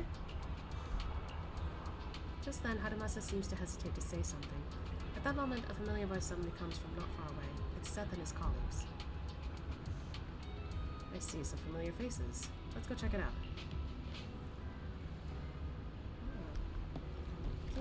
Oh.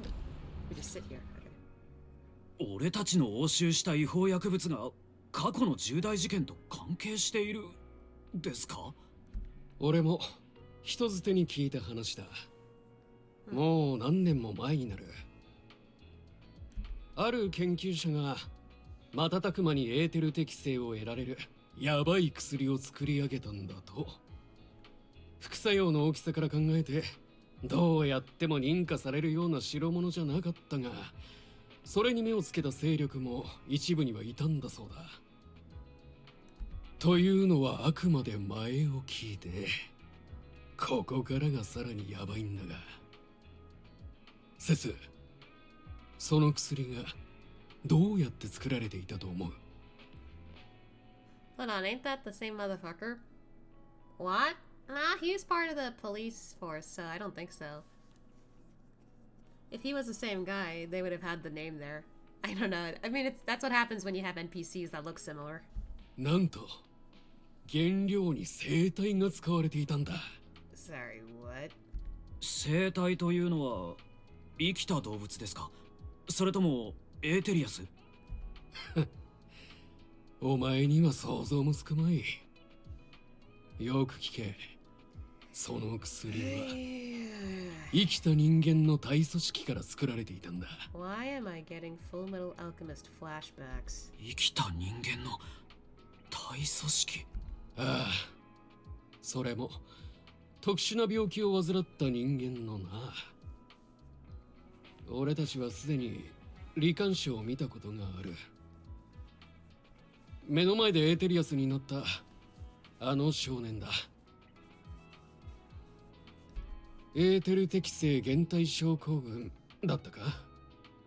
不治の病で成人前に亡くなる患者も多く、そのリスクは年を取るごとに跳ね上がるらしい。もって20歳ってとこなんだと。ただその特殊さゆえに体組織を抽出することさえできれば、エーテル適性を高める魔法の薬ができるんだ。魔法？違法の間違いでしょ。生きてる人間から薬を作るだなんて彼らを人として扱っていない。そうだ。患者にとって危険であることは間違いない。彼らの病状が悪化するどころか最悪死に至る可能性だって。だが正直に言うとな、俺はその薬の副作用がマシになるなら使ってみたい。 Bruh! It's still disturbing as hell. Why? The fuck, man? 俺たちはフォローに入るのが仕事だが、どんなベテランであっても危険を 100% 免れる職場じゃない。もしそんな薬があったら、もう誰もフォローにビビらずに済むんだぞ。 No! It's messed up. そんなの道理に反してます。そりゃ確かに俺たちは安全になるかもしれませんが、その病に苦しむ人たちにだって人として尊重された暮らしを送る権利がある。お前の言うことは正しいよ。だがな、そんなのちっぽけな代償ですよね。そっちの治安官殿が言った通り、不治の病ですからね。どうせ助からないなら薬なりなんなり有効に活用した方がたくさんの人が幸せになれる。世界をより良くするためには、明日にも死ぬかもしれない病人と将来有望な治安官、どっちが犠牲を払うべきかは一目瞭然ですから。新エリート全体を俯瞰してみれば必要な犠牲ってやつだと思いますけどね。No. Why? 浅場春正、対フォロー6課の執行官でありながらよくもそんなことを。犠牲になっていい人なんて一人だっているもんか。卒業の時俺たち全員が宣誓しました。治安局に進もうが対フォロー行動部へ進もうが、分け隔てなく民間人の安全に奉仕するのは変わらないと。誰が生きるべきで誰が死ぬべきだなんて、そんなことを決めていいわけがないでしょう。 Yeah, I'm on Seth's side on this one. 先輩が命を天秤にかけることを本当に良しとするなら、その制服に袖を通す資格なんてありません。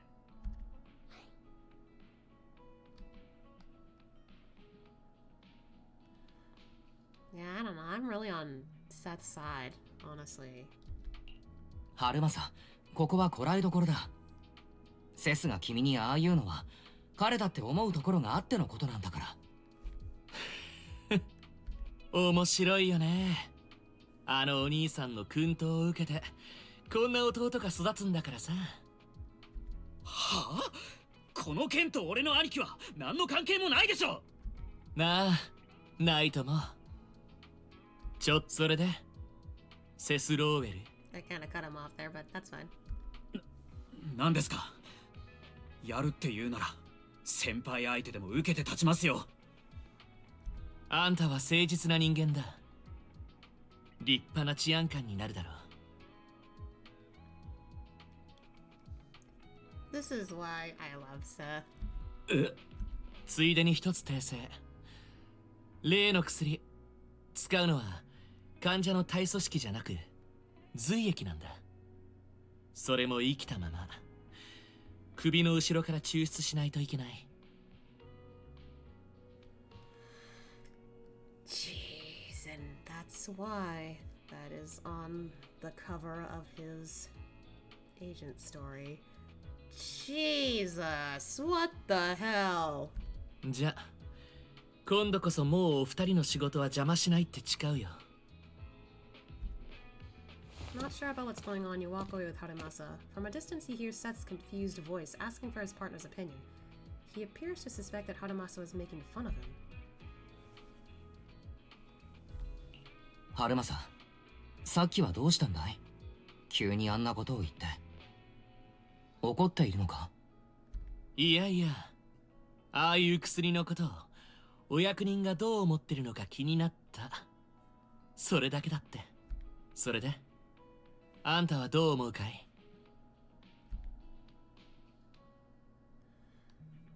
Even if it sounds promising, the way you make this whole product is just not right.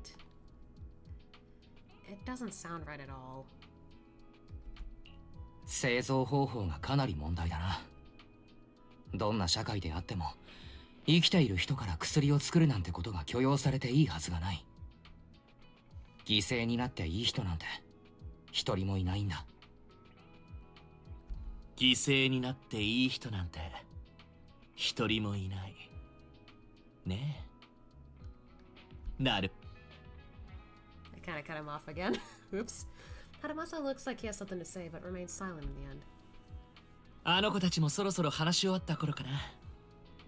どういう結論になったか聞いてみようか。Hey kids, how's it going? Oh yeah, we had some food here too. 何か飲む？お兄ちゃんがおごってあげるよ。すみません。こっちにゴーヤジュース一杯。You want something bitter? ゴーヤジュースだって？変わった味が好きなんだな。わからないかな。苦いのに慣れると結構癖になるんだ、これが。Why does this sound familiar? Sorry, I'm thinking of like freaking Wanderer in Genshin. Like, he would just drink like bitter tea all the time. And I guess like he's like, huh, wouldn't say this is really a favorite of mine, but I do drink it a lot. I don't know. It's kind of funny to see this, considering they're the same voice actor in the Japanese dub. あんたも毎日薬を飲まされる幼少期を送ってれば、この味が好きになってたんじゃないかな。Everyone orders their drinks. An awkward silence settles in until Tsubaki, Kana, and Yosuke exchange looks. ほらほら、お兄ちゃんを信用しなって。なんたって僕は対フォロー行動部の執行官だし、それだけじゃない。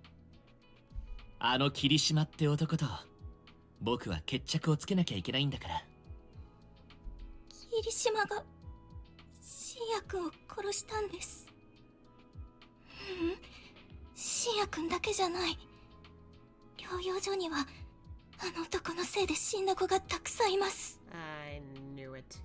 君らを使ってあれこれ実験してるんだろ。知ってたんですか？推測だよ。首の後ろに注射の跡もなかったし、あいつにバレないよう隠せって言われたのかな。私たち霧島に利用されてるの。エーテル適性を高める薬のために脊髄ってところから液体を抜かれて、療養所なんて嘘。あそこでやってるのはただの人体実験なのに、霧島は病気を治すためにボランティアでやってるんだって。あいつのせいで深夜君はそこまで病気が進行していなかったんです。私たちの中では一番症状が軽かったくらいで。でも霧島は副作用のデータを取るために自分で作った薬を新薬に注射したんです。私たちみんなにその薬が致命的であると知りながら。不完全な薬とはいえ、エーテル適性減退症の患者には到底耐えられない副作用だったってわけか。最初に注射の実験台にされるはずだったのは本当は私で、深夜君はあえて身代わりに。 That's why she was shocked when Harumasa said something about like it might have been his way of protecting you, and she's like, does he know? Does he know that that's what he did? 僕は治安局に顔が利く。今すぐみんなを連れて事の次第を通報しに行こう。それはダメです。私たち外に出る前に言われたんです。療養所に残った子たちは人質だから変な気を起こすなと。君たち体調は？私はあまり良くないんです。多分もう長くないんだと思います。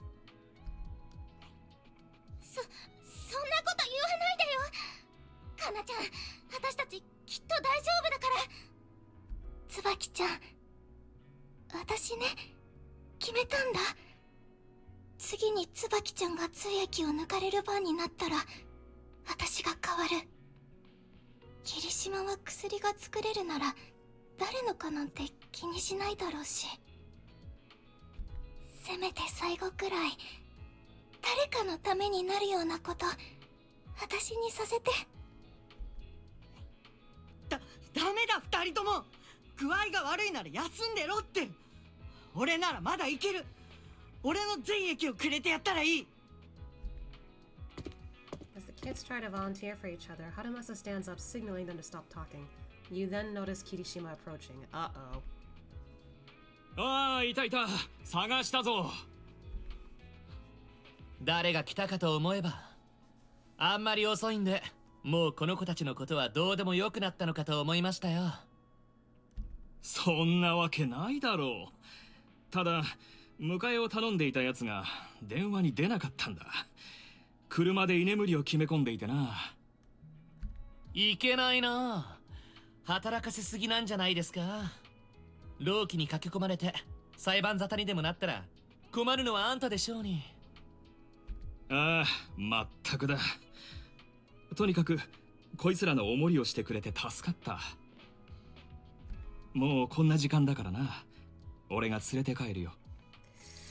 Ah, boy. You exchange looks with Harumasa, who ever so slightly shakes his head.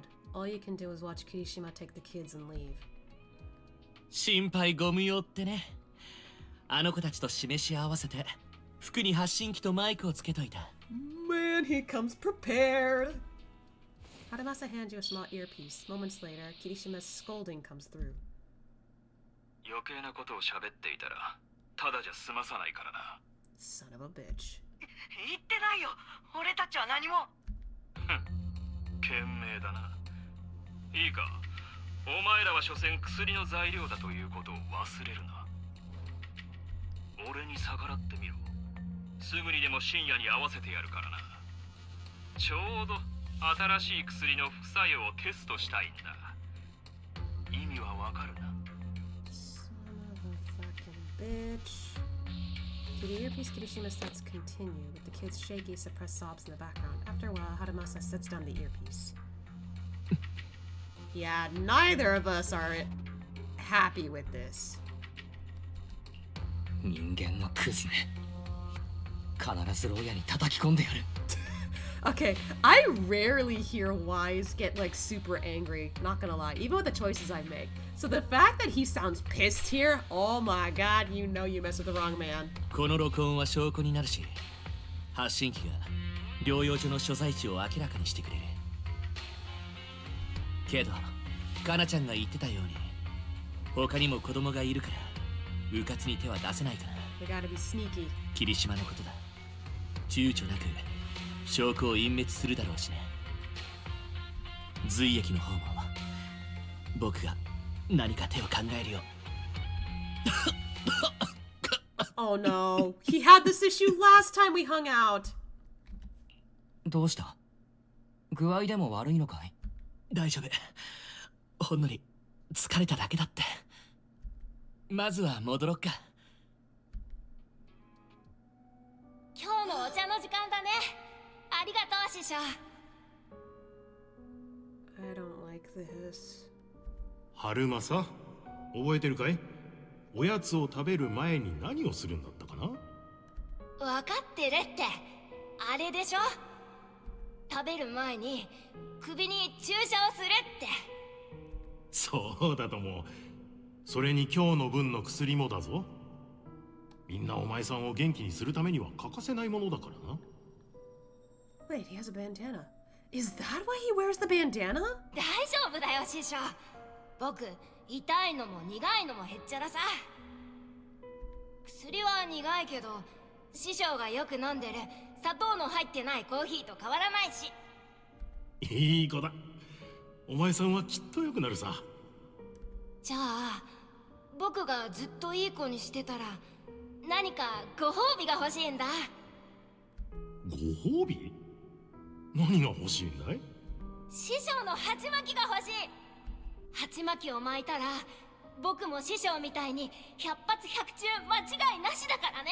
It was his master's headband. Are you serious? それは鉢巻きのおかげじゃないが。まあいいか。じゃあ約束だ。春正もいい子にしてるんだぞ。わかったかい？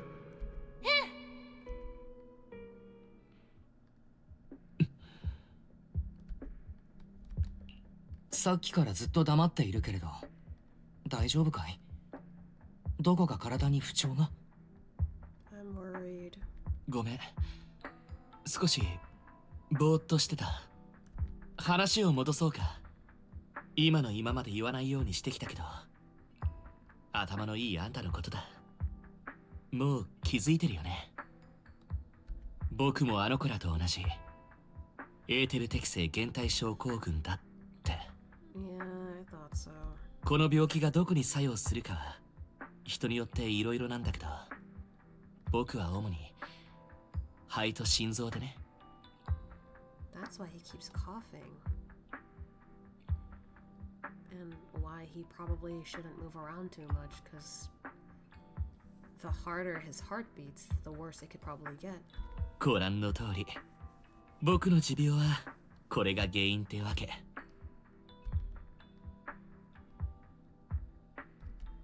それは、今君の体の状況はどうなんだい？大丈夫。僕は比較的軽症な方でね。そんな簡単に死んだりしないって言うでしょ。悪いやつほど長生きするって。I mean, in some capacity is not wrong, but come on.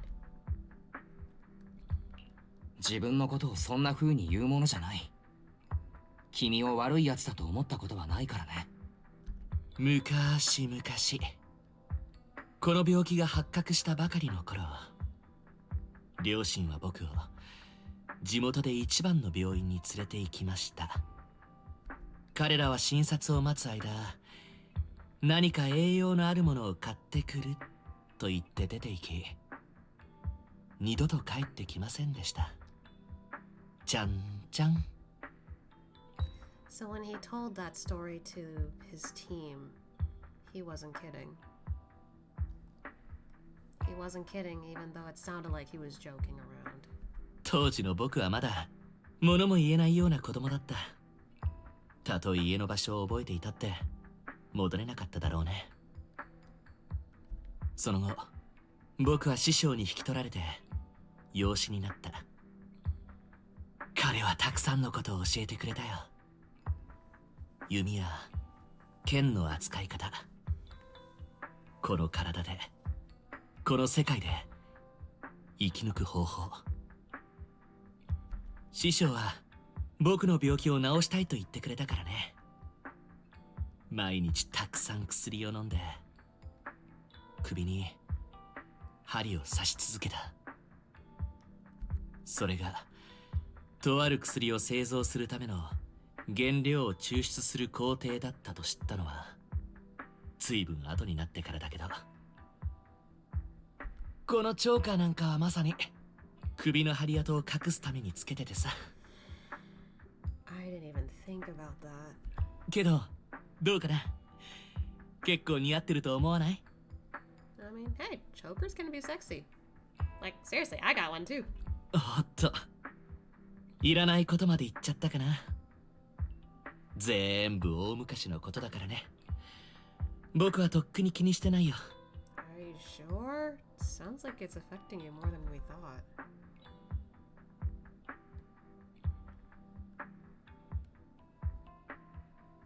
This is so cheesy for me to pick, but たとえ君が気にしていないと言っても、僕は。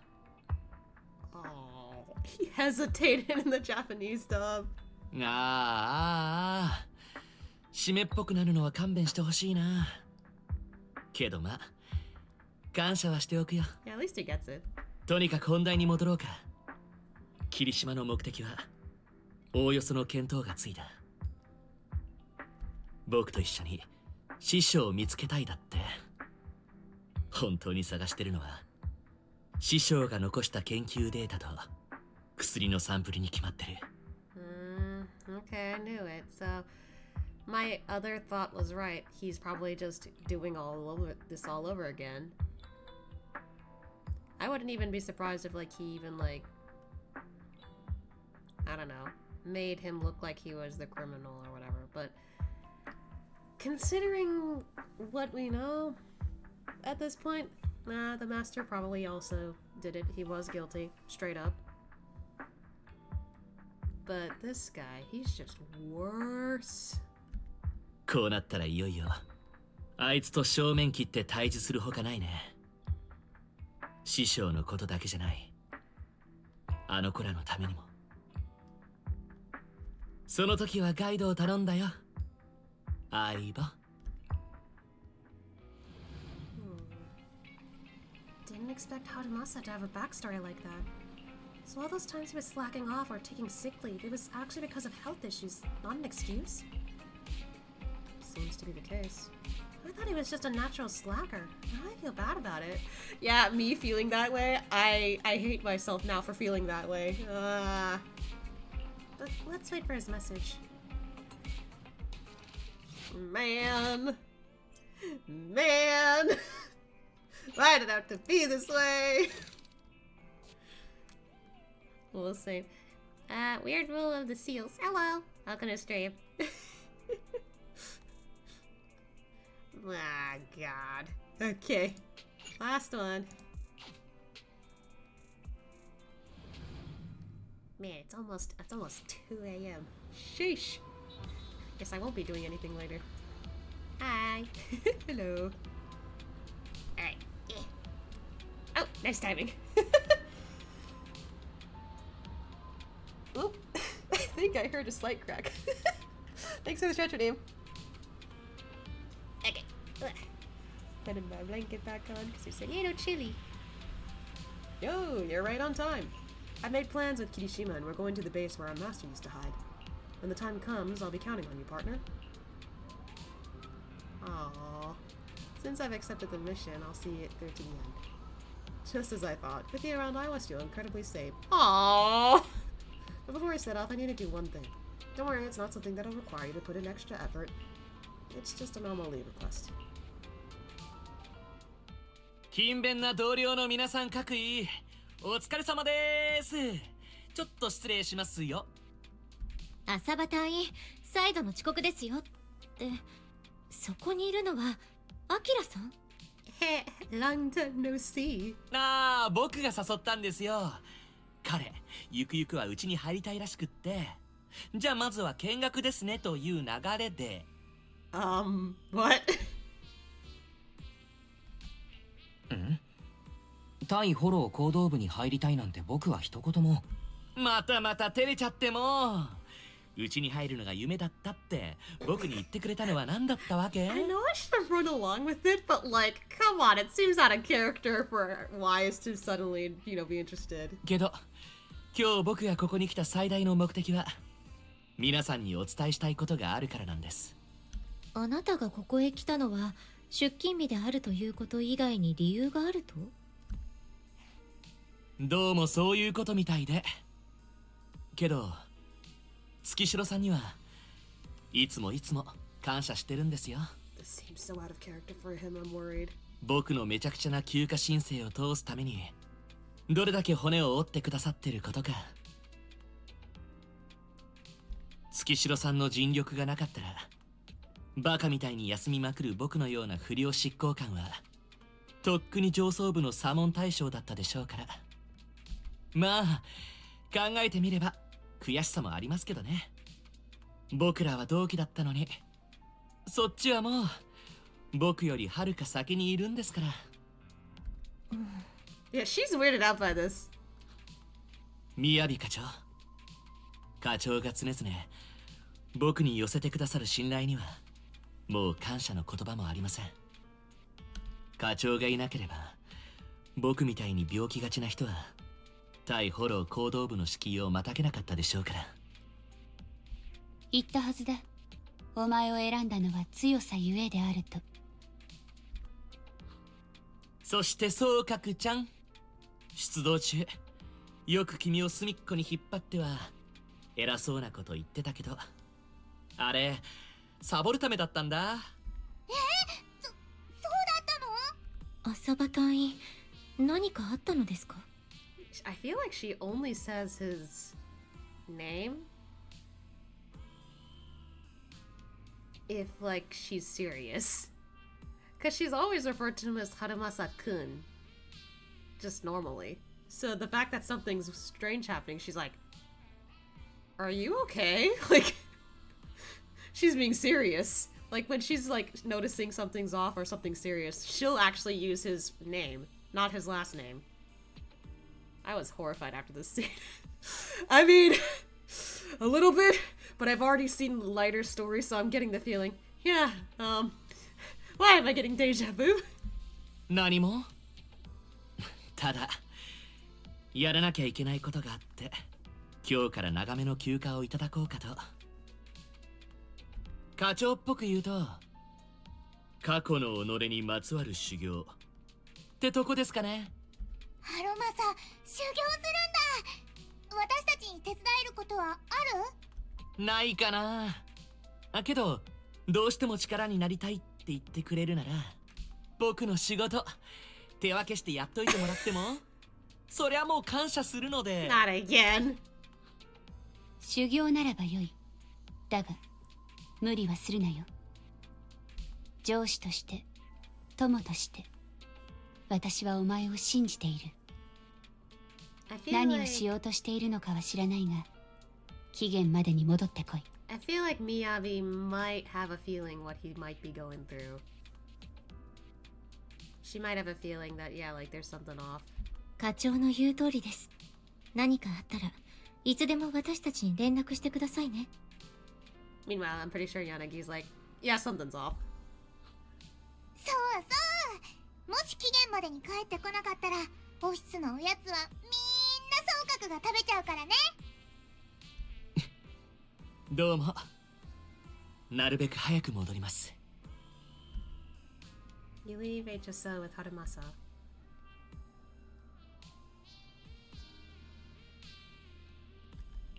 さっきの春正は様子が変だった。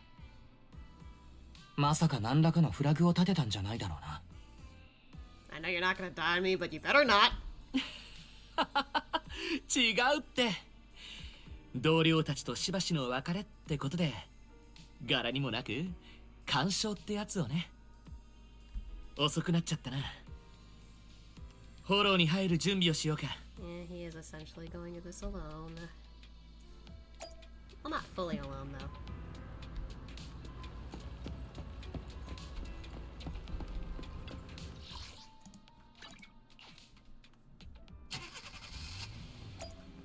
Is Belle here?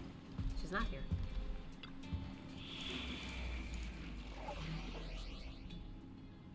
Ooh. Oh boy.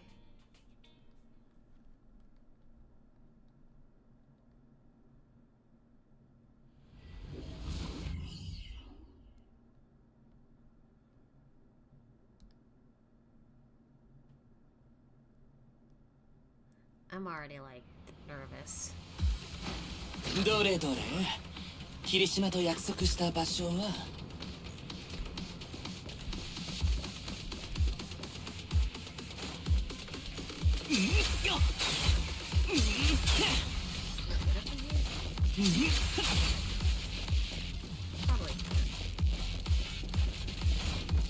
ヒント、近くにコンテナを移動できる仕掛けがあります。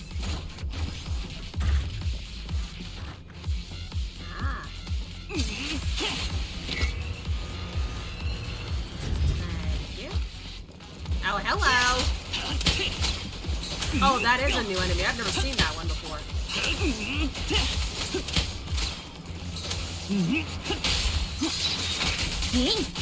don't even get to see you do anything now. 港は誇りっぽくてかなわないな。僕の繊細な喉には酷なことこの上ないね。ま、大した問題じゃない。行こう。You sure you're gonna be okay? Knowing that it's your heart and lungs that get affected, I get worried. Oh yeah, it does split into blades also. I don't know how I didn't notice that before.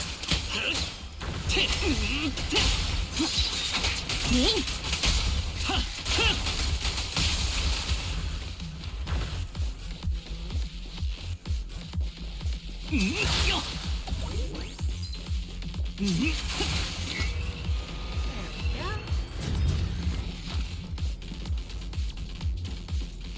looks odd. You okay? どうしたんだい？体調が悪いのか？大丈夫。このところちゃんと寝れてなくてね。ちょっとばかり。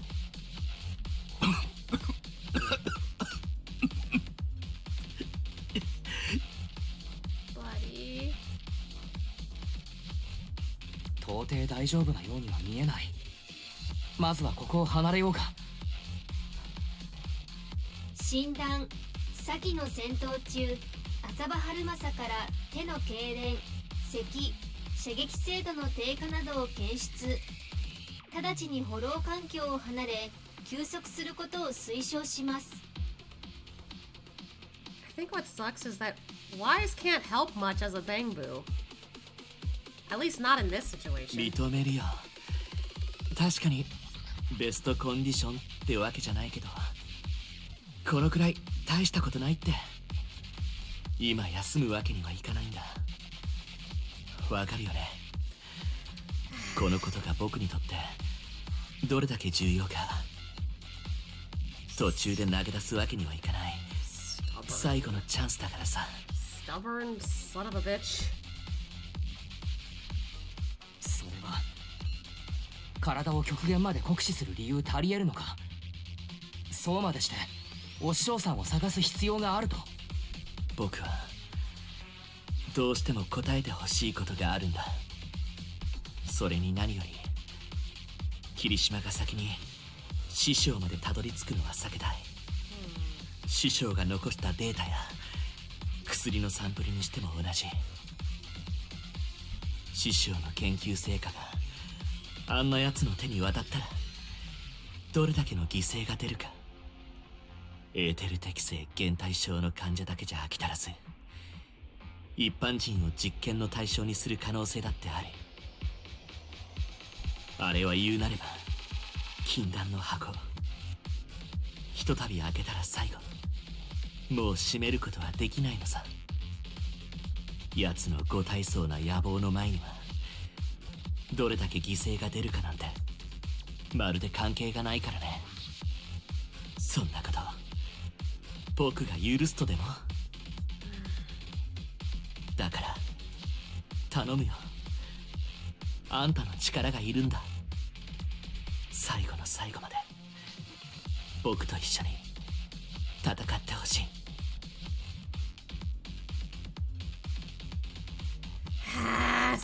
Such a stubborn asshole. そこまで言われてしまうと。ただ約束してくれ。君の体が耐えられなくなった時には虚勢を張らずにきちんと言うと。恩に切るよ、相棒。 That's starting to stick with me now. 大丈夫。僕は命が惜しいからさ。無理だけはしないと心に決めてるんだ。じゃあこのまま行くってことで。お兄ちゃん、本当にこれでいいの？もし春正の体に何かあったら。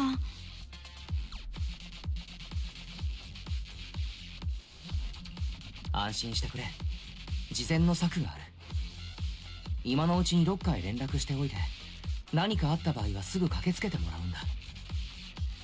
Like, as much as he's trying to do this alone, with Lighter I could trust more, because like he's got like very like little issue. Harumasa's a different story. He can't breathe properly because of his lungs and heart. That's not okay. And that's honestly more scary. なるほどね。さすがお兄ちゃん、ちゃんと考えてる。ロッカには私から連絡しとくね。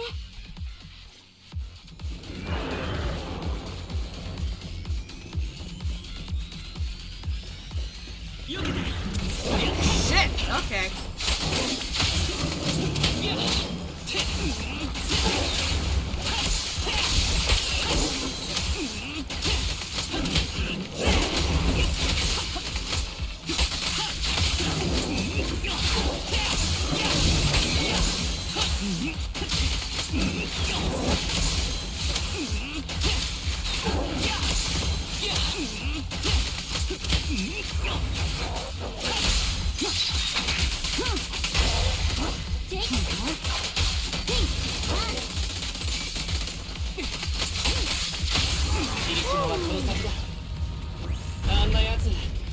を見るのも勘弁って感じだけど、今は我慢我慢と。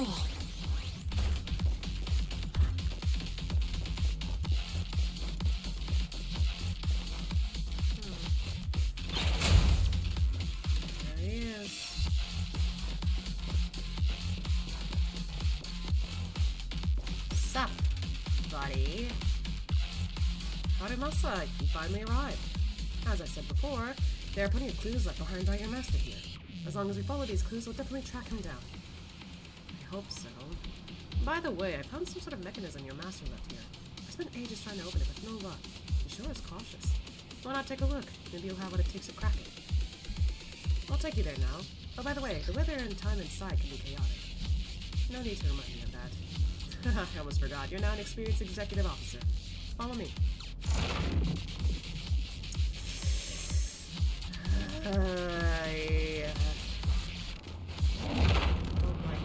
Don't like this at all. Don't like this at all. Oh, you weren't kidding. The weather has changed in here. Wow. I don't usually see the environment rainy here. This is the place. Looks like the elevator system's been out of order for a long time. Some places are inaccessible. Like that suspicious container. Knowing your master, there's definitely some kind of clue hidden inside. I've racked my brains and tried all sorts of methods, but still can't get it to open. So it's up to you now. Hurry and figure something out. Harumasa doesn't respond. Instead, he surveys the area, then suddenly bends down to pick up a piece of nondescript paper in the corner. The paper looks very old, and the writings on it faded due to years of wear. What caught the eye is a special mark in the lower right corner.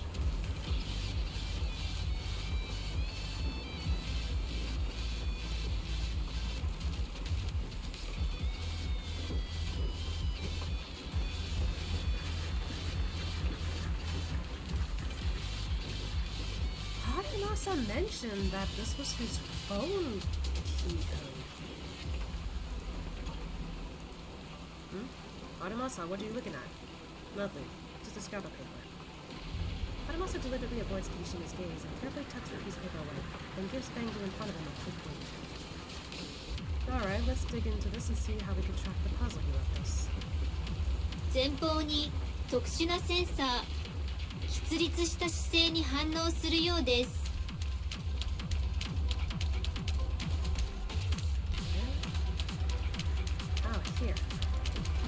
前方壁面に弓矢で起動が可能そうな設備。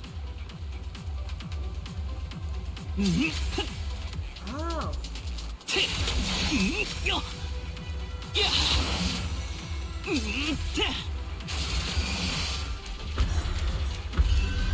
we go.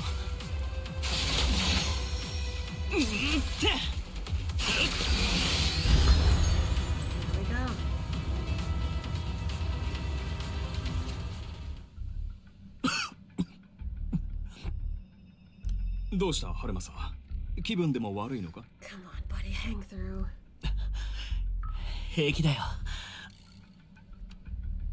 Harumasa pauses for a second before finally opening up the shipping container.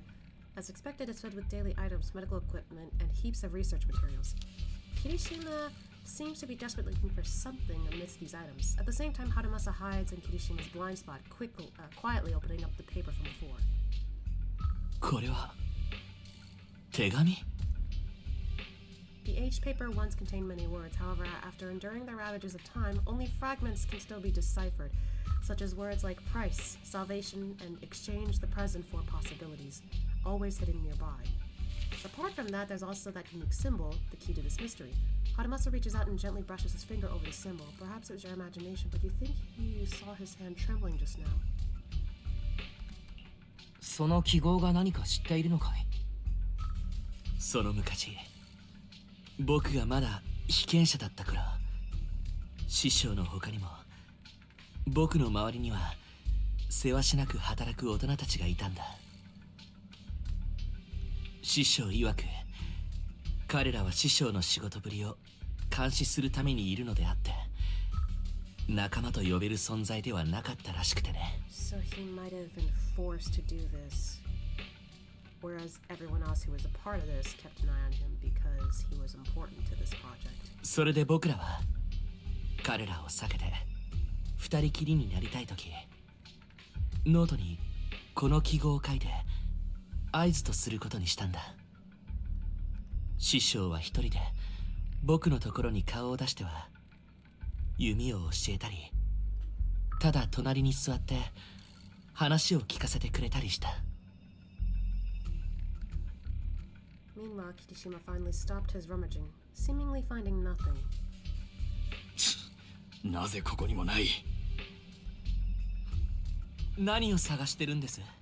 ああ、なんでもない。師匠の行方がわかるようなものがあればと思ったんだがな。何もないな。あは。とはいえ、この仕掛けは一人では解けなかったろう。あの男の一番の理解者だったお前なしにはな。来てもらって正解だったよ。そうかな。Only monster here is you. Yeah, essentially. 僕だってそう思ってた。誰もが自分の家族をよく知るように、僕も師匠のことを知っていると。でも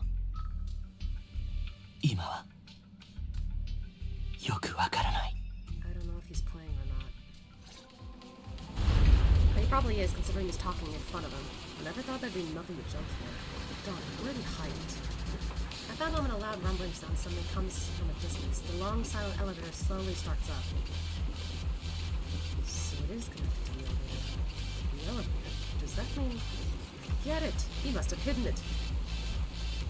I mean, I know another place we can reach the by elevator. There must be a clue about your master. Come with me.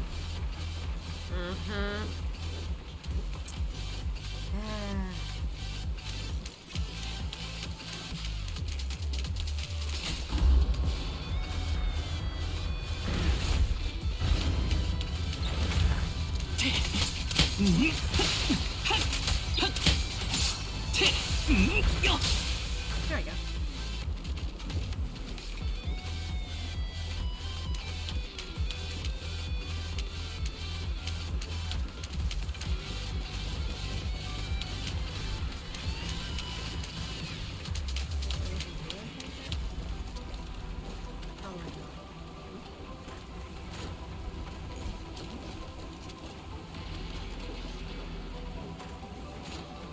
Here's something.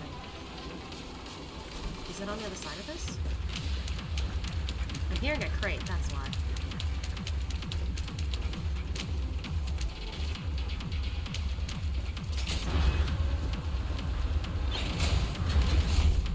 Ah, there it is.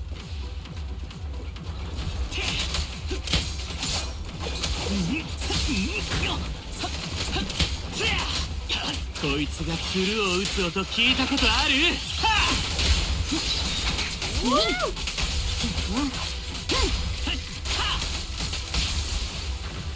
The more I play Harumasa, the more fun he is to like try him out.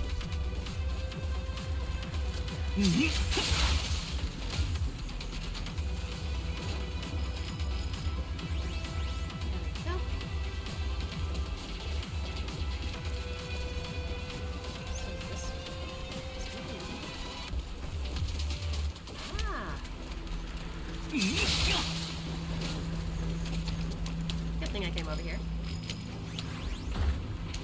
We're doing fine on top.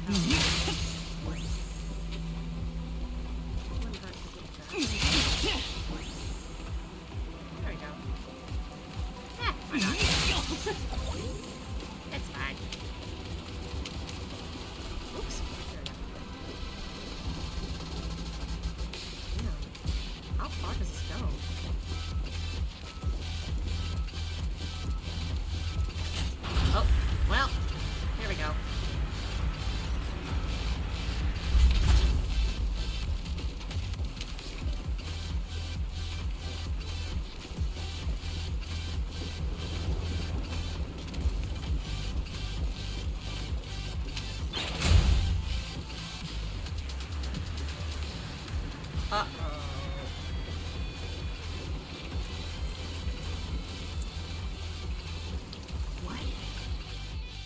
あのエーテリアス、さっきからあのケースの周囲をうろついてるな。まるで守ってるみたいだ。エーテリアスがどうしたというんだ。さあケースを取ってこい。きっと師匠の行方につながる手がかりがあるはずだ。師匠の行方ねえ、僕の見間違いかな。エーテリアスのそばに落ちてる服とメガネは師匠がずっと身につけていたのとそっくりだ。 Oh, I just thought of something horrible, but I don't want to say it right this minute. 本当にあの人がまだ生きていると。おいハルマサ、師匠の身を案じるのはよくわかる。だがあまり考えすぎるな。はあ、もういい。僕は疲れた。あんたが探してるのは師匠の行方なんかじゃなくて、あれの中身そのものだ。大方師匠が残した薬か何かだろう。違うかい？あんたはそれで自分の研究を完成させたいだけなんだ。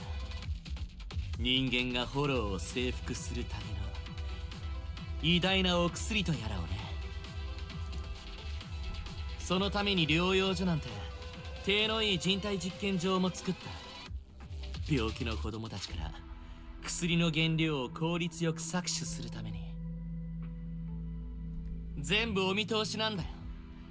あんたがフォローでわめいている今この瞬間にも療養所の子供たちは救助されてる。だから観念して吐いてもらえませんかね。この程度でお前を欺けるとは思っちゃいなかったが、療養所の場所までバレるとはな。まあいい、大して重要なものでもない。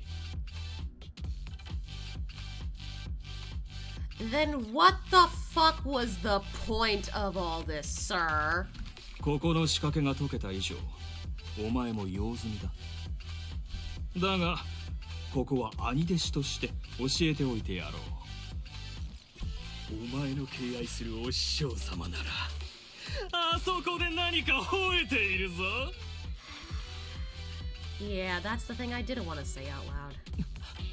あのエーテリアスが。そうとも。俺はこの目であいつが侵食されるところを見たんだからな。愚かにも有力者に盾ついた男の妥当な末路だ。そんな、まだ聞きたいことがあったのに。僕は攻めるならあの男を攻めるんだな。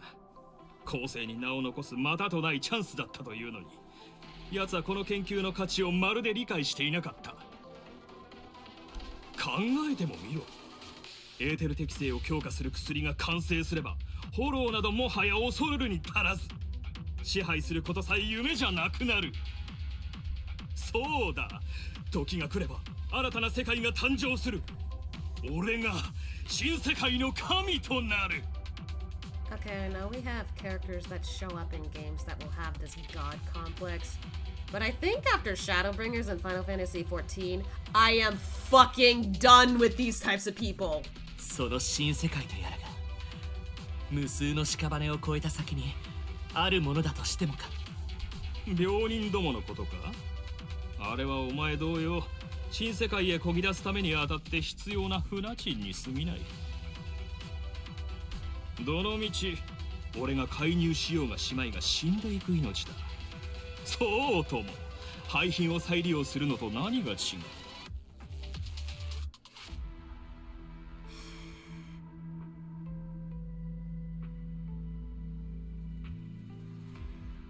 I'm trying not to say anything really scummy right now.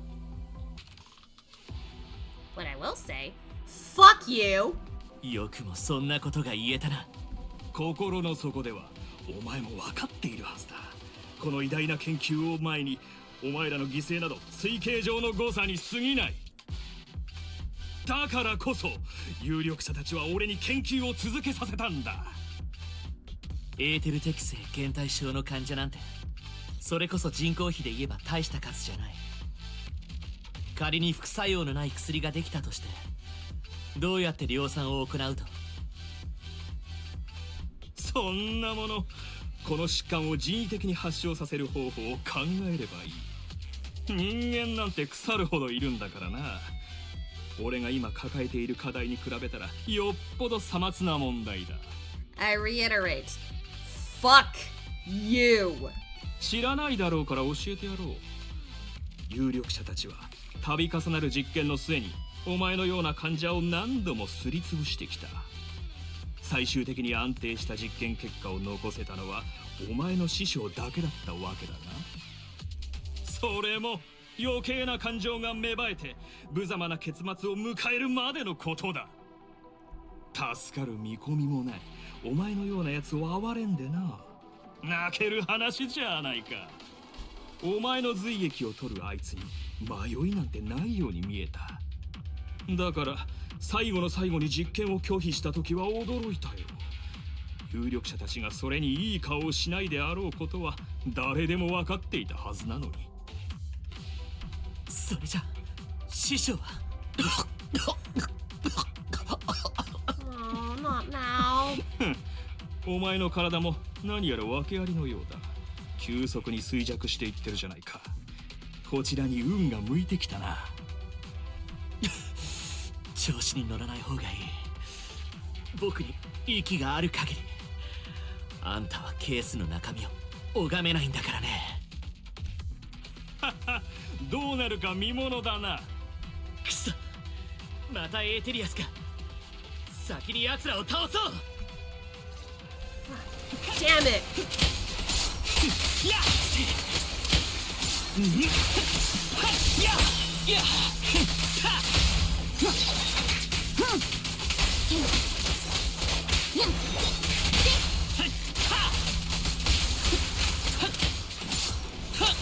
Ew, that thing looks like a freaking tail. You know those things from Alien? They look like one of those. I hate that. Ugh, that was gross. By the time you clear out the ethereals, Kirishima has already vanished. 霧島め、隙を見て逃げたな。あいつが次に何をけしかけてくるか分かったものじゃない。急いで追いかけるべきか。Oh, come on!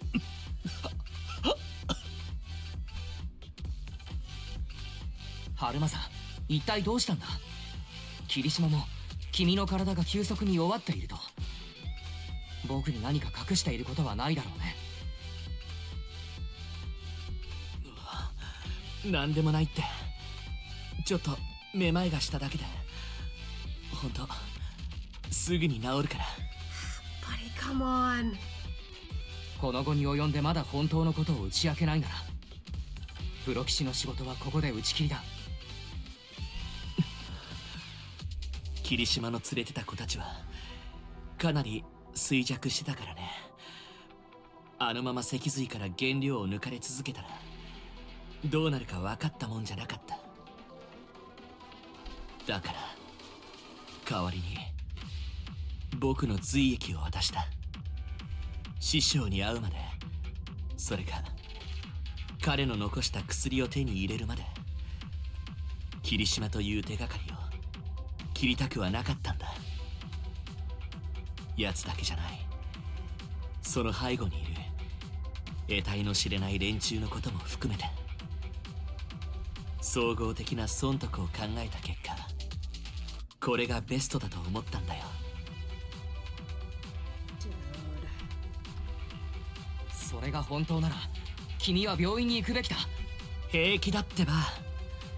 言ってもあげたのはちょっとだからさ、そこまで深刻になるような量じゃない。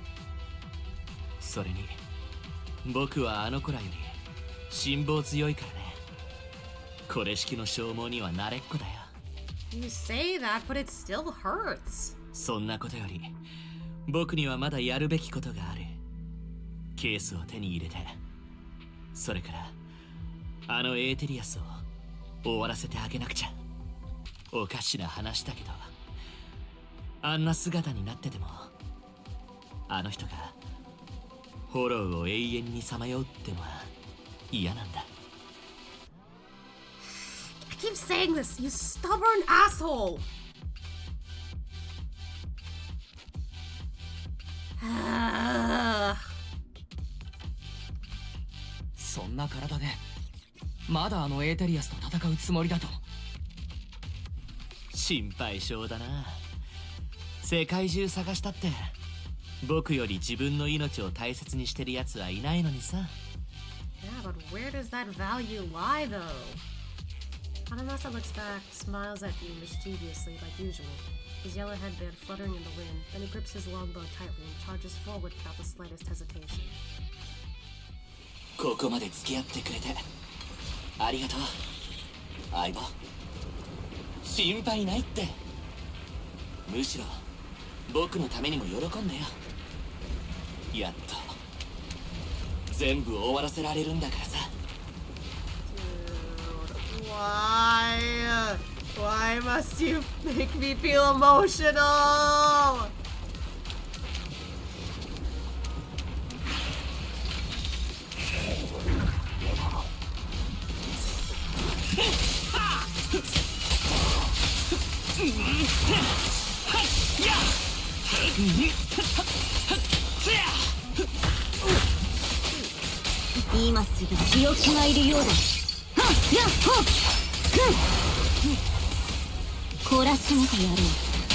大丈夫、僕弱いんで。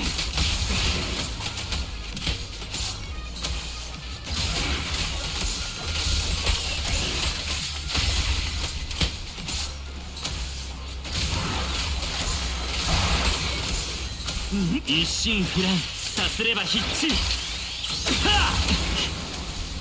手強い相手だな。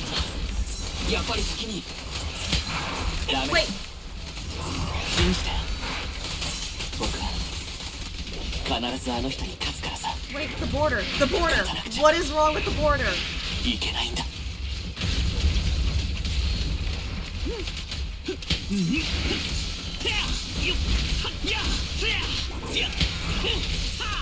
Oh my god. Harumasa! 浅場春正の容態が急激に悪化しているのを検知。春正、このままでは君が。師匠、おかしいな。あんたのこと憎んでるつもりだった。憎むべきなの。僕は最後に会えなかったことがこんなの。 I kinda ended that quickly, but... Buddy! 春馬さん、大丈夫か。まさかまだ発作が。でかしたぞ、春馬さん。あいつが残したものは俺が預かる。その様子じゃ耳も目も使い物にならんだろう。渡すものか。こいつ安静にしとけ。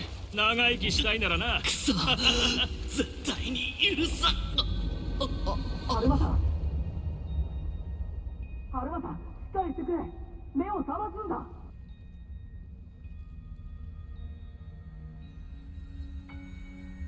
ここはみんなまだ風の吹くところに行ける。春馬さん、まだ終わりじゃ。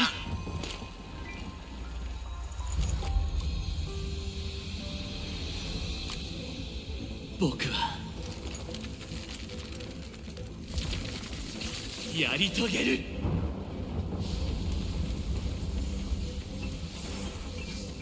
いいかい、春馬さん。師匠、弓の真髄は己の心にある。それが宿るのは常に弓を射る刹那。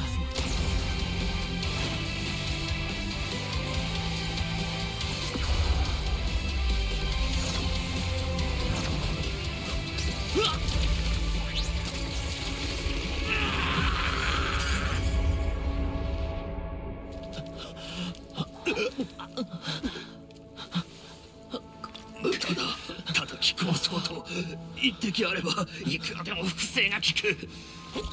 What？ おま、あんたの野望はここでおしまい。春馬さん、これでは君まで。これでブロキシこんなもの存在しちゃいけないんだ。ああ、今度の休みってもう取り消せないのか。起きるんだ。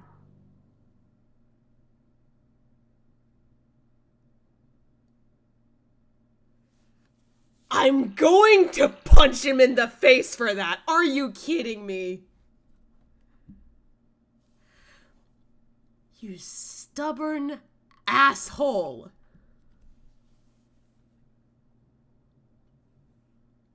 Should have been a headshot. I mean, I don't know. I might have fucked his brains. この鉢巻きはお前さんにやろう。Nah, he's fine. Nah, he had to be fun, right? I mean, how else would we get to play as him? Look, at the end of the day, he has to be alright. But god damn it, do they have to make these stories hit pretty hard when you really grow to like them. Fuck this man for making me like this guy. Oh my god. 本当にこれを僕に？約束したろ。ただこれを身につけたからってすぐに百発百中とはならないからな。Imagine when you play this story, they remove him from your game. That would be crazy. I'd be upset. Like, what was the point of giving me one free Harumasa? I'd be upset. But considering they've, like, kept other characters that are kind of like villains, too, or kind of like anti-heroes or whatever in previous games, like, you know, Star Rail and in Genshin, chances are they're gonna, like, stay alive. Chances are. But still. うん、分かってる。ありがとう、師匠。春正、俺は。何？いや、なんでもない。俺がいなくても時間通りに薬を飲んで定期的に病院で検査を受けるんだぞ。いいな。師匠もどこかへ行ってしまうの？父さんと母さんみたいに。僕は何か間違ったことを？いや、お前さんは何にも間違ってない。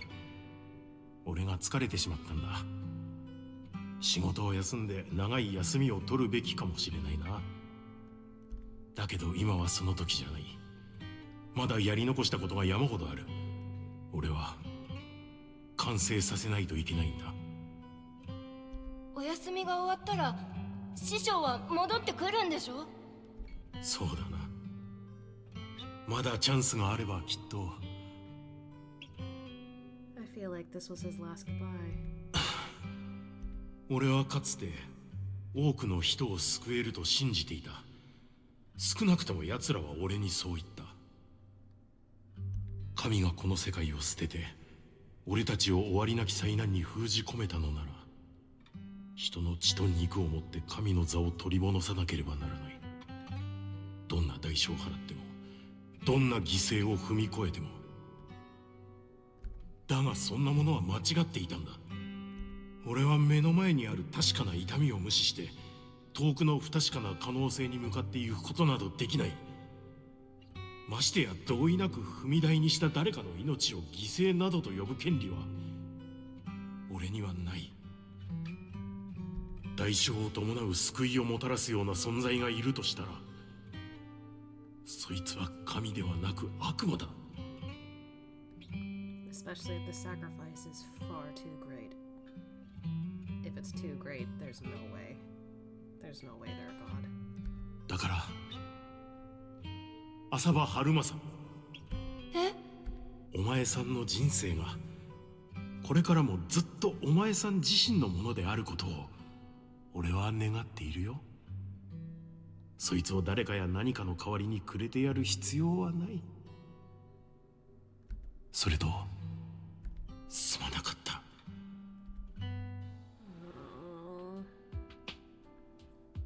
With Section 6's help, Kirishima and his accomplices are swiftly subdued. The unconscious Harumasa is rushed to the hospital. Harumasa's state is dire and is given a critical condition notice, but just when the doctors are out of options, he miraculously awakes. Several days later in the Section 6 office, the once sterile workplace seems to have been decorated carefully. Oh, they got a welcome back party. 一体何なんです？なんだかえらく豪勢ですけど、ドッキリか何かじゃないんですかこれ。 Dude, you were in the hospital in critical condition. Why the fuck would this be a prank for you? ドッキリではない。大病から回復した仲間を歓迎する催しだ。You've got incredible friends. You need to remember that, buddy. そうだよ、私たちたくさんごちそうを用意したんだから。浅場隊員、今日は遅刻しませんでしたね。いい心がけですよ。お祝いに大切なお客様もお招きしていますから。April Fools, I almost died. Is that Shelly? Again, I knew he wouldn't, like, just die like that, but come on, man. Why? Fucking why do you have to do that? 春正執行官の職場復帰を心からお祝いするよ。I'm glad they invited him. うわ、職場復帰って聞いただけでもう仕事の疲れが蘇ってきた。Oh, come on. けど皆さんのおかげですね。プロ騎士殿が前もって応援を呼んでくれてたこともそうだし、すぐに駆けつけてくれたロッカの方々も。それがなかったら。Yeah, maybe you should have asked them for help because holy shit, you would not have survived if it weren't for us doing this plan B. 今頃僕のお骨は大海原を漂っていられたんだろうな。なんだか残念そうに聞こえますが。浅場春正執行官、お前はこれまでにあまたの功績を残し、舗装災害から救助してきた民間人は数知れない。ロッカに欠かすことのできない存在であり、お前がいる限り今後も我らはより多くの人命を救うことができる。誇りに思う。急に改まってどうしちゃったんですか。なんだか照れちゃいますって。Blush! まあ、ありがとうございます。Fucking blush, you deserve it. なんて言ったっけ。災いの後には大きな服が来たる。私、いちごの大きな服、もーらい。You have a nice chat with everyone at Section 6. Unfortunately, work comes in and they start getting loaded with dull paperwork. Harumasa winks at you and excuses himself to rest as he's still recovering. This guy, he's got slacking off down pat. At Harumasa's invitation, you join him on the rooftop, where he often sneaks off to at work. Oh, we get to have a little chat with him. I was about to say heart to heart, but I'm just like, I feel like it's a little early for that. Hungry ass. Well, sokaku. Okay, I don't blame her. ふう、風の吹くところに勝るものなしってね。実を言うと、こうしてまたあんたに会えるとは思わなかったんだ。あの薬を首に注射した時は、ああ、終わったなーって感じだったから。Yeah, and you also worried us half to death. Fuck you! 医者も現代医学の奇跡だってさ。こうして僕が生きてて、数日で元の状態に回復した原因がさっぱりわからないんだそうだ。ま、たまには僕にだって運のいい時があったっていいよね。無事でよかったよ。それで霧島の件はどうなったんだい？療養所の子供らは全員救出して専門の医療機関に送ったからもう大丈夫。今後の生活費やら何やらは僕が援助していくよ。I'm really glad that he's doing that for them. それと今回裏にいた有力者だけど、取り調べ中の霧島がなかなかのビッグネームをゲロったもんでね。これから忙しくなるよ。そうか。春正、君のお師匠さんのことだけれど、その後しっかり整理はついたのかい？まあ、遺品の整理は済んだから来月にお葬式をするよ。もっとも参列者なんて僕くらいだろうけどね。I'm starting to think that maybe his master was framed for being the mastermind behind all of that. Or at the very least, he was like, yeah, I'm guilty of this. Send me to prison. But because the people behind the scenes didn't want that info going out, they probably forced him in the hollow, and that's why he went missing. That's why he ended up like that. I wouldn't be surprised if that's how it happened. One or the other, I don't know. Harumasa lifts up his hand and gently brushes the end of his yellow headband. 僕が師匠から答えをもらうことに執着していたのは、彼が僕にとって唯一家族と呼べる存在だったからだ。どうして僕を置いていなくなったのか。僕の両親だった人たちがそうしたみたいに。He already got his answer though, I think. でも今はもうどうでもいいって気分かな。Still think you might have gotten your answer, but that could also be implied like, yeah, I got my answer. Doesn't matter anymore. 騙されたのも利用されたのも本当なら、思いやりも優しさも嘘じゃなかった。苦しみと幸福が共存できるなら、愛と憎しみだって同じでしょ。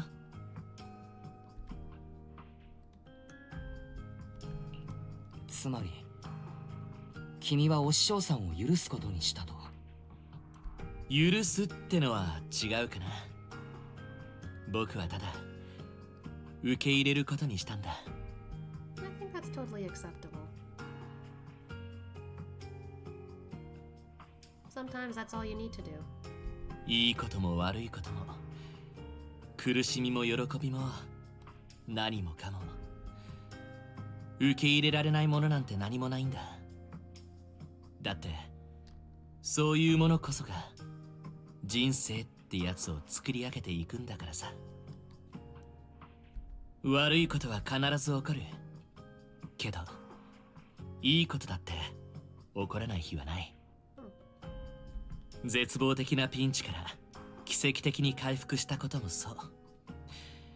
記憶の中の家族には置いていかれたけど、おかげであんたや大事な同僚たちに会えたことだってそう。Suddenly, a phone rings. It's Harumasa's specialist doctor. 浅場春正さん、お知らせがあります。君の診断結果をもとに我々はある一つの仮説を立てました。分析結果を見る限り、君の命を救った可能性が高いのは最後にご自分で注射した薬剤です。What? I thought it was funny how like he recovered from that, but huh. どういうことです？あの薬は僕にとって毒も同然で病気の進行を早めるだけのはずじゃん。 What if it was meant for him to make a cure? 毒？いえいえ、あれは君のためだけに作られた特効薬と言っても良いものです。 So he knew that one day he'd go back there and get that. 体内に残留した有効成分を検査したところ、君の体質に合わせて症状を抑制するよう調合されていることが判明しました。言ってしまえば、この薬は君にしか効かない。君を知り尽くした医者でもなければ到底作れない代物です。 Oh my god. 未完成だったことがただただ残念でなりません。それでも君を死の淵から呼び戻したのですから、相当にすごいものですよ、これは。Harumasa hangs up the phone after a brief chat with the doctor. He looks a little confused, as if he needs a long time to process this fact. つまり奇跡なんかじゃなかった。 He wanted to save him. お師匠さんが残したのはエーテル適性を強化する薬なんかじゃなく、君の症状を抑えるためだけに作られたものだったのか。道理でエーテリアスになっても薬のそばを離れなかったわけだ。 Oh man. そういうことみたいだ。師匠はいつからかエーテル適性を上昇させる薬の開発をやめて僕の治療薬に専念していた。全然知らなかった。そうか、そのせいであいつらにやられちゃったんだな。Harumasa leans against the rooftop railing and stays quiet for a long time. Just when you think he's dozed off, he breaks the silence. 付き合ってくれたのか。あんたでよかったよ。ご心配なく。僕はしぶとく生きてくからさ。You better. For fuck's sake, I was scared. けど、もし僕に発作が起きて、エーテリアスになったら、そんな顔しないでよ。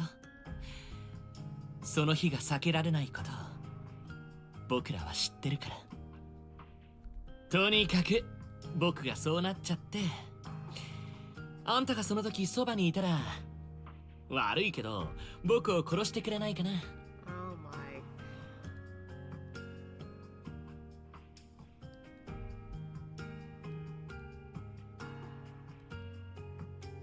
He's stubborn asshole.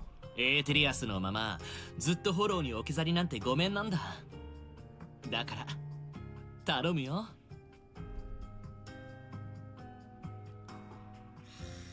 You know I can't do that, man.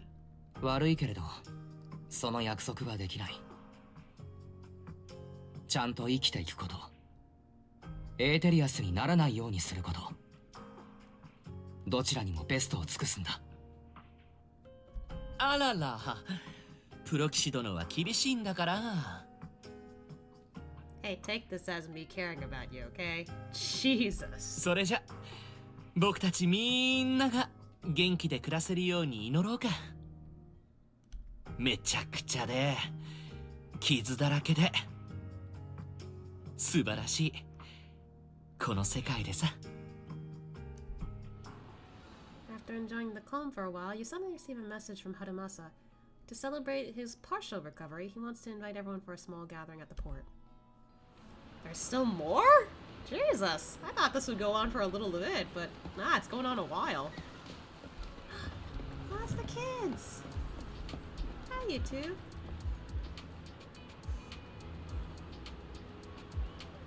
Aww.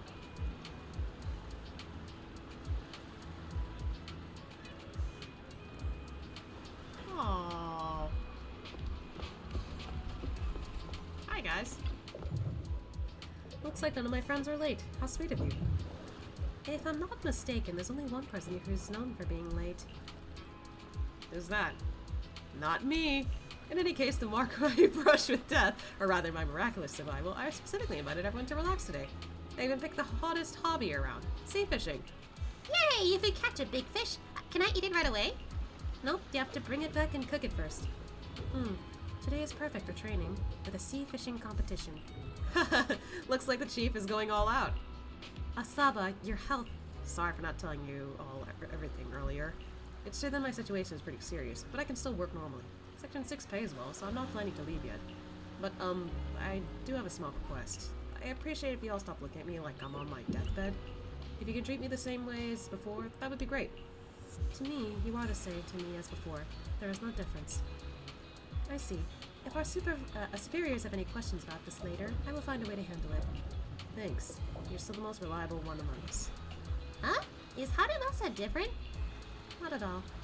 Not at all. I'm still slacking off. I'm still your slacking off partner, Sokaku. Just kidding. Don't worry. I should be fine for a while. As for the future, well, we'll cross that bridge when we come to it. But today, the main event is sea fishing. The doctor said it's good for my physical and mental health to come out and stay active. Right, Wise? Huh? Oh, yeah. Nice, nice. You picked up exactly where I was going with that. The preparations will take a little longer, so feel free to wander around before then. The sea breeze here is very pleasant, so make sure you enjoy it to the fullest. Aww. Is anyone else up here? I just realized. Oh, it doesn't look like it.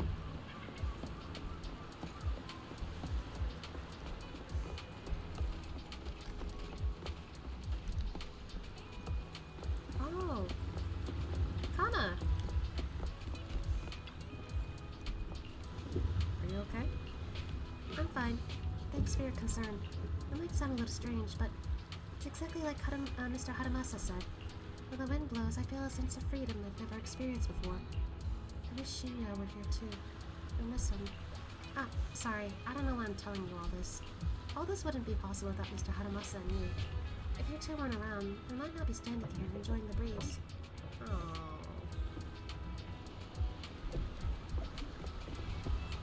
Hi. The ship will set sail soon. Please prepare to board. If you'd like a group photo, please take it here. Oh, let's take a photo then. Time for a group photo. Oh.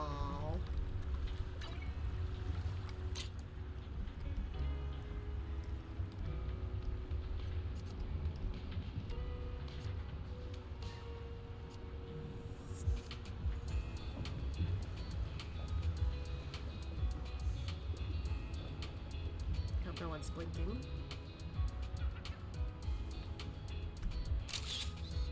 There we go. Well, this Bangbu's kind of blinking, but that's okay. After that, everyone tries sea fishing under Harumasa's guidance. After some initial confusion, everyone gradually finds their rhythm and catches some fish. If you ask who caught the most, of course, it's Harumasa. Wife? You mean with? Spelling. With his usual mischievous smile, his golden pupils reflecting the vast sky and ocean, the winds blow, gently lifting his headband, like a long-delayed farewell. Perhaps the long night hasn't ended, but hope will always glow with a golden light.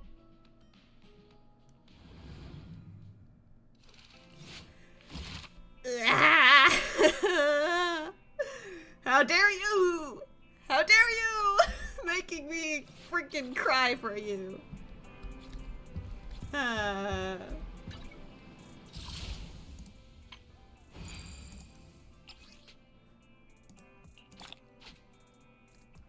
Well, I'm literally going to do that in the background later. God freaking fuck, damn it, shit, fuck, asshole. How dare you?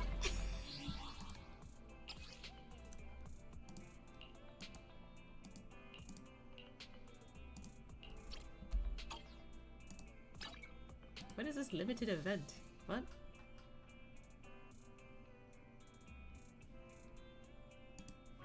Oh god. Wait! No! Wait! Music! Stop it! I don't know what this is. I'll do that later. Tweaking out. Yeah, thanks for your chat, your name. Just... Of course it takes me to a site on frickin' my browser. Anyway. Oh. Oh, it just came out, that's why. Oh. Okay, that's why.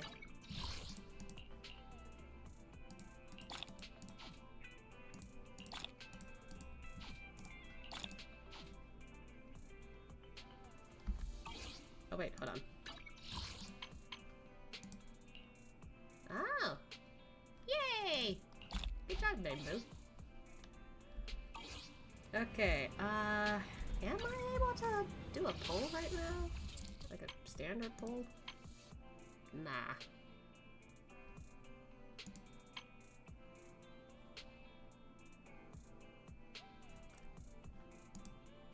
I haven't decided what Bamboo I want, honestly.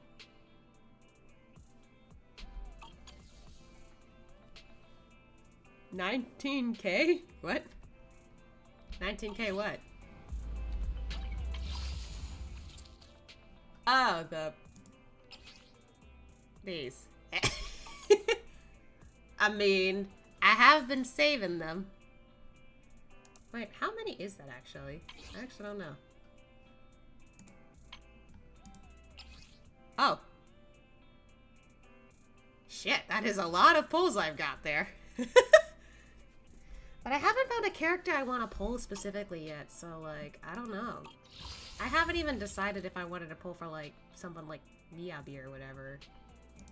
I don't know. How long are you here? 4 days. I'm not sure. My only problem is I would like to do some pulls here, but unfortunately, I am lacking a couple of pulls.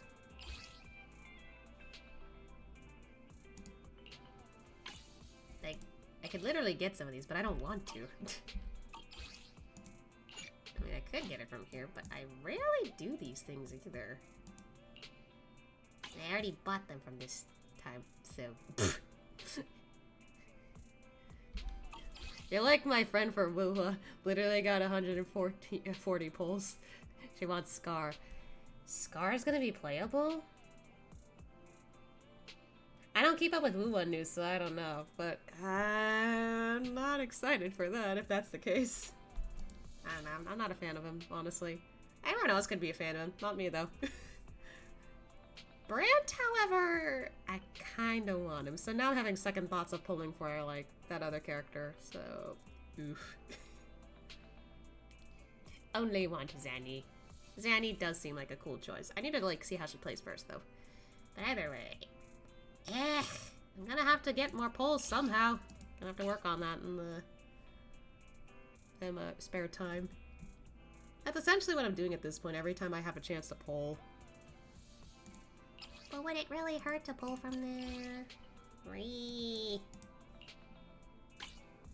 Would it really hurt? I got 6 of these.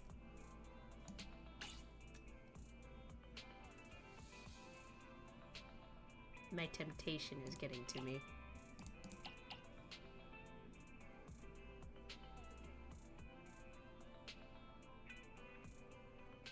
It's just 4. It's just 4. It's just 4. See, now I have 115. I gave in to this. God damn it. I really shouldn't, but I did.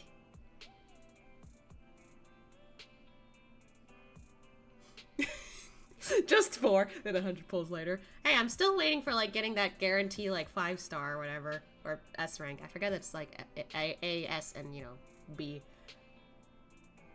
Fuck it, we pull.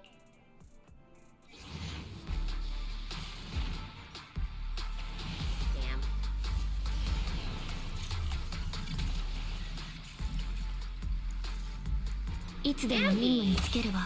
But I already got the full thing, I think.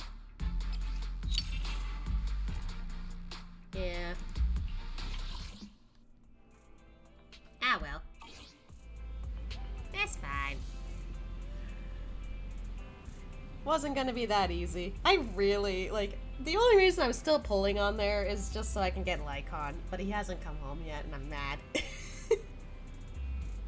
Anyway, I think that's all I'll do for the day.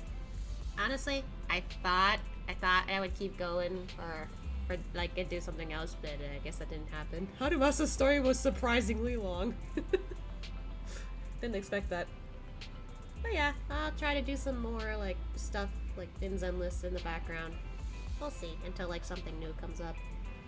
In the meantime, tomorrow, I shall be playing some more Wuwa at 3 p.m. Eastern Standard Time. I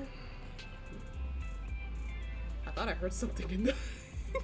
I thought I heard something, like, in the game for some reason. I don't know why. That was weird. But yeah, like, I'll be playing some more Wuwa tomorrow. 3 p.m. Eastern Standard Time. We're gonna see what else I can do, I guess, because I have no idea what else is happening in the story. All I know is that there's something weird going on, and it's giving me Heavensward vibes. Anyway. I think that's about it. So, yeah. Make sure you guys eat well, sleep well, and take care of yourselves first. You guys matter. And with that, I will see you guys tomorrow. Hope you and your partner have a good night. Well, morning. Thank you, Noodle. Alright then. Bye-bye.